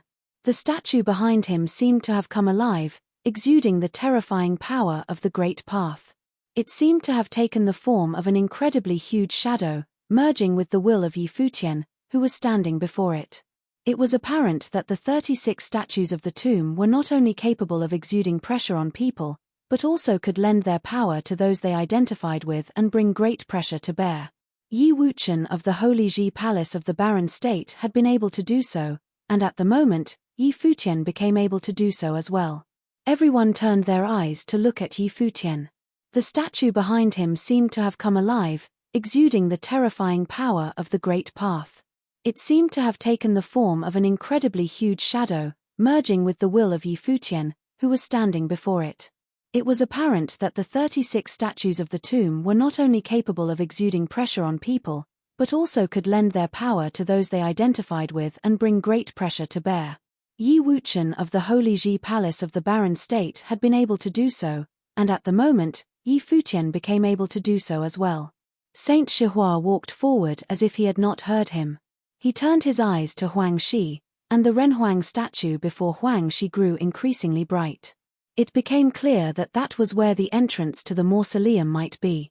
Saint Shihua unleashed powerful pressure of the Great Path as well. While his powers might have been suppressed in the imperial mausoleum, he was nonetheless still a saint and was capable of anything a saint was capable of. Even though the statue might have exuded immense pressure that originated from the Great Path, it was still nonetheless the power of the Great Path. Being a saint himself, he saw no reason to fear it. He was forbidden to attack Yi Futian, but if Yi Futian dared to use the borrowed power against him, then he would naturally need to retaliate. Even if Emperor Xia were to learn of what he did, he would have still played by the rules nonetheless. Any lineage of the ancients are up for grabs by any who are capable of doing so. You really think what you said qualified the Holy Ji Palace to take the lineage of the imperial mausoleum? Saint Shihua walked slowly to where Huang Shi was and said, "What a joke." With a saint taking the lead, none of the others saw the need to hold themselves back. They all attacked Huang Shi, and while there were many powerful ones from the Holy Ji Palace present, it was still insufficient. "Would you lend me a hand, Sister Glass Saint?" Yi Futian said telepathically to the Glass Saint, who was standing not far away.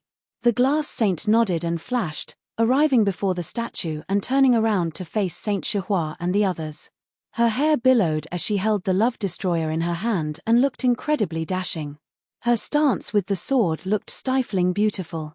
"Glass Saint, I'm afraid you won't be able to take us all on your own." Saint Shihua continued to move forward. The Sacred King and Saint Xi stepped forward at the same time. Saint Xi had kept a close eye on Yi Futian, and it was finally the time to move, waiting for Yi Futian to hit him first. It was indeed a good opportunity. All three of them emanated immense pressure from the Great Path. Their spiritual will unnervingly strong. A formless force seemed to be fighting against the pressure of Great Path emanated from the statues. "Sacred King, we'll take the woman out first," Saint Shihua said. He knew that there was no time to wait. "Do it," the Sacred King said with a sharp voice. Three saints moved at the same time, heading straight for the Glass Saint. "Wuchen!" Yi Futian shouted. He cranked the statue's will to the extreme and hovered before the statue. A huge shadow appeared as if the statue's power had taken form. He punched and the space shook. Terrifying star power rained down at the three saints. Yi Wuchen's life spirit sword rang and a sliver of terrifying sword will merged with the statue's will, before launching out as sword pressure of the Great Path, cleaving the space apart. A phoenix's shadow appeared on the Sacred King and an extremely sharp golden phoenix sword appeared before the bird, launching forward with murderous intent. "An ant trying to shake a tree, I see." Saint Shihua and Saint Xi attacked at the same time. Even though their powers were suppressed, their attacks were still frighteningly formidable nonetheless. Yi Futian and Yi Wuchen were simply borrowing the power of saints while the three they were fighting were saints. The confrontation felt ridiculous. Wild aura coursed. The attacks of both Yi Wuchen and Yi Futian were easily shot down right there and then. However, at that very moment, the Glass Saint's sword moved. The ice powers of the Great Path made one's blood feel like it was about to stop flowing. The chill seeped deep into the bone while the flash of the sword felt like a cold moon. It was an attack that tore through the spirit and any emotions, cutting the holy will as well as the body of flesh and blood carrying it. None of the three saints let their guard down against the Glass Saint's attacks and fought earnestly, fighting the power coming at them. However, they felt as if the statue had burst with even greater might of the great path. Yi Futian and Yi Wuchen did not expect themselves to be able to beat saints using only borrowed will of the statues, but if they were able to cut down the three saints' powers considerably, it would have helped with the glass saints' attack and stopped them. The Renhuang statue at Huang Shi's side grew increasingly bright and his body hovered before the statue. His spiritual will merged with the construct. The huge mausoleum shook and everyone's eyes looked extremely intense. The tomb of Renhuang was possibly about to be opened. All mighty ones moved quickly and headed for where Huang Shi was. However, at that moment, the might of the great path fell onto them. The ring of the 9 symbols flashed and was brought down with the power of the great path, heading straight for Ji Mo, who had just lost an arm. Boom! A loud boom was heard and Ji Mo's body was so rattled that he spat up blood and looked ashen. His first attack ended up with him being taken an arm by Yi Wuchen. The next attack was launched by Jiyu Dongliu, and it was just as damaging. Get lost! Jiyu Dongliu uttered a line and the 9 symbols burst with intense light at the same time, merging with the power of the great path and shooting at the ones trying to get near Huang Shi. One mighty one after another was thrown back by the attack. Ji Mo's expression was extremely pale. He was one of the top geniuses in the Hall of Holy Light and had been titled a heavenly chosen one during the pilgrimage, yet he suffered such humiliation nonetheless. Furthermore, Jiyu Dongliu had never gotten along well with him during the pilgrimage. Seeing how many insisted on moving forward, Jiyu Dongliu's handsome face was filled to the brim with murderous intent. Many of them were from holy lands and he knew well that Yi Futian was in a bad position to act against them, as it would have ended with the Holy Ji Palace of the barren state suffering pressure that would break them. However, in such a situation, it became apparent that reasoning would not do if they wanted to keep the lineage of the sovereign family, they needed to kill. As such, they saw no choice but kill one of them to serve as a warning. He turned his eyes to Ji Mo and the 9 symbols circled, merging the might of the great path from the statue into it. Sword will was imbued within the 9 symbols. Ji Mo seemed to have noticed Jiyu Dongliu looking at him and felt the murderous intent from Jiyu Dongliu's eyes. His expression turned grim all of a sudden. Anyone who dares move forward shall be cut down, Jiyu Dongliu declared. The 9 symbols seemed to have disappeared like extremely sharp swords. Ji Mo sensed the pressure and retreated hastily, giving up the ruins of Renhuang altogether. The light of the 9 symbols penetrated his body immediately, and at the very next moment, everyone saw Ji Mo's body twitch lethargically for a bit in the air, before dropping from above. The top-notch genius from the Hall of Holy Light had been killed right there and then, before he was truly able to shine in the 9 states. Gya and Ji Mu were still fighting and their faces went pale as they saw Ji Mo perish. What they found even more baffling was that despite being ranked on the Sage and Saint ranking, they had no edge whatsoever to speak of while fighting Yu Sheng and Hua Jiyu of the Holy Ji Palace. It was especially apparent in the case of Gya, as he was ranked second on the Sage ranking. One wondered how insane the power of the sages from the Holy Ji Palace could be if they were to bring out their all. Open. Dazzling light sparkled and the place rumbled. Everyone turned their eyes to the center of the mausoleum and saw the incredibly huge Renhuang statue. A crack opened up in the middle and a door appeared. It was as they had speculated that Renhuang's statue was the true entrance to the tomb. Get in there, quick, Huang Shi said. Yi Futian then gave the order, retreat. The ones from the Holy Ji Palace flashed in the Renhuang statue's direction. Roar! An earth-shattering roar was heard and the terrifying sound reverberated in the air. Huang Zhouge and many others from the Holy Ji Palace were thrown behind and spat up blood. They turned their heads and looked at another direction. One of the statues looked like an angry guardian. A ferocious shadow appeared in the air and there stood Liu Zong, with his life spirit merging with the shadow. Seeing how Yi Wuchen had communicated with the statues as well how Yi Futian and Jiyu Dongliu followed, he knew Yi Futian and the others knew something. As such, he tried to communicate with the statues instead of joining the fight, and he succeeded. Liu Zong. Saint Shihua smirked. This was indeed someone fit to become a successor to Shihua Sacred Mountain. Liu Zong had succeeded in doing what Yi Futian and the others had done. Yi Futian's expression was grim. He had no time to deal with Liu Zong as he and Yi Wuchen had to work together with the glass saint. The attacks of the three enemy saints grew increasingly strong, especially the Ju Sacred King. He fought up close with the glass saint, and a terrifying storm whipped up in the air. "I'll take care of him," Jiyu Dongliu said. The light of the 9 symbols streaked and went straight for Liu Zong, who looked back at Jiyu Dongliu. The light of Buddhahood coursed around him. He trained in multiple powers and the Buddhist skills were one of them. Boundless ancient mudra appeared and clashed with Jiyu Dongliu's symbols. Both of them borrowed the power of the saints from the statues to fight each other. "Joga, get in quick," Yi Futian called. He had no thoughts of inheriting the lineage of the ruins. When he was in trouble all those years ago, many in the barren state went to his aid and fought for him at the Holy Ji Palace, and one of them being Huang Shi of the sovereign family. When the sacred war broke out later, Huang Shi brought his clan with him and moved into the Holy Ji Palace. It was a relationship that needed no words to be spoken. The simple line caused Huang Joga's eyes to become somewhat red. He said nothing as he rushed for the place where Huang Shi was at. Boom! Another boom was heard as the glass saint was thrown back. She borrowed the force from the shock and retreated like a flash of lightning to where the statue was at. The sacred king burst with equal speed as he saw that, moving at an impossible speed. 2 beams of light disappeared and went inside the imperial mausoleum.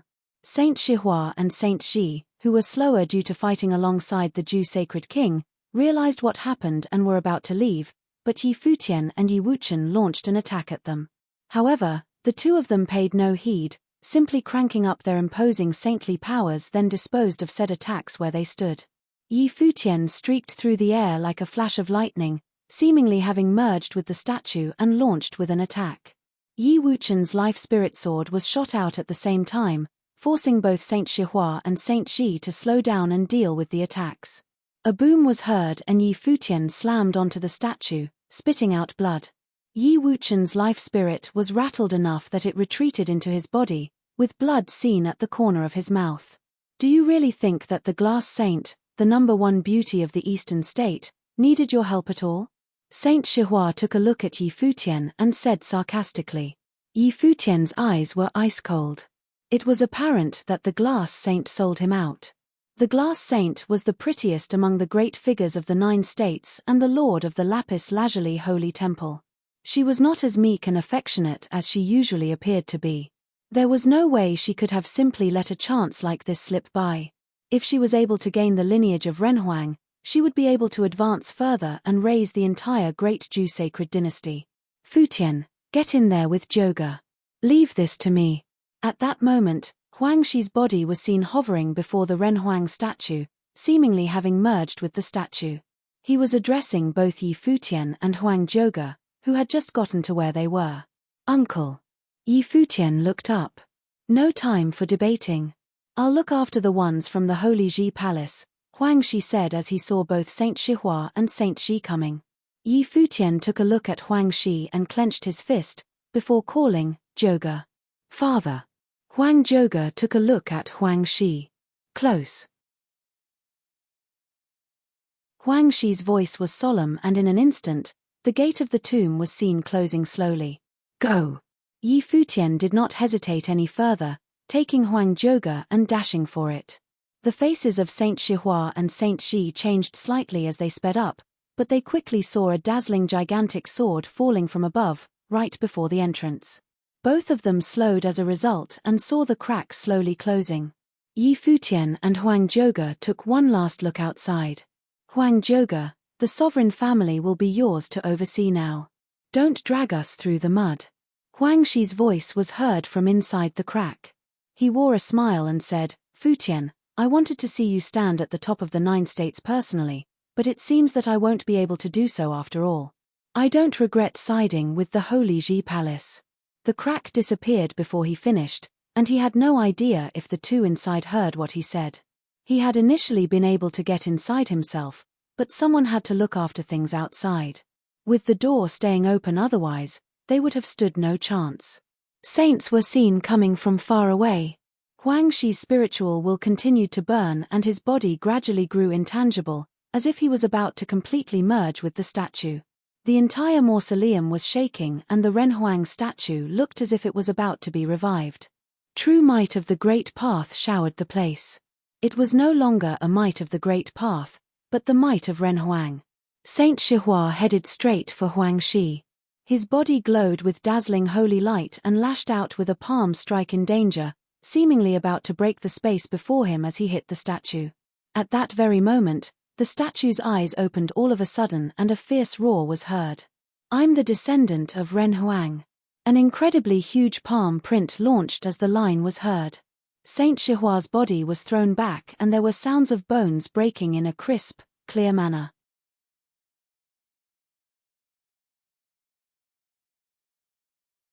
Chapter 954. Huang Shi's voice exploded like thunder, causing the hearts of everyone before the mausoleum's walls to shudder violently. They then saw the saints from Shihua Sacred Mountain being clapped hard and crashing to the ground, spitting blood as they got up. Saint Ji, who had wanted to have a closer look, halted his steps altogether, keeping his eyes forward. Huang Shi's voice exploded like thunder, causing the hearts of everyone before the mausoleum's walls to shudder violently. They then saw the saints from Shihua Sacred Mountain being clapped hard and crashing to the ground, spitting blood as they got up. Saint Ji, who had wanted to have a closer look, halted his steps altogether, keeping his eyes forward. Huang Shi's silhouette had been completely merged into the statue. His flesh, blood, bone, and even his will seemed to have totally merged with the statue. It was as if he had returned as his ancestor Renhuang. When his blood merged with that of the statue, Huang Shi clearly sensed that the statue had been carved with refined blood of Renhuang. That thing left behind by his ancestor resonated with his blood and activated the will contained within.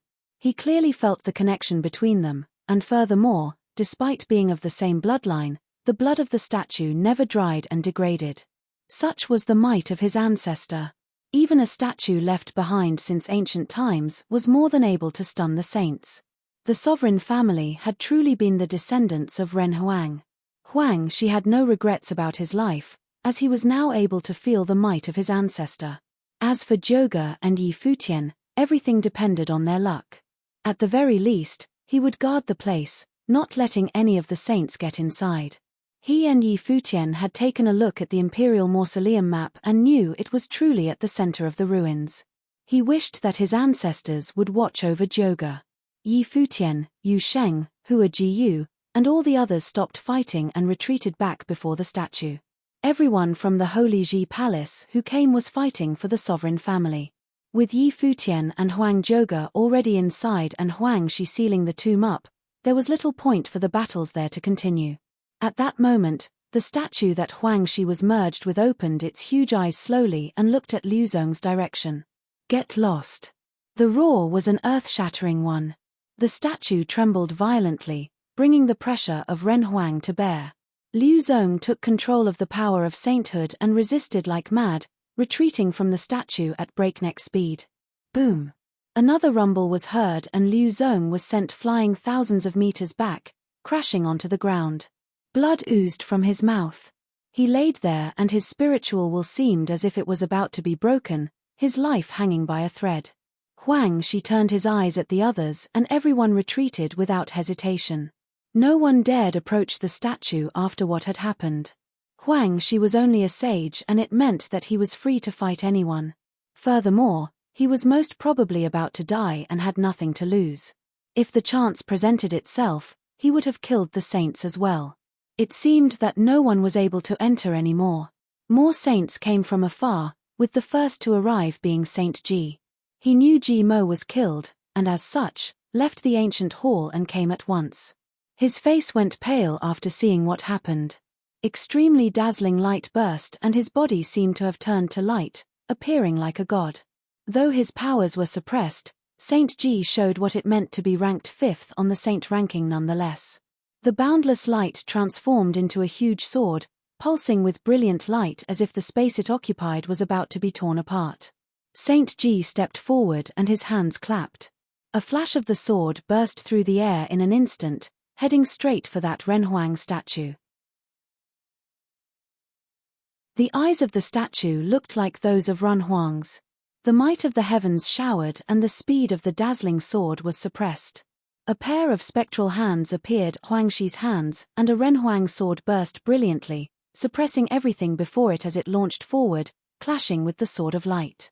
The sword of light was crushed right there, and the huge sword continued moving forward, lashing out at Saint Ji. However, Saint Ji possessed immense speed. Even though he was still suppressed with the overwhelming pressure, he was nonetheless able to disappear from where he stood with just one step, appearing in midair. However, he looked severely frustrated, discovering that he was unable to do anything against a statue. Even though it had been something left behind by Ren Huang, a statue that had been standing around for over 1,000 years was still a dead object. He burst with light that was even more brilliant, showing no fear whatsoever. The walls of the mausoleum shuddered maniacally. All 36 statues shook at the same time. True might of the heavens descended from above, raining down on Saint Ji's body. He frowned as he found that those objects actually attempted to suppress his saintly powers. Many figures before the walls quickly retreated and did not dare to approach any further in order to keep from getting caught in the crossfire. Huang Shi's expression was incredibly solemn. An imposing imperial pressure seemed to have manifested before the statue. A huge shadow appeared as if Ren Huang himself had been revived. Voom! A Ren Huang sword materialized yet again. It was the life spirit of Huang Shi, yet at that moment, the sword seemed to have become a true Ren Huang sword. It continued to grow in a size and a terrifying storm whipped up in the air around them. The place they stood turned very deadly. The sword shot high above the sky, coming to the very top of the sealed space. The vast area seemed to have been put under lockdown.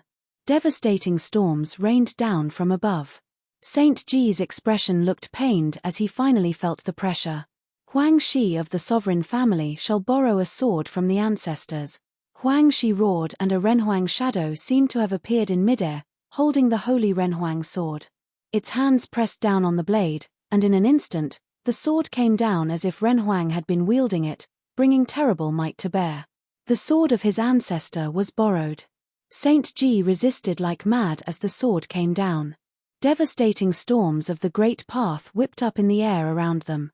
His clothes were torn and his body retreated in a frenzy.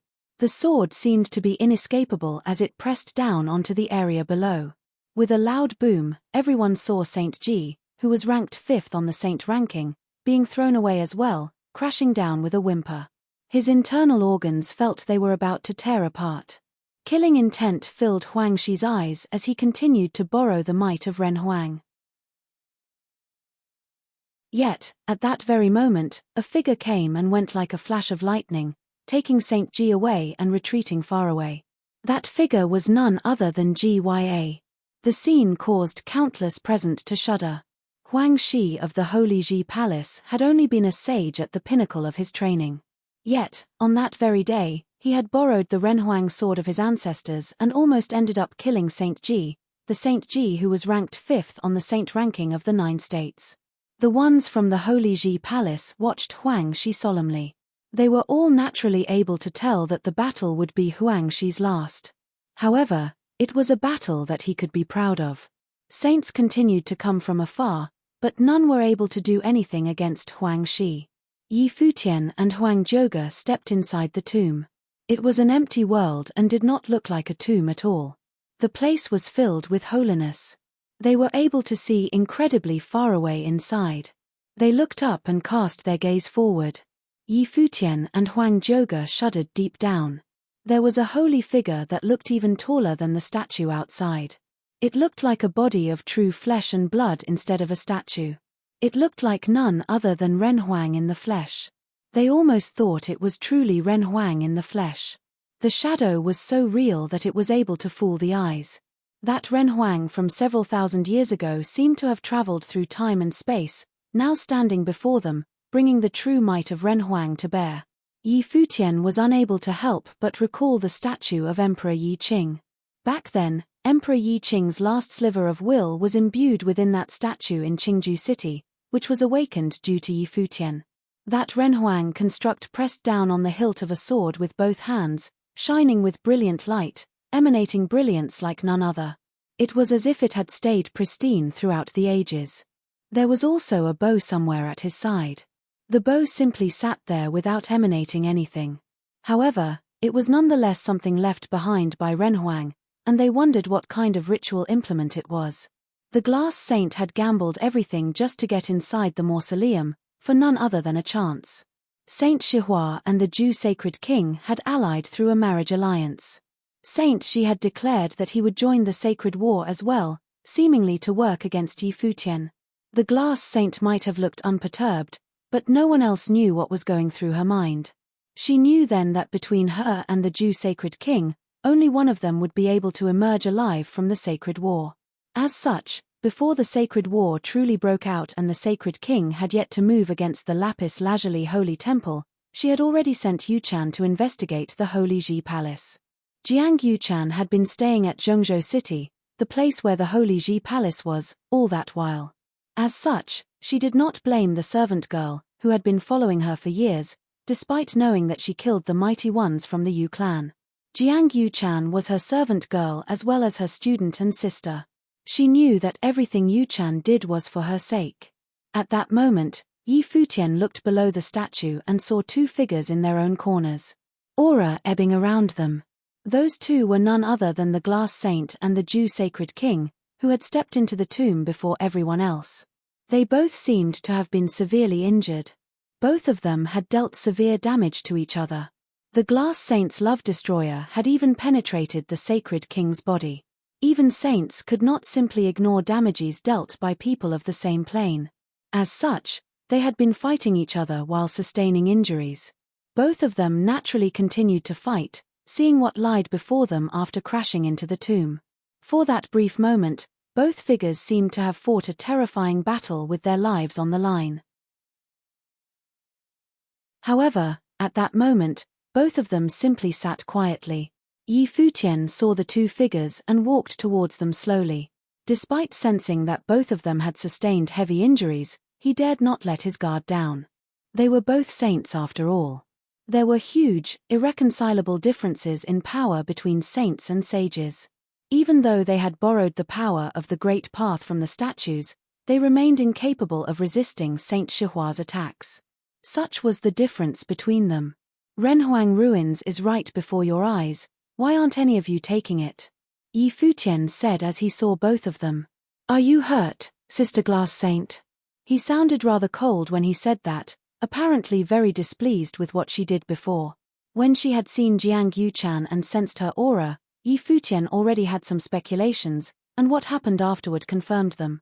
It was too bad he had let his guard down. However, at that moment, he had to ally with the Glass Saint, as she was the only one at their side who was capable of resisting both Saint Shihua and the Sacred King. It did not help that Saint Shi was also waiting to pounce. The Glass Saint turned her eyes and looked at Yi Futian.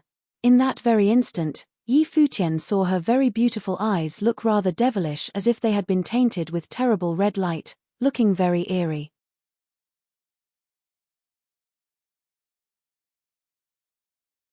Chapter 955. Chapter 955. Who is more brutal? Chapter 955. Who is more brutal? Yi Futian was puzzled. Both the Glass Saint and the Sacred King did not move at all, they simply sat where they were sitting. The Glass Saint turned her eyes away and no longer looked at Yi Futian. She was working hard at maintaining her mind, as if she was being put under serious pressure. The eerie scene made Yi Futian frown. He stepped forward slowly and Huang Zhouge followed suit. They were moving at a very slow speed with their auras engaged, being on guard against those two saints. At that time, pulsing pressure fell onto them, which grew increasingly heavy as they continued to move forward. Yi Futian and Huang Zhouge looked up at that very tall and imposing Renhuang shadow far away. In an instant, the figure became imprinted in their minds directly, making them struggle to breath. That Renhuang figure far away seemed to be right before their eyes. Boom! Their spiritual will shook. Yi Futian felt as if his will was on the verge of being snuffed out. He grunted as his body came down, sitting on the ground. Everything in the world seemed to have changed, and that Renhuang shadow seemed to be standing right before them like a god. Is your mind firm and unyielding enough to inherit my will? A voice seemed to be heard from 1,000 years ago, seeping into Yi Futian and Huang Zhouge's mind, as if they were being interrogated. Yi Futian only knew right there and then that despite how they came, the lineage of Renhuang was right before their eyes. There were still challenges that needed to be faced. Even a descendant of Renhuang had to be tested despite coming so far. Is your mind firm and unyielding enough to inherit my will? If the one to inherit the Renhuangs will prove to be of weak mind, then such person would be deemed unqualified to take the lineage, as it would be a waste. Renhuang, who had been a legend like none other in his time over 1,000 years ago, left behind a tomb that could only be opened by his descendants. However, if his descendants were to be of bad stock, then they would be deemed unqualified to inherit what he had left behind. He would have rather find someone who was truly determined to walk the path of cultivation. Yi Futian felt he had entered a realm of illusion, as if he had no secrets and everything was laid bare before the will of Renhuang. He felt a shadow hovering in the air, as if that was where he should be. His mind recalled all that he had been through for the past 30 years and more. He recalled Qin Yi, the big sister, and Feng Qingxue, the twerp, wondering how they were doing presently. He liked that big sister figure of hers. No one would have not liked a sexy, beautiful big sister like that after all. However, the little fox named Hua Jiyu was just simply too stunning back then. The question of missing out on that big sister might have been a regret, but his mind answered with a definite no. His mind might have wavered a little bit, but he was hardly affected. He recalled old man Yi Baichuan and his mother. There was no news of them and he had no idea if they still lived. It was something that affected his mind, but his will remained firm. He recalled Emperor Yi Qing and the crying Snow Ape King, as well as the Nandu clan's advent, the empire being muddled with just one song. It was only then that Yi Futian's heart began to ache. It felt like a terrible pressure fell onto him, as if a catastrophe of the great path had struck his mind. It was painful. He grunted as his face turned pale. It was apparently something that stayed deep within his mind still, and he still had trouble letting go. So you're trying to make me review my life, eh? A sarcastic smirk was seen on his face. His eyes were determined as he glared at the shadow of Renhuang that seemed to be right before him. It was said that one's mind needed to be whole before one could achieve sainthood.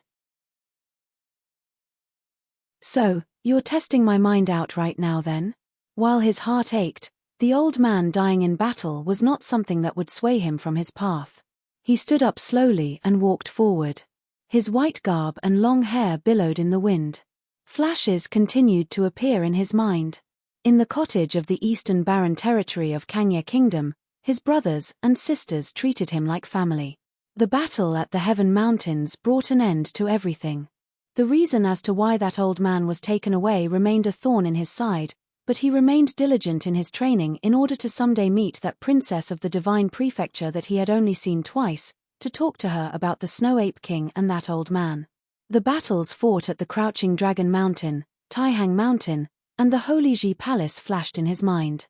He had never been perfect and had done a lot of wrong, being haughty and inflexible, just like how he was before Xia Qingyuan. If he would have simply lowered his head and followed Xia Qingyuan, many things would have turned out better, maybe even turning out to be the results he sought, but even if he had been missing out on things, his mind remained firm. The answer to the question of whether or not his mind had been firm and unyielding was a natural yes. He did not dare to claim that his mind was whole and flawless, but at the very least, his beliefs were firm and nigh indestructible. Boom! His took one step forward, which sounded like a step on the path he sought. Cracks were hard and the shadow of Renhuang, that had been weighing on his mind, disappeared altogether. One step, and he was gone. Formless power flowed with the wind around him. His will seemed to have been strengthened somewhat. Even within that sealed space, he was still able to sense a stronger willpower. With one step, he came to Archmage Plain. His white garb billowed without wind. Yi Futian cast his gaze at the shadow of Renhuang far away, as if nothing had changed. He turned to look at Huang Zhouge beside him. Huang Zhouge was steeped in all that as well, and there seemed to be tears at the corner of his eyes. His body shuddered a bit, as if he was locked in a struggle. Yi Futian was able to relate to Huang Zhouge's struggle. Huang Shi, the leader of the sovereign family, and Huang Zhouge's father blocked the gates by putting his life on the line. That stage alone had been enough to make Huang Zhouge's mind waver. Hopefully, he will be able to get over it. Yi Futian could have simply gone up to the shadow of Ren Huang right there and then. He would have been able to acquire the lineage so long as he was willing. However, he did not, as that was something left behind for Huang Zhouge, and he was in no position to take it. Not doing was risky, as both the Glass Saint and the Sacred King were still around, but he was determined to keep his belief, as that was his way. He would have never been able to face Huang Shi and the sovereign family, who fought by his side, again if he were to take the lineage for himself. He stepped forward and walked to where the two saints were. The Glass Saint turned her eyes to look at Yi Futian again. Zhu Jiming sustained severe injuries and his mind is being interrogated. This is your chance. The Glass Saint's eyes shone with a red glow. It was apparent that her situation was not any better compared to the Sacred King's. Yi Futian simply looked at her without saying anything. Zhu Jiming massacred my clan, all 3,000 of them. I'm determined to avenge my family and I'm after the Renhuang lineage just so that I can kill him. Futian, you call me sister.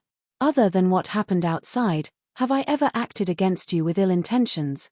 The Glass Saint continued. Should I trust you, Sister Glass Saint, or should I not? Yi Futian looked at the Glass Saint and asked, the death of those of the Yu clan was your doing, no? Indeed. The Glass Saint did not deny it.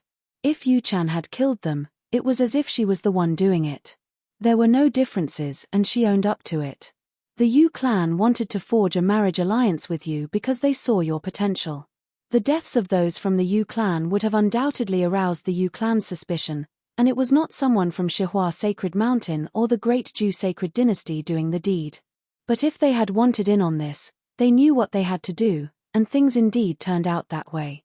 Would all of that have been in yours and the Holy Ji Palace's favor or against it?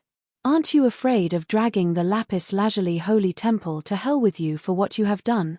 Yi Futian asked. If the Yu clan was involved, then I shall be on your side. The Yu clan could come settle their scores with me, just so long as the Great Zhu Sacred Dynasty falls. The Glass Saint then added, regardless of how you look at things, at this very moment, will you be going against me or against Zhu Jiming? The Sacred King remained sitting where he was, unbudging. He apparently knew his priorities and what he needed to do at the moment. He needed to restore his powers and break through Renhuang's pressure. Yi Futian admitted that what the Glass Saint said made sense. To him, the Sacred King was obviously the true enemy. You're willing to leave the lineage to the sovereign family, and I definitely won't lay a finger on it so long as Zhu Jiming ends up dead. You can ask anything of me to make it up to you, the Glass Saint continued. Yi Futian turned his eyes at the Sacred King, and his eyes were filled with murderous intent. It was not because he was convinced by the Glass Saint, but because there was no way he and the Sacred King could coexist. He had that thought as soon as he entered. He was simply thinking if he should have taken the risk. It was an opportunity like none other after all. The polearm of divine destruction appeared in his hand, and the powers within Yi Futian's body gushed into the ritual implement. Terrifying pressure manifested. There was no doubt that the Sacred King had sustained severe injuries. Furthermore, he had to endure the pressure of the Great Path. It was a chance that he felt reluctant to miss. Boom! He stepped forward and brought the divine implement in his hand down. His surroundings felt like they were about to collapse in that very instant. Boundless shadow of the staff fell from the heavens, heading straight for the Sacred King. The Sacred King, who had stayed silent all the while, looked up at Yi Futian all of a sudden. A bright, dazzling light burst from his body and the phoenix shot forth with lethal intent. It was apparently his life spirit, heading straight for Yi Futian. The polearm of divine destruction clashed with the divine bird with a boom and Yi Futian felt as if his body was about to be penetrated. The terrifying power stunned him and sent him flying. Bones all over his body seemed to have cracked, but at that very moment, a dazzling sword flashed by, heading straight for the Sacred King's head. The Sacred King slapped at the ground and retreated backwards. The phoenix turned away to intercept the attack, and with a loud boom, the wings of the phoenix seemed to have been broken right there and then. The bird was damaged and returned to the sacred king's body with a wail. However, that sword attack was blocked. The love destroyer returned back to the glass saint's body as well.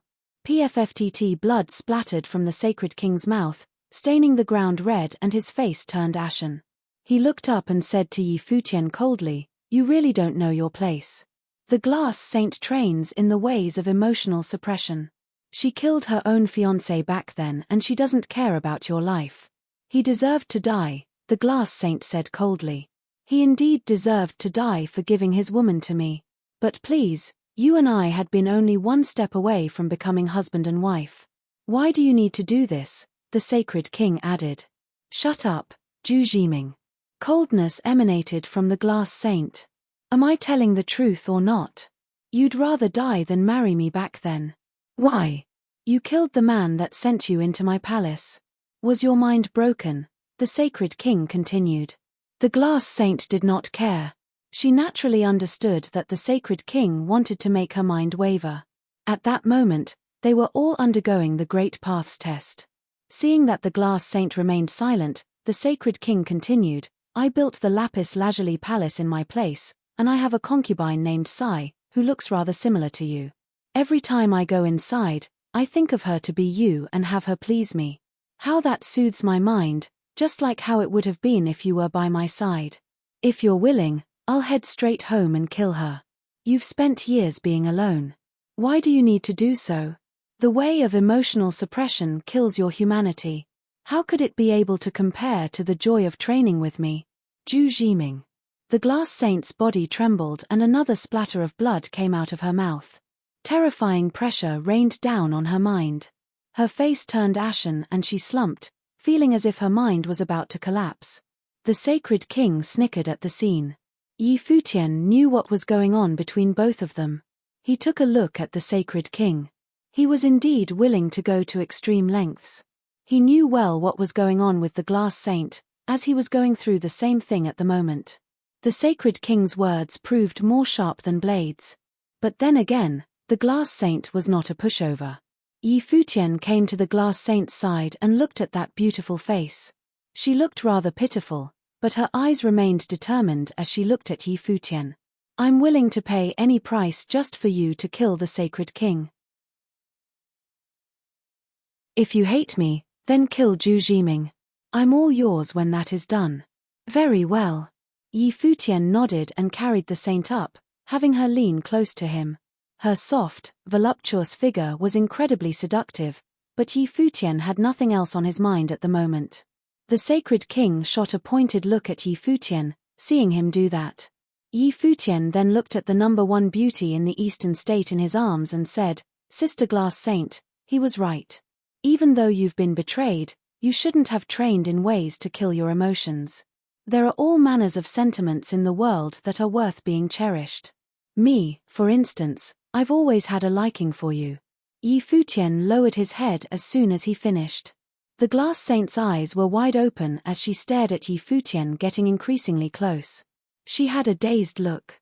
It was anyone's guess if she was too weak to do anything or if she had simply forgotten to do so, but she did not resist. At the very next moment, she felt her lips being invaded and her mind felt like it was being blown to pieces as it turned completely blank. "How dare you?" Tremendous murderous intent filled the sacred king's eyes. Yet, at that moment, terrifying pressure fell onto him like a catastrophe of the great path, pounding his mind. The sacred king's face turned pale like the glass saint's, and he spat up blood. His aura had never been so weak. Yi Futian lifted his head and looked at the dazed, beautiful eyes and said, "You said that you were willing to pay any price for killing Zhu Jiming. I'll definitely kill him. I take it that you won't mind then."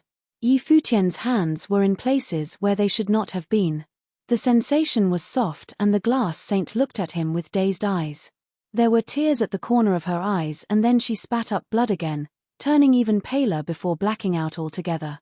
Yi Futian looked at all of that calmly and extended his hand to caress the beautiful face of hers, smiled and turned to look at the sacred king. "She's indeed the number one beauty in Eastern State indeed, poised and beautiful like none other. What do you think, sacred king?" The sacred king continued to glare at Yi Futian while blood oozed out of the corner of his mouth. He shut his eyes and turned away. Both the sacred king and the glass saint had been brutal figures, and it was totally unexpected that Yi Futian was just as brutal. He was actually trying to kill both the sacred king and the glass saint at the same time.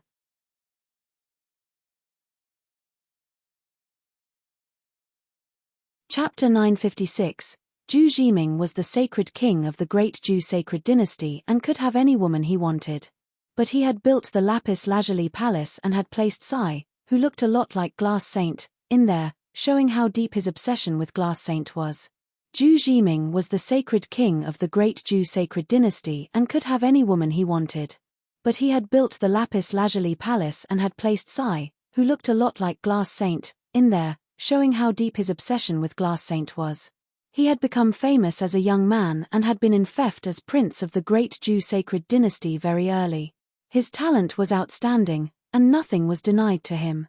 When glass saint was seen by the lord of lapis lazuli holy temple, the rumor had gone out that her looks were extraordinary, without parallel in the eastern state.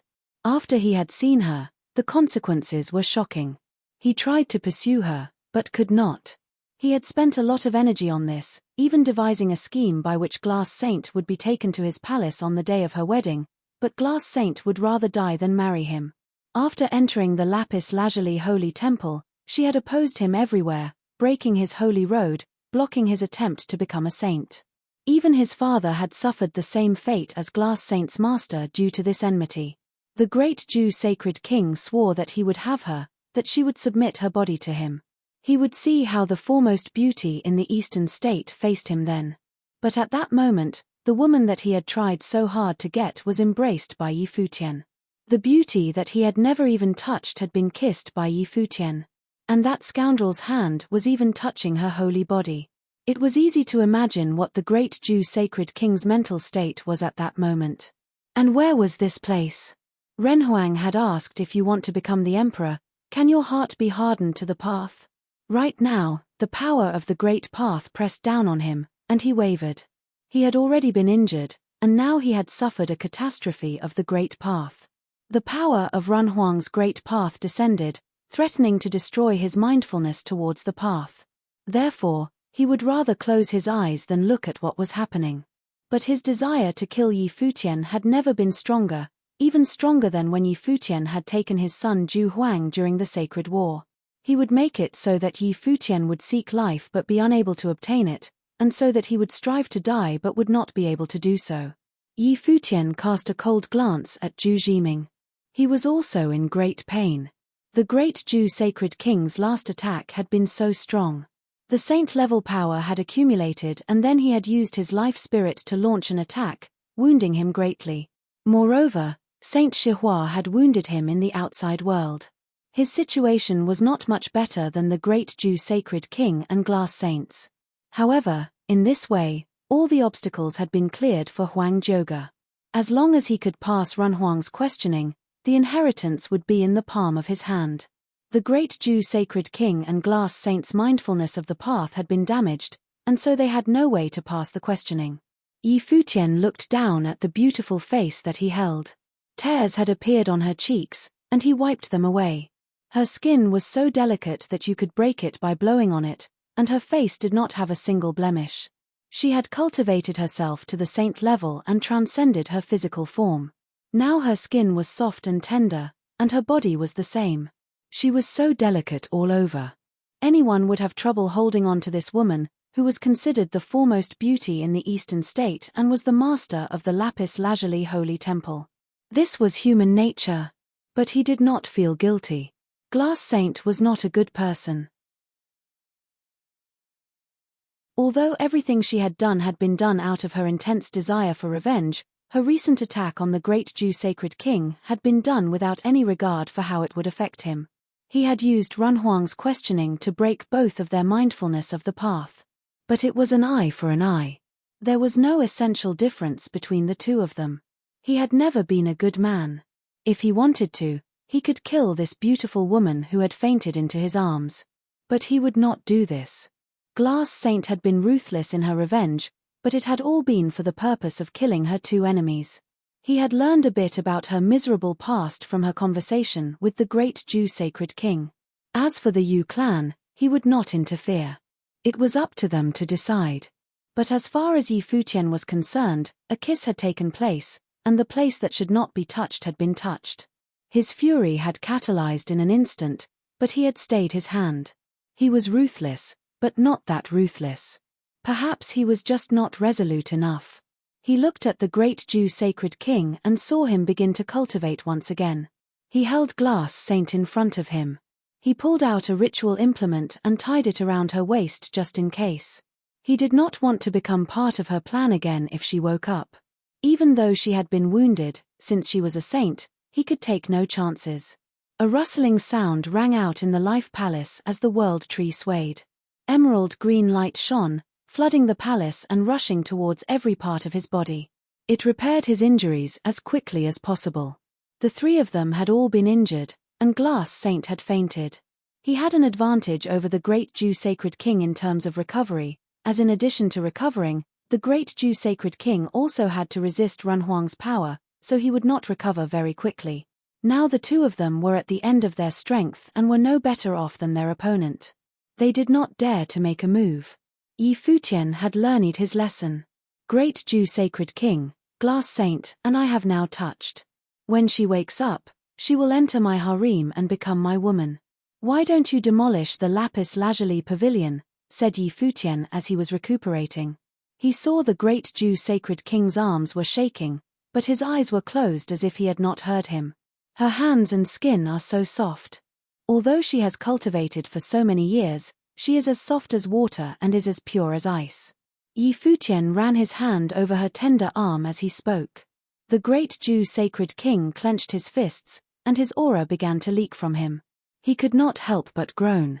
He was fighting against the power of the path, but Yi Futian was slashing at his heart. But he was a king. His eyes remained closed, and he did not move at all. His heart was as strong as iron. Yi Futian stopped stroking her arm. He did not continue provoking the great Jew sacred king, and instead focused on recovering. Time passed in silence. Yi Futian's wounds healed quickly. He kept his eyes open, staring at the great Jew sacred king.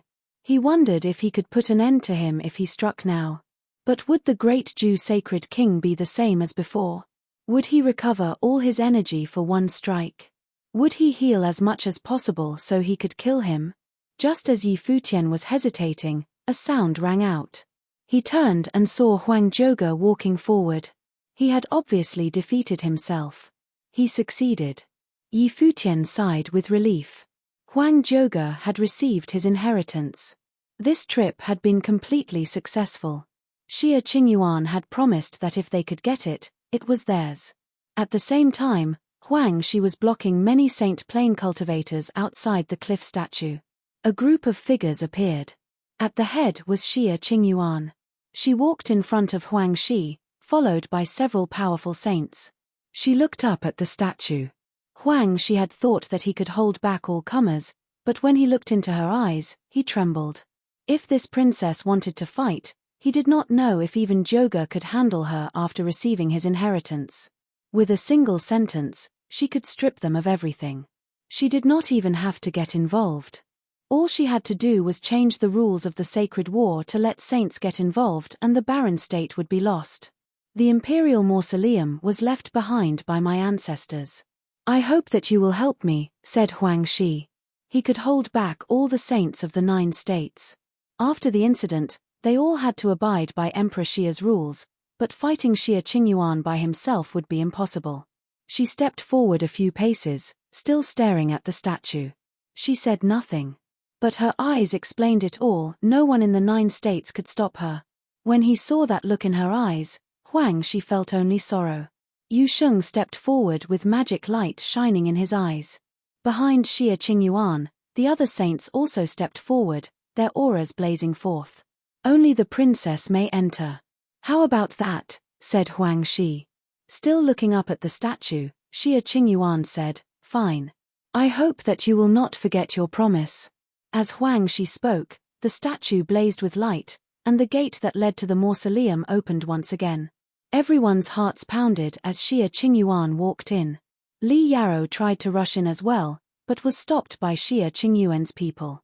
Xie Qingyuan walked in the gate. No one in the 9 states could stop her. The gate closed once again, cutting them all off. They had no way of knowing what would take place inside. Huang she could only pray. There were 5 great cultivators inside. Did Zhoge have any hope? Yi Futian saw Xie Qingyuan enter as the gate opened. A cold light flashed in his eyes. Xie Qingyuan saw him as well. She took in the situation inside the imperial mausoleum in a glance, then looked up at the figure of Renhuang as she stepped forward. She soon felt the power of the great path, but she did not stop. She kept walking forward step by step. She had already felt this kind of power from her father. Her mindfulness of the path was firm and could not be shaken. Yi Futian put down glass saint and stood up, blocking Xie Qingyuan. The imperial mausoleum was left behind by the Huang clan ancestors and should be inherited by their descendants. You promised that if I could take it, it would be mine. It should be the same for the other members of my palace, he said. Yes, said Xie Qingyuan. Then she looked at Huang Zhoge and said, that's assuming he can take it. On saying this, she continued forward, passing by Yi Futian. Yi Futian's figure flashed and he appeared in a space not far from Renhuang. His back was to the statue of Renhuang, and he faced Xie Qingyuan. You think you can stop me? Xie Qingyuan glanced at Yi Futian, and suddenly a sage-level aura bloomed. Yi Futian felt the fierce wind. This terrible aura was coming forth from the body of this delicate beauty in men's clothing. It seemed that everything in the world would be forced to crawl at her feet. Yi Futian's white robes flapped in the wind. He fixed his gaze on Xie Qingyuan. She was the foremost talent of the upper worlds, the favorite daughter of Emperor Xie, and was hailed as a woman whose talent surpassed even her father's. Your Highness, Yi Futian, the palace lord of the Holy Ji Palace in the Barren State, asks for your instruction. His voice rang out throughout the imperial mausoleum. The echo lingered on and on. You're tuning in to the Celestial War YouTube channel. Don't forget to subscribe and join us on this journey to catch the most captivating stories.